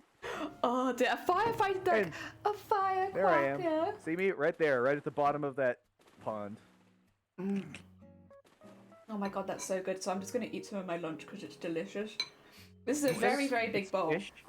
It's What a fish. exactly It's like a is it? Spanish fish stew. So it's like a little bit spicy, and it's got like potato, and then like all of these like tomatoes and onions and all that kind of good stuff, and then lots of different types of like more like squid and prawn and mussel and that kind of stuff in it. I've never actually had like a fish stew or fish soup of any kind. Never tried it. Put it on picture for you. It's got olives on it also. That's what the black things are. But yeah, it's got like, it's all kind of the same color, so I apologize. But it's got like, there's some squid, and there's some prawns. There was a mussel, but I just ate it. There's probably more in here. And then there's like lots of potatoes. It's good. I'd say like having it for the first time in something else rather than having them on their own is probably a good call, because like they're very chewy. Well, they're not really chewy, but they're like kind of chewy. The texture's a bit different. Well, I've had like I've had things like clam. I've never actually done oyster. I don't look. The thought of doing oyster on the half shell always was kind of gross to me, but Good luck, Blapple. You're doing the good work. Oh dear. Oh, it has got. Normally it has chorizo in it, but because I struggle to eat that, it's just got like some powders that taste like chorizo in it. But normally it has chorizo in it. God, I love that. That's actually one of my favorites. I do that with egg, actually. So in Texas, you know, a lot of times we would get breakfast tacos. I would get a chorizo and egg. I've never had a breakfast taco, and I want to so badly. They're so tasty. They look good. I will say, though, there are... Texas, I would say, has a better one. Because a lot of people, when I moved out to California, they're like, you haven't had real Mexican food. And I would go to all these restaurants where they're like, this is where it's really at. And I was like, why is this bland? And it's really funny to say that because, you know, a lot of times they pride themselves on how like flavorful and delicious this food is. And I was like, this is bland. And it was because I got kind of used to the Tex-Mex version of it. And it's this interesting kind of blend of, you know, that kind of Southern and Mexican food blended together. That's what Tex-Mex really is. And I don't think there's anything that's really on the same brand of that, because it's funny.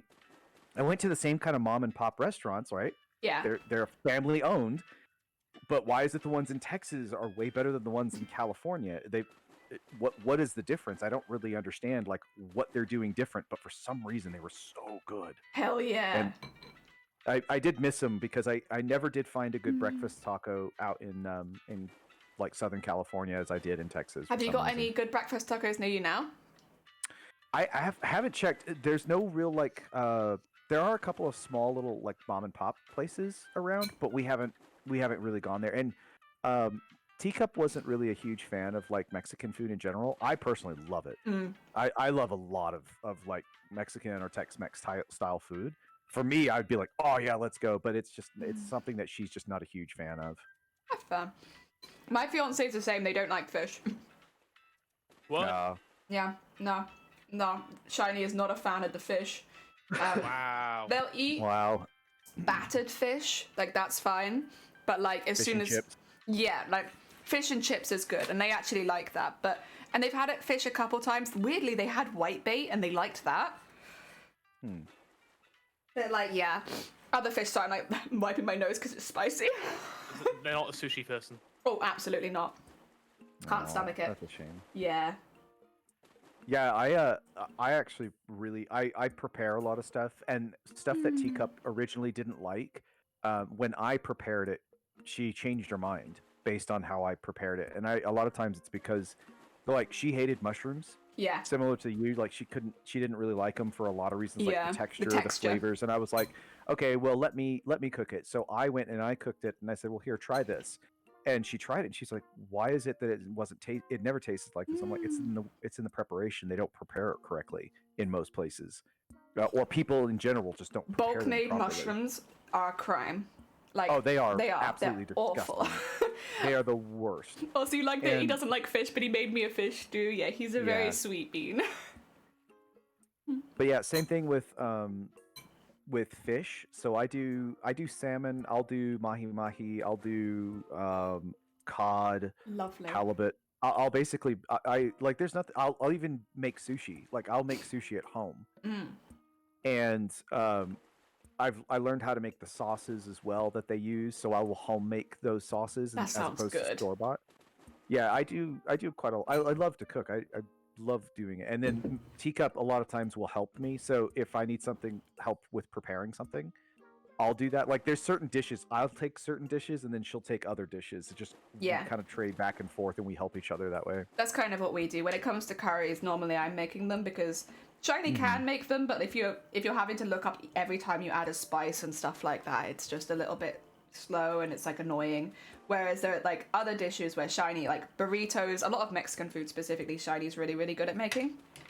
And so whenever it comes to making burritos, burrito bowls, like fajitas, all of that kind of stuff, he makes that, and I'll do like curries. And honestly, it's a good mix because we eat a lot of burritos and a lot of curries.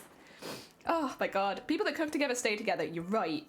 Oh my god, is it? I will say it is really good. If you can cook together, it's impressive. Because the other nice thing is like if you're the person that's on the stove or cooking, the other person can also be cleaning behind you, so that way there's not a mess after you're done eating. That actually is also even if you're not prepping or doing anything, just doing that is huge. It makes such a huge difference. My nose is gonna run now because I didn't have that cooperativeness. Yeah. We haven't been able to do it so much recently just because the kitchen's really, really small. But like normally if one of us cooks, the other one washes up afterwards kind of thing. Oh dear. A lot of the time it was left to just me. Are you a good cook or nah? Well, I don't think I am, but oh no. I mean, when I was with Yaz, it was all down to me to do it. Oh god. It was not fair at all. Yeah, no, we tried to splitting the jobs makes things a lot easier. Like It there does. are days where I can't do anything, obviously, because like it is what it is. Yeah. But like I try and make up for stay it. Together. Yeah. It's a phrase I'm definitely behind because I have. Yeah. I did not get the togetherness, therefore we did not stay. Yeah. Also, another good one that I have found, don't tell somebody to do something, ask them to help you. Yes. There is a big difference in tonal, like how you, because when you tell somebody, you're demanding them to do something. Yeah. If you ask them to help you, hey, can you help me can you help, like, say it's taking out garbage or something, like let's say that's just a chore that you don't need somebody to like, do, and help you with, say, hey, can you help me take the garbage out? As opposed to take the garbage out. Take the garbage out. Right. The difference between asking and demanding makes a massive difference on the like ability for somebody to just, for some reason, fight it, or just magically jump up and just do it for some reason. Don't make it in order. Also, Lee, welcome back in again. Sorry. No. Welcome. I was gonna say as well, like, there are often jobs I can't do in the house just because of being disabled. There are certain things I can't do. So what we tend to do is I'll be like, hey, would you mind doing this? And then I'll do this. So it's like, yes, you have to do it on your own because I can't help, but I can do something else instead. Like this week, because I've had a cold all week, I've not been making food because I don't want to sneeze in the food or like cough in the food. I don't want to pass it along. So instead it's been like, hey, Shiny, would you mind making dinner tonight? And then I'll clean up the living room for when family comes over tomorrow. We've done it like that. Yeah, and that's worked well. I mean, we've been doing that for years, but that's still sharing the load, right? Yeah. You're because Shiny's picking it up from here, you're taking care of something over there, and that's the difference between the two, and that's what I mean is that. And you're within earshot, so you can still yell at each other and stuff. Yeah. And like in my case, like say, garbage is the reason I brought that up is like Teacup's been having problems with she has a tennis elbow that's been kind of causing her issue for a very long time, and it's been kind of like a consistent problem for almost 2 years now. Yeah. So picking stuff up that might be heavy, like the trash, like garbage. Yeah. Risky. Yeah. So for me, I would much rather come help her so she doesn't hurt herself. So if she just lets me know, hey, can you help me with the garbage? I just go and do it. I don't even question it. Fries has killed me. Like halfway when you were through that, I was trying really hard not to laugh because, like, obviously I'm not laughing at Teacup's tennis elbow. I'm laughing at Fry saying, "Order me, Daddy." It's like, God damn it! Have you been together long? 6.5 years, I think. Ooh. Ish. It's been a long time. It's been longer than we think it's been. Oh, actually, yeah. I think I remember the year it was. Yeah, I think it was. No, I know how old I was when we got together. So, yeah, I think it's been 6 years, nearly 7 next year. Was it 2015 or 2016? See, that I don't know. What I can tell you was I was 20 years old when we got together, and I'm 27 now, which means it's been 6.5 years. There we go. Yeah. I don't know what year it was, but I know what age I was. We're about the same. Yeah. Yeah. I like being bossed around somewhat. I actually remember when I found out.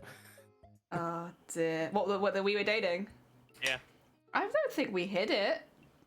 You didn't hide it, but I don't think it was like. I think it was in the early days where somebody mentioned it casually. And I think I was at a Comic-Con. Probably. Oh dear. Yeah, because obviously we were still in university, so we were like living with other people and stuff like that. So people just knew. Yeah. When you're living with other people, everyone just knows. Ah dear. I learned to say to my kids, "Can you help me with this?" versus "Can you do this?" Yes. Yeah. You're more likely to have your kids help. It makes a difference. It's wording and tonal differences matter in how you ask, like, and what you need from someone. It always does make a very huge difference. My stew's really, really hot, so I keep this like taking a few bites, burning myself, and then stopping. Oh, it's really tasty though, and I'm very hungry. I should say, again, Vile or Bateman, if you do need to head out, you're more than welcome to. As much as we love having you here in the chat, if you need to get some sleep, Vile, or if you need to get some lunch, Bateman. Teacup's flight. Oh, go ahead, Bateman. I just have leftover pizza. It'll be delicious. And I was gonna say, Teacup's flight comes in at like something like 10:30 p.m. So it's gonna be kind of late when I have to head out to go pick her up, and so I won't even be able to get to bed till like midnight tomorrow. Oh, God. So like, if you want to get any sleep now. Yeah. Well, I mean, at that point, then I would just be up all day. It's just easier to sleep through the middle of the day, catch some rest whenever my body lets me. We'll find out. Thank you for the hydrate, Fries. Does drinking the soup and the stew count? I was gonna say, does soup not count for hydrate? Well, it's not really soup is the thing. It's more of a stew, but I can get some of the soup out of it. But if you put it in the soup into a glass, does that turn it into a drink? Mm-hmm. See? I drink soup out of a mug all of the time for a snack. See, there you go. Oh dear. I think she'd like to help cook, and she's always excited for it. Heck yeah. I wasn't so keen on cooking, but I really liked making bread. I was a big fan of making bread. Bread. I used to just kind of force my way into helping my mom cook because I just wanted to. I think I got a bit of a phobia of cooking for a very short period of time because I kept fainting in the kitchen. And so I just sort of got nervous about being in the... Even though it had nothing to do with cooking, it's like you kind of start associating like, well, last time I was here, I fainted. And so I stopped being quite so excited about it. But then after leaving home, I got very into it again. Because I had a communal cooking space, so I was cooking with other people being there all the time. And I liked that a lot more. But I'm also very fortunate that both my parents are fantastic cooks. And so they gave me like loads and loads of recipes to like go off with that I was confident in making and stuff like that. So when I got to university, I didn't really have any problem. Oh dear. Oh, she likes adding ingredients. Also, Anna Shatterall, welcome on in. Is this a Sunday wake up chat? It is. I'm just having some lunch, so it's a bit past wake up, but it's kind of wake up. That was an interesting noise I just heard. I'm not sure what that was. It might have been me. I bumped my microphone. You sounded like a robot for a second. I'm like, it's just Vile being robot. It's when Vile bots. I am. I moved the mic as well, and it kind of made like my finger was rubbing against it because it's a headset. So Val's giving us free ASMR now. I am. I am a Batesman. Oh dear, we're making meatballs and she'll ask to add the spices. That's so cute. Hell yeah. She's like, I want the flavor. I want to be the person that's added flavor. I enjoyed the last time I dropped in and said I don't mind fighting again. We've been talking about feet and hands for most of the stream, but they're trying to pimp me out for feet and hand modeling, and they found a couple of takers apparently. Already, like initially. Like, there are already people that are interested in your feet file. This is what's happening. Can you believe this? Yeah. Premium content. It should be premium content. You should be paying for this stuff. My God. Oh. Yeah, we found some people that would be interested in Vile's feet, understandably, and hands. Understandably, they're great feet. They're great hands. Gonna be on only hands and only feet. Oh my God, sorry. I'll Spicy. 2 accounts. I only hear the Bateman. Oh, you can't hear Vile? Wait. No, surely you can, because people have been responding to Vile. No, I think he means he can't hear me, because like... You can hear the Bateman, yeah, no. The Bateman's here, what a surprise. Like... I can hear, yeah, it says I can hear the Bateman. Oh, I see, sorry, yes, it's Bateman and Vile in chat. My bad, I got confused. I was like, oh no, can you not hear Vile? What have I done? I like the OnlyFans page person who did saucy ankle shots.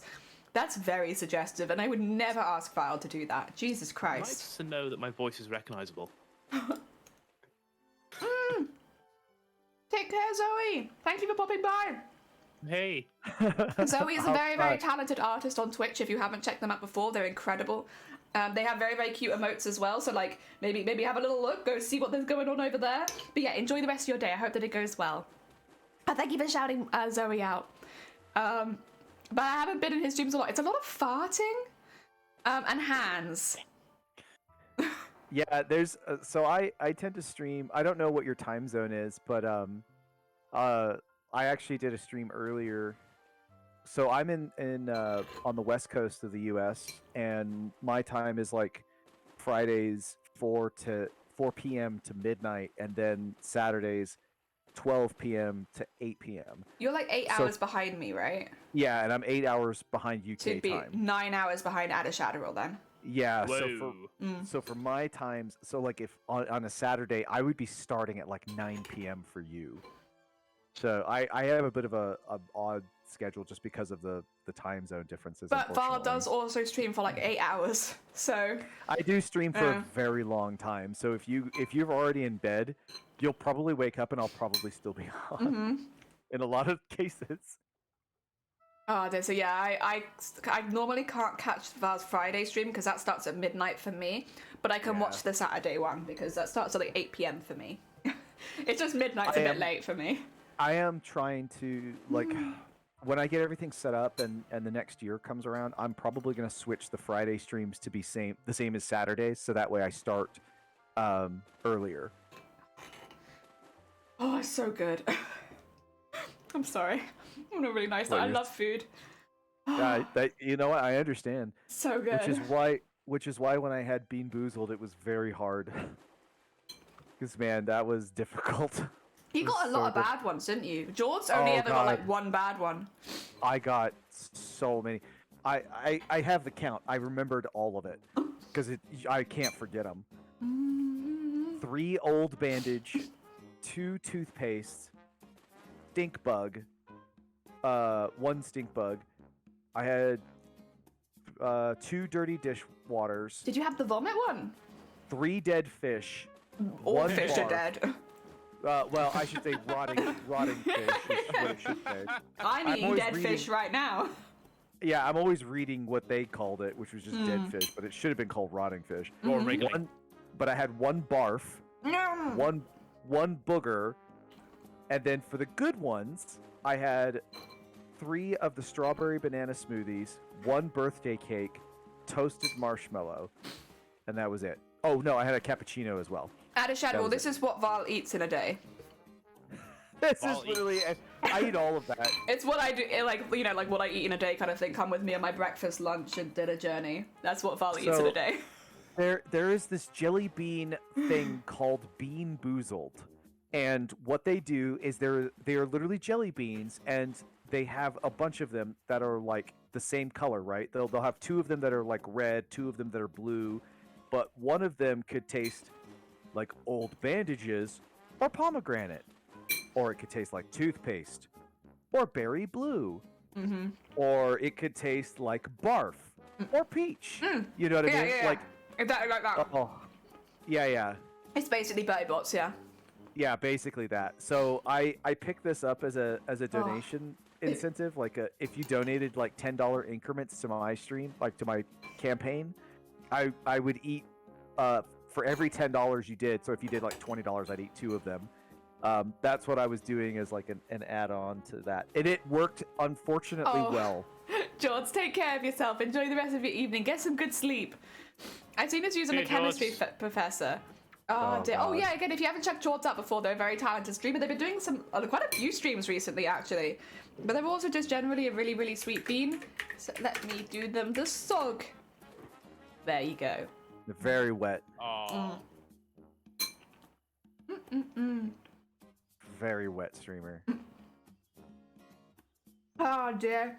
Yeah, I've done the jelly bean challenge quite a few times, to be honest, because it was very popular for like sleepovers when I was growing up. But I found these days they all just kind of taste the same to me, which I know is going to sound kind of crazy, but I don't have the best sense of taste. So it wouldn't be a very fun challenge for me because I can just eat them. Yeah. I just handful them. I will tell you, like, my sense of smell and taste is actually very, like, I have a very high sense of smell and taste.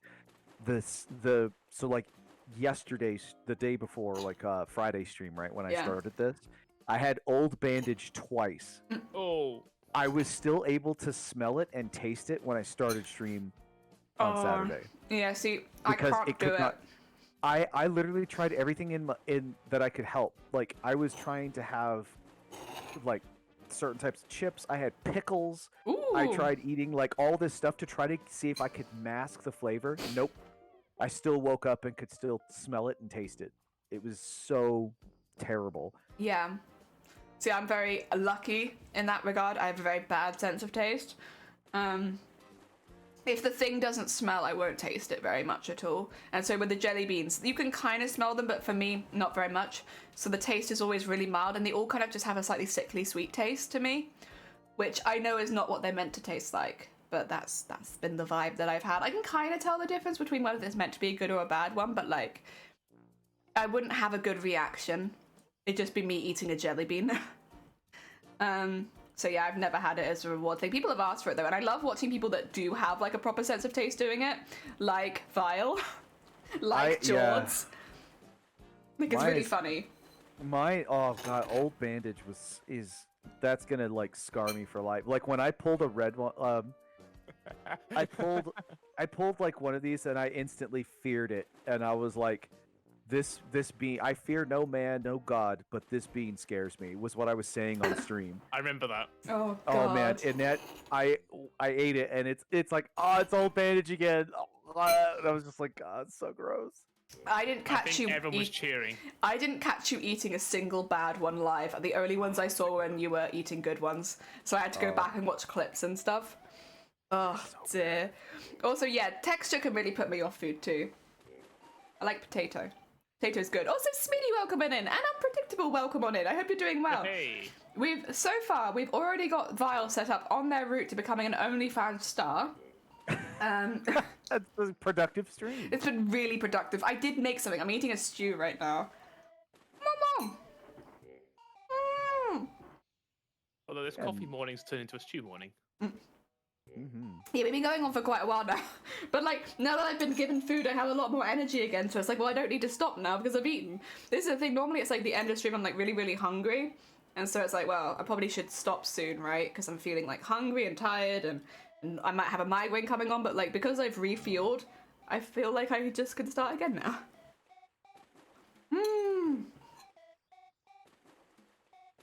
Yeah, my fiance made me fishy stew. Something smells fishy here. It must be all of the dead fish in my stew. See that, Val? I eat dead fish every week. That's so cruel. You should be having live fish. Don't you like it raw and wriggling? No. I don't know why they would literally call it dead fish when they should have called it like rotting fish. Because the first thing I saw when you were like, "There's dead fish" is a bad one. I was like, "Yeah, that's just fish." I kept using the name, and people keep like, that's another thing. It's called dirty dishwater, but everybody keeps calling it dirty dishwasher. And I'm like, it's water, dirty dishwater, not dirty dishwasher. But in my case, like I said, I keep calling it dead fish because that's the name. Yeah. It's rotting fish, and it tasted specifically like rotting sardines. It tasted like sardines that had gone off. I don't think I've ever eaten gone off sardines before. Well, it had the flavor as like a jelly of bean, sardines. I should say, as a jelly bean. Not, I haven't eaten them in real life either, but. But it had the flavor of sardines, but it had that flavor of it was like it was off, like it was gross. And that's so it basically was like a really horrible sardine. Yeah. Oh. Fiance, I'm engaged. I've been engaged for nearly 2 years. Yeah. Yep. I just called them my partner for a long time because I was like, I don't want the questions, man. They're my partner, but like, you know, we've been engaged for nearly 2 years. But weddings are expensive, and we decided to buy a house first. Priorities. I don't think I can eat those beans. See, I can eat them all day, but I just don't because I don't like jelly beans that much. I would, and I actually did. So even though these were horrible to eat, I do not. Thanks, Momo. I am like a glutton for punishment. I know Let's you put it are. that way. Wait, could you add that as a tag on your feet site? Masochistic feet. Glutton for punishment. Glutton for punishment. Hobbit feet. You can do stuff with your teeth. You have your toes, right? You can pick stuff up and put stuff down. Yes, I can. What would you call that? Ambidextrous. Ambidextrous, yeah. Feet ambidextrous. Oh my god, so spicy. So I have a very That's another thing. typical reaction if I eat spicy food. My nose just runs. Like spicy as well. So like I ate that one chip challenge, and stuff like that. So, like, you did. Oh, that's a great clip though. Yeah, and I powered right through that because I kept saying things like pain is just a, like I can't remember what it was. It was something like pain is a state of mind. Yeah, it's a state of mind. That's what I kept saying. Oh, I kept just saying that over and over, and I was like, woo, and I just kept going through it. Also, Kath calls your man a bed warmer. Oh my god, that must get very confusing. Me and my partner are planning our wedding. We're talking to 6 friends on holiday. We're saying, oh, you two could just sign the paper. Yeah, it's like, weddings are really expensive. We've looked into it, and we probably will get married because there's a lot of benefits to getting married. And also, it'd be nice just to do generally, but also we're not in a rush. Buying a house was more important first because then we're not paying rent anymore. So our priority was house, but We will do it one day. What are you making today? Toadstool keychain is what it will end up being. Excuse me. Look you dead in the eye while I hiccup. It's gonna I might make it a bauble, but I'm really torn on it because I kind of like the idea of it being a keychain. And I give it the hick. Wedding dress or wedding cosplay? Well, we kind of might do a themed one, and then it'd be dressing up themed, so then I could wear whatever I wanted, and then everyone else would have to wear costumes. Yay! I just like the idea of it being a bit more fun, you know. If we're having one, I don't want people to feel like they have to get dressed in formal wear for our wedding, because we're not formal people. But we'll see, because we're still very much in the early planning stages. The first thing we need is the money. Yeah. Well, that's, me and Teacup did that. Well, we never did a wedding ceremony. We just did the courthouse wedding. Yeah. And because we looked at it as we couldn't afford it either. For the same reasons. And we just said, you know what? We'll save up for a nice honeymoon, and we did. And that's when we went to Hawaii. Hell 6 years later. It was 6 or 7 years later, I think, when we finally went to Hawaii, and that was a fantastic experience. It was great. I imagine that would be us as well. I'm not it cosplaying this time. I'm cosplay for Evil Con in the fall.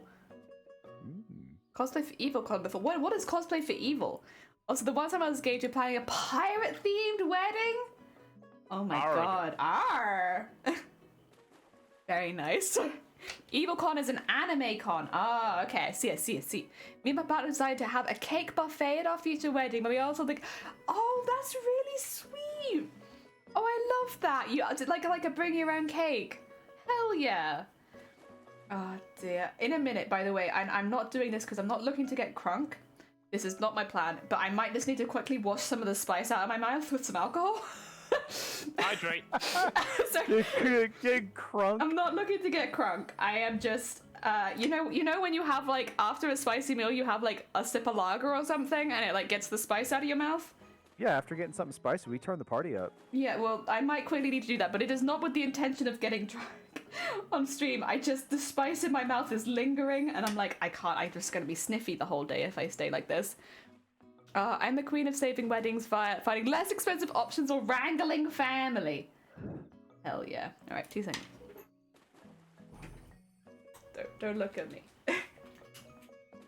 Well, to be honest, I kind of did that with for my first marriage. So I was married very, very young, and obviously that did not work out. But we actually did a wedding, and it was something where a lot of the family kind of helped out.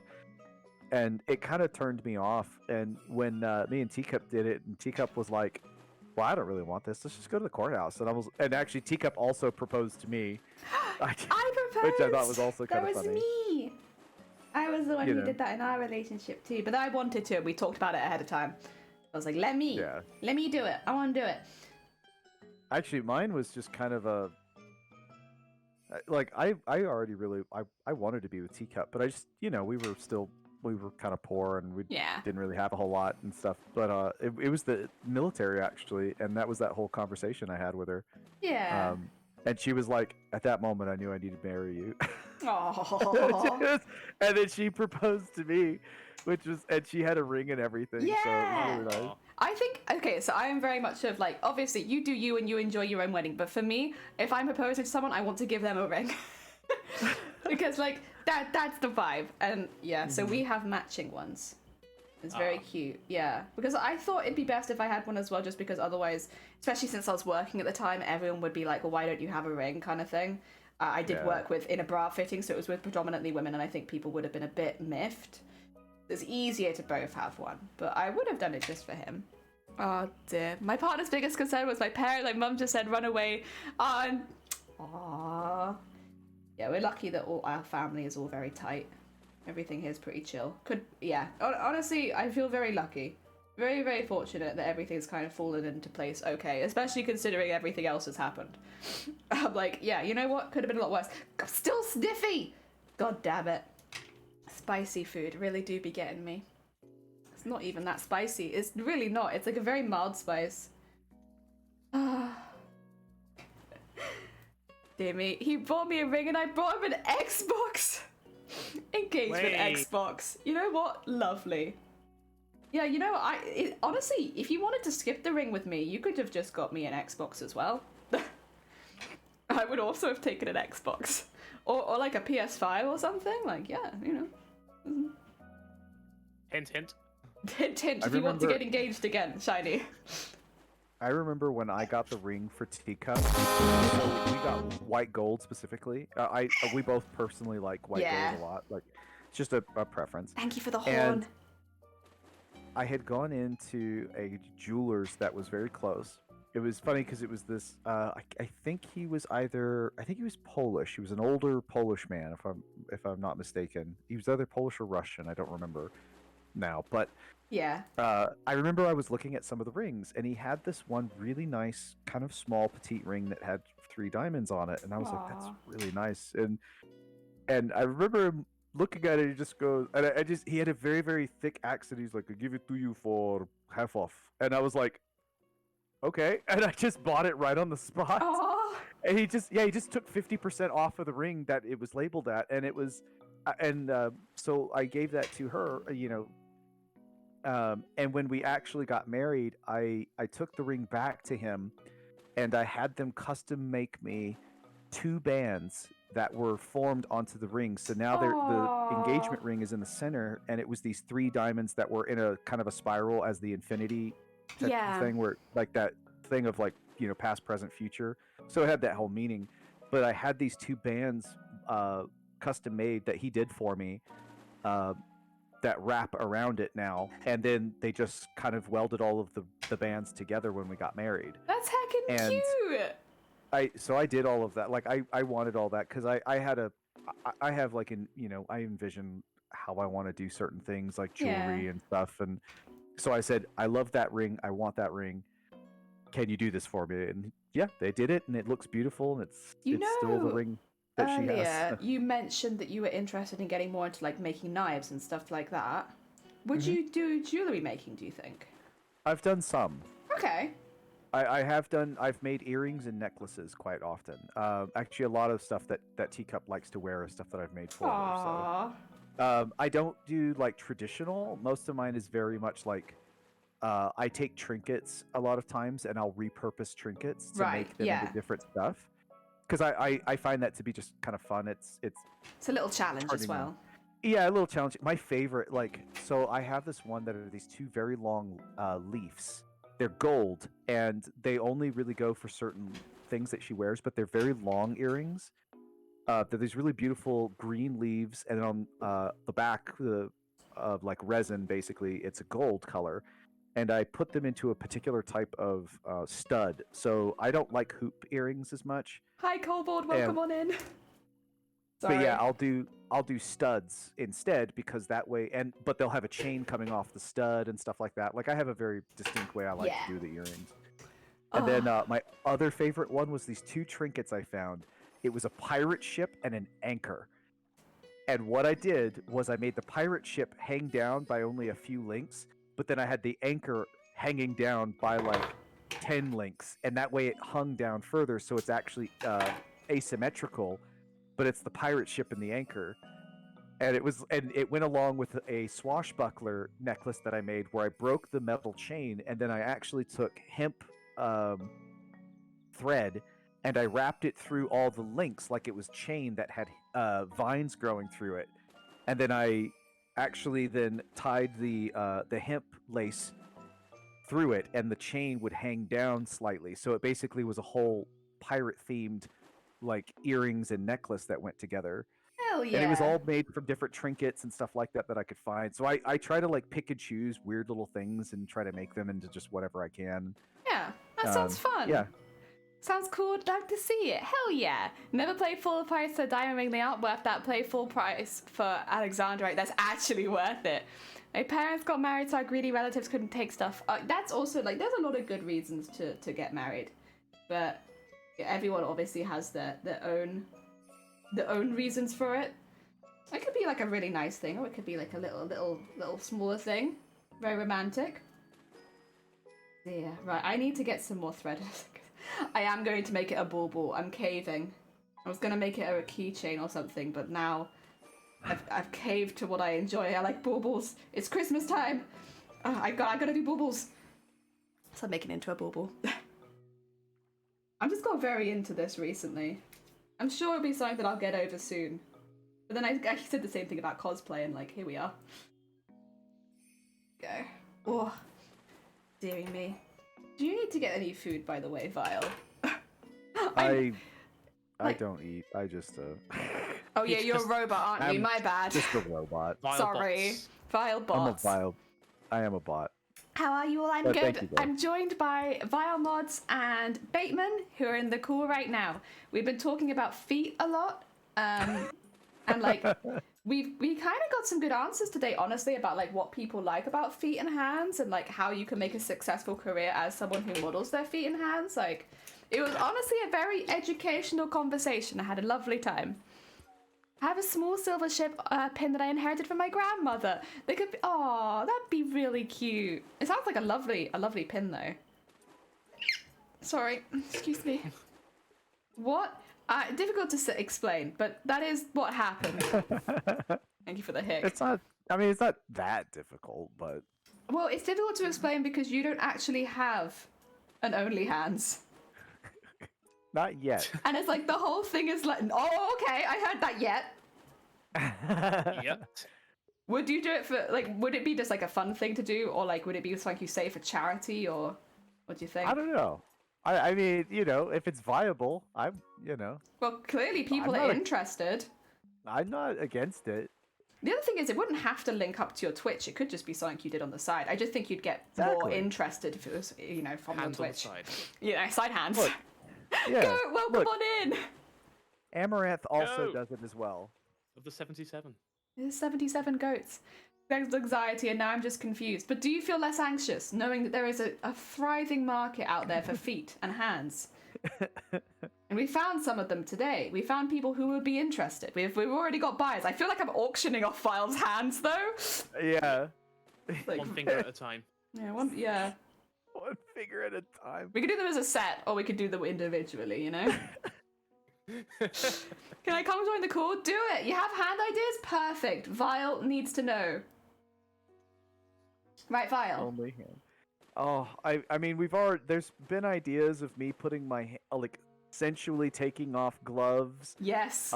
Me putting my hands into a pile of spaghetti that's on a Yes, pottery wheel. spaghetti. That will have to also be turned on Wait. and then flinging spaghetti in You all know that directions. spaghetti's going to be turned. We've got There's- unpredictable. Oh, Can you hear that bad feedback? Because I'm on Oh. a different device. you sound a little bit funky. Is this any better? Oh, that's a lot A better. little bit better, yeah. Much better. Interesting. Apparently the phone can't be charging. Vile. Yes. You need to do the dishes with like zooms and close-ups and really What? soapy water. Soapy. Yeah, and I I really hadn't like heard to get of into my this. dishes too when I do them. So I guess we can do this. Some Wait. really nice looking dishes, heavy stoneware, you know? Wait, I can actually see that working.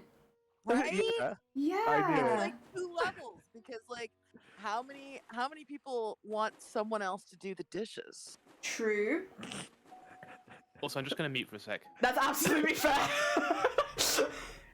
Bateman needs to go take care of something after hearing this. Yeah, this has been a bit too much for Bateman, Okay, understandably. this might have been a wrong time to say that. Guys, I gotta go. It's alright. This I am hand neither talk leaving- is too much. The bait's not- out of the bag now. I'm not leaving. I just need to do something. And the microwave, I don't want it going through the mic. Oh, okay. You're okay, you're okay. Wink. And folding laundry, also folding laundry. Ooh. Yeah, that'd actually be quite good. And you could describe the smell of the laundry as you fold it or something. Should I be like making the bed too while I'm at it? Well, that might be a bit difficult for only your hands, wouldn't it? Maybe. You need a cameraman. You need Yeah. someone following You you need around, to- centering on the hands. Yeah. It just centers on the hands because you can actually see like getting out the wrinkles with your hands and you're Cooking? like making the bed really nice.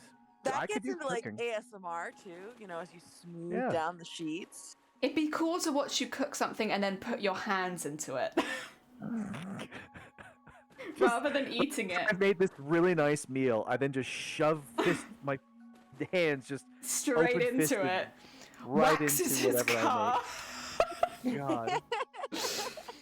Oh my god. What about Vars smooths out gravel? I've heard you've had a lot of gravel recently with your I hands. Maybe one of those little tiny sand gardens. You Oh, I know what you're desktop talking about. Yes. Val could be the Finger first this- gravel streamer. Oh my god, is that the Mr. Shifty Bluke back again? We're trying to work out how we can jumpstart Vile's career. I'm pretty sure he already has a career, doesn't Yeah, but not with hands. he? You know, I can see Vile. I think you got the makings of a good streamer. You know. Do I now? I think Vile, so. Vile, I think lace fingerless gloves. Ooh. Oh, yeah. Okay, I can get behind that. Fishnet gloves. People love Yeah, fishnets. And lingerie. Yeah, Mhm. hand launch. Hand lunge. God, You know they make manicure rings that are only supposed to go down past the first knuckle of your finger so that you can take pictures of them when you have your hands folded to show off your nails. So you need some manicure rings. Ooh, Okay. I've not heard of those before. Which is good because my fingers look better than the rest of my hand. Oh, you're downplaying it. Val's got fantastic hands. Yeah. I mean, of course, you also need a manicure. You know, sometimes you need to have True. the rough look. Sometimes you need to have the polished look.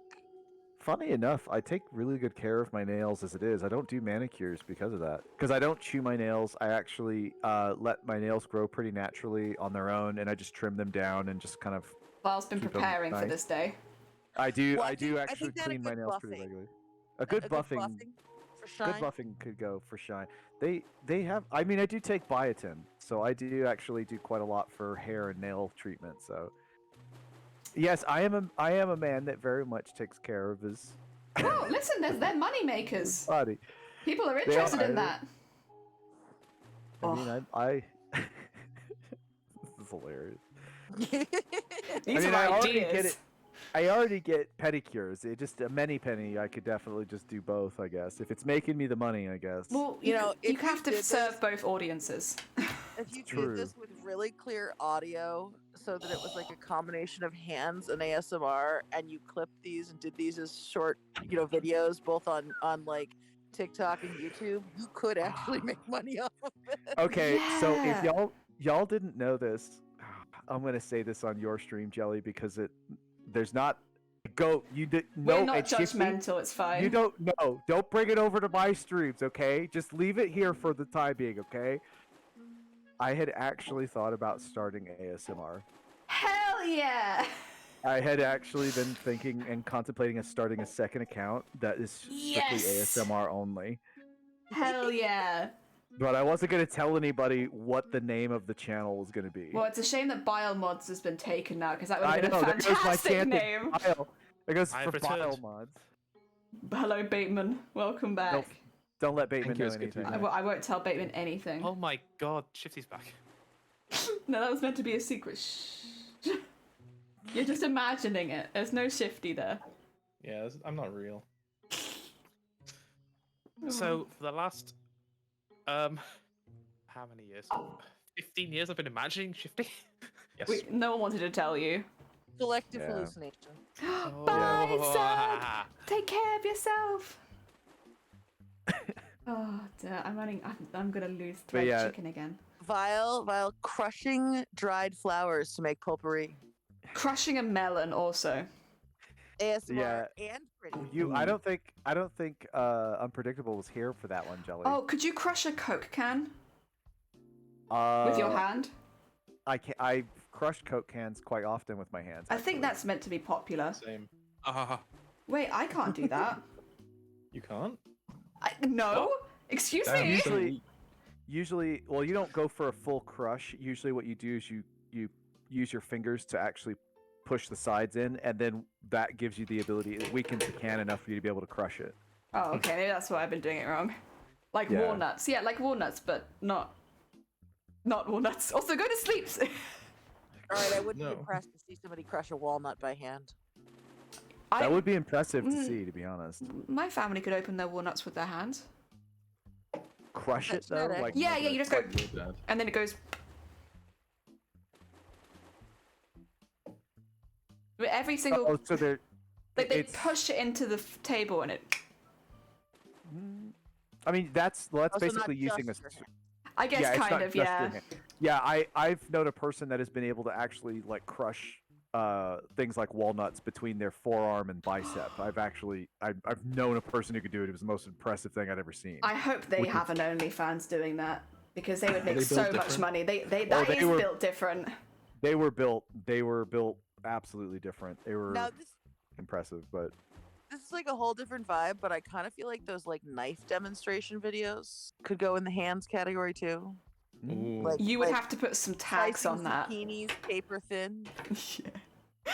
Tiny cucumbers that look like miniature watermelons, perfect for finger crushing. Actually, though, that would be really cute. That would be really, really cute. Oh my god. Well, he was big. Yeah, I want to be that big. I want to. Sorry. I want to be someone who can crush with my huge strength.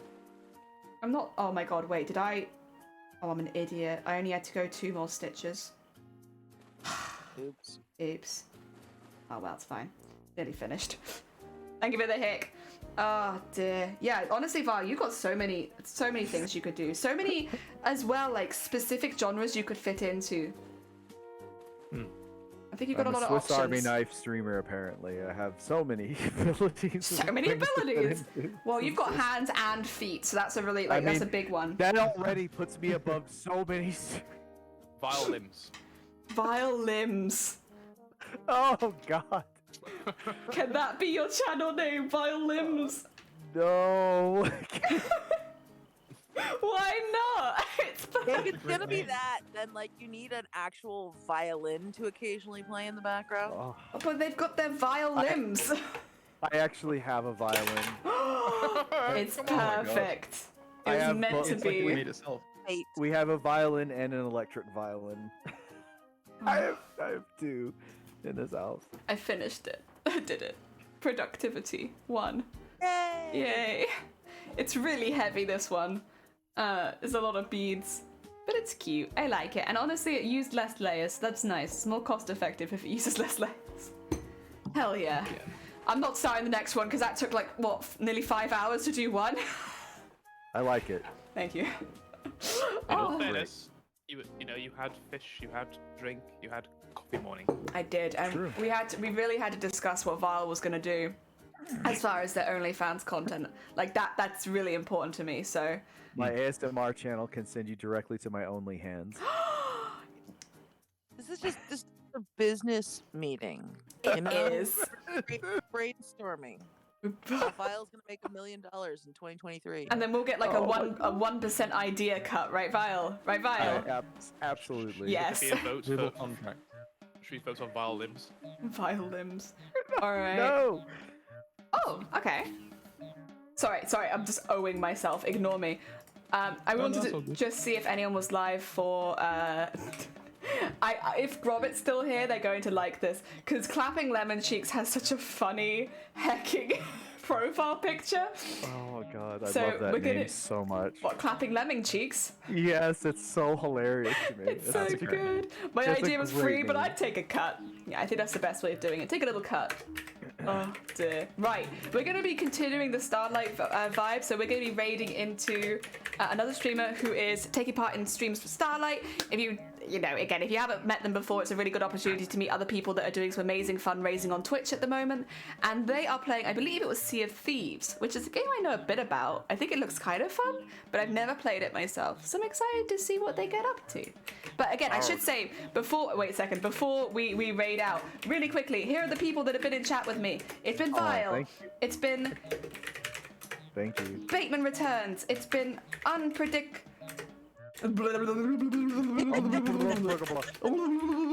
You can also do the @ symbol and then start typing And then- their name yeah. and it'll autofill. And it's been Shifty's just come back. There we go. Shifty is also streaming for Starlight later today. They're going to be doing a D&D one-shot, so definitely check that out. Otherwise, please do send lots of love to the people in the call. Thank you so much for joining me on my coffee morning again.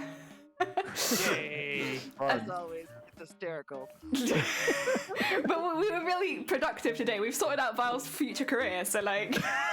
my feet career. He said my feet career. Feature career. Yeah, same thing.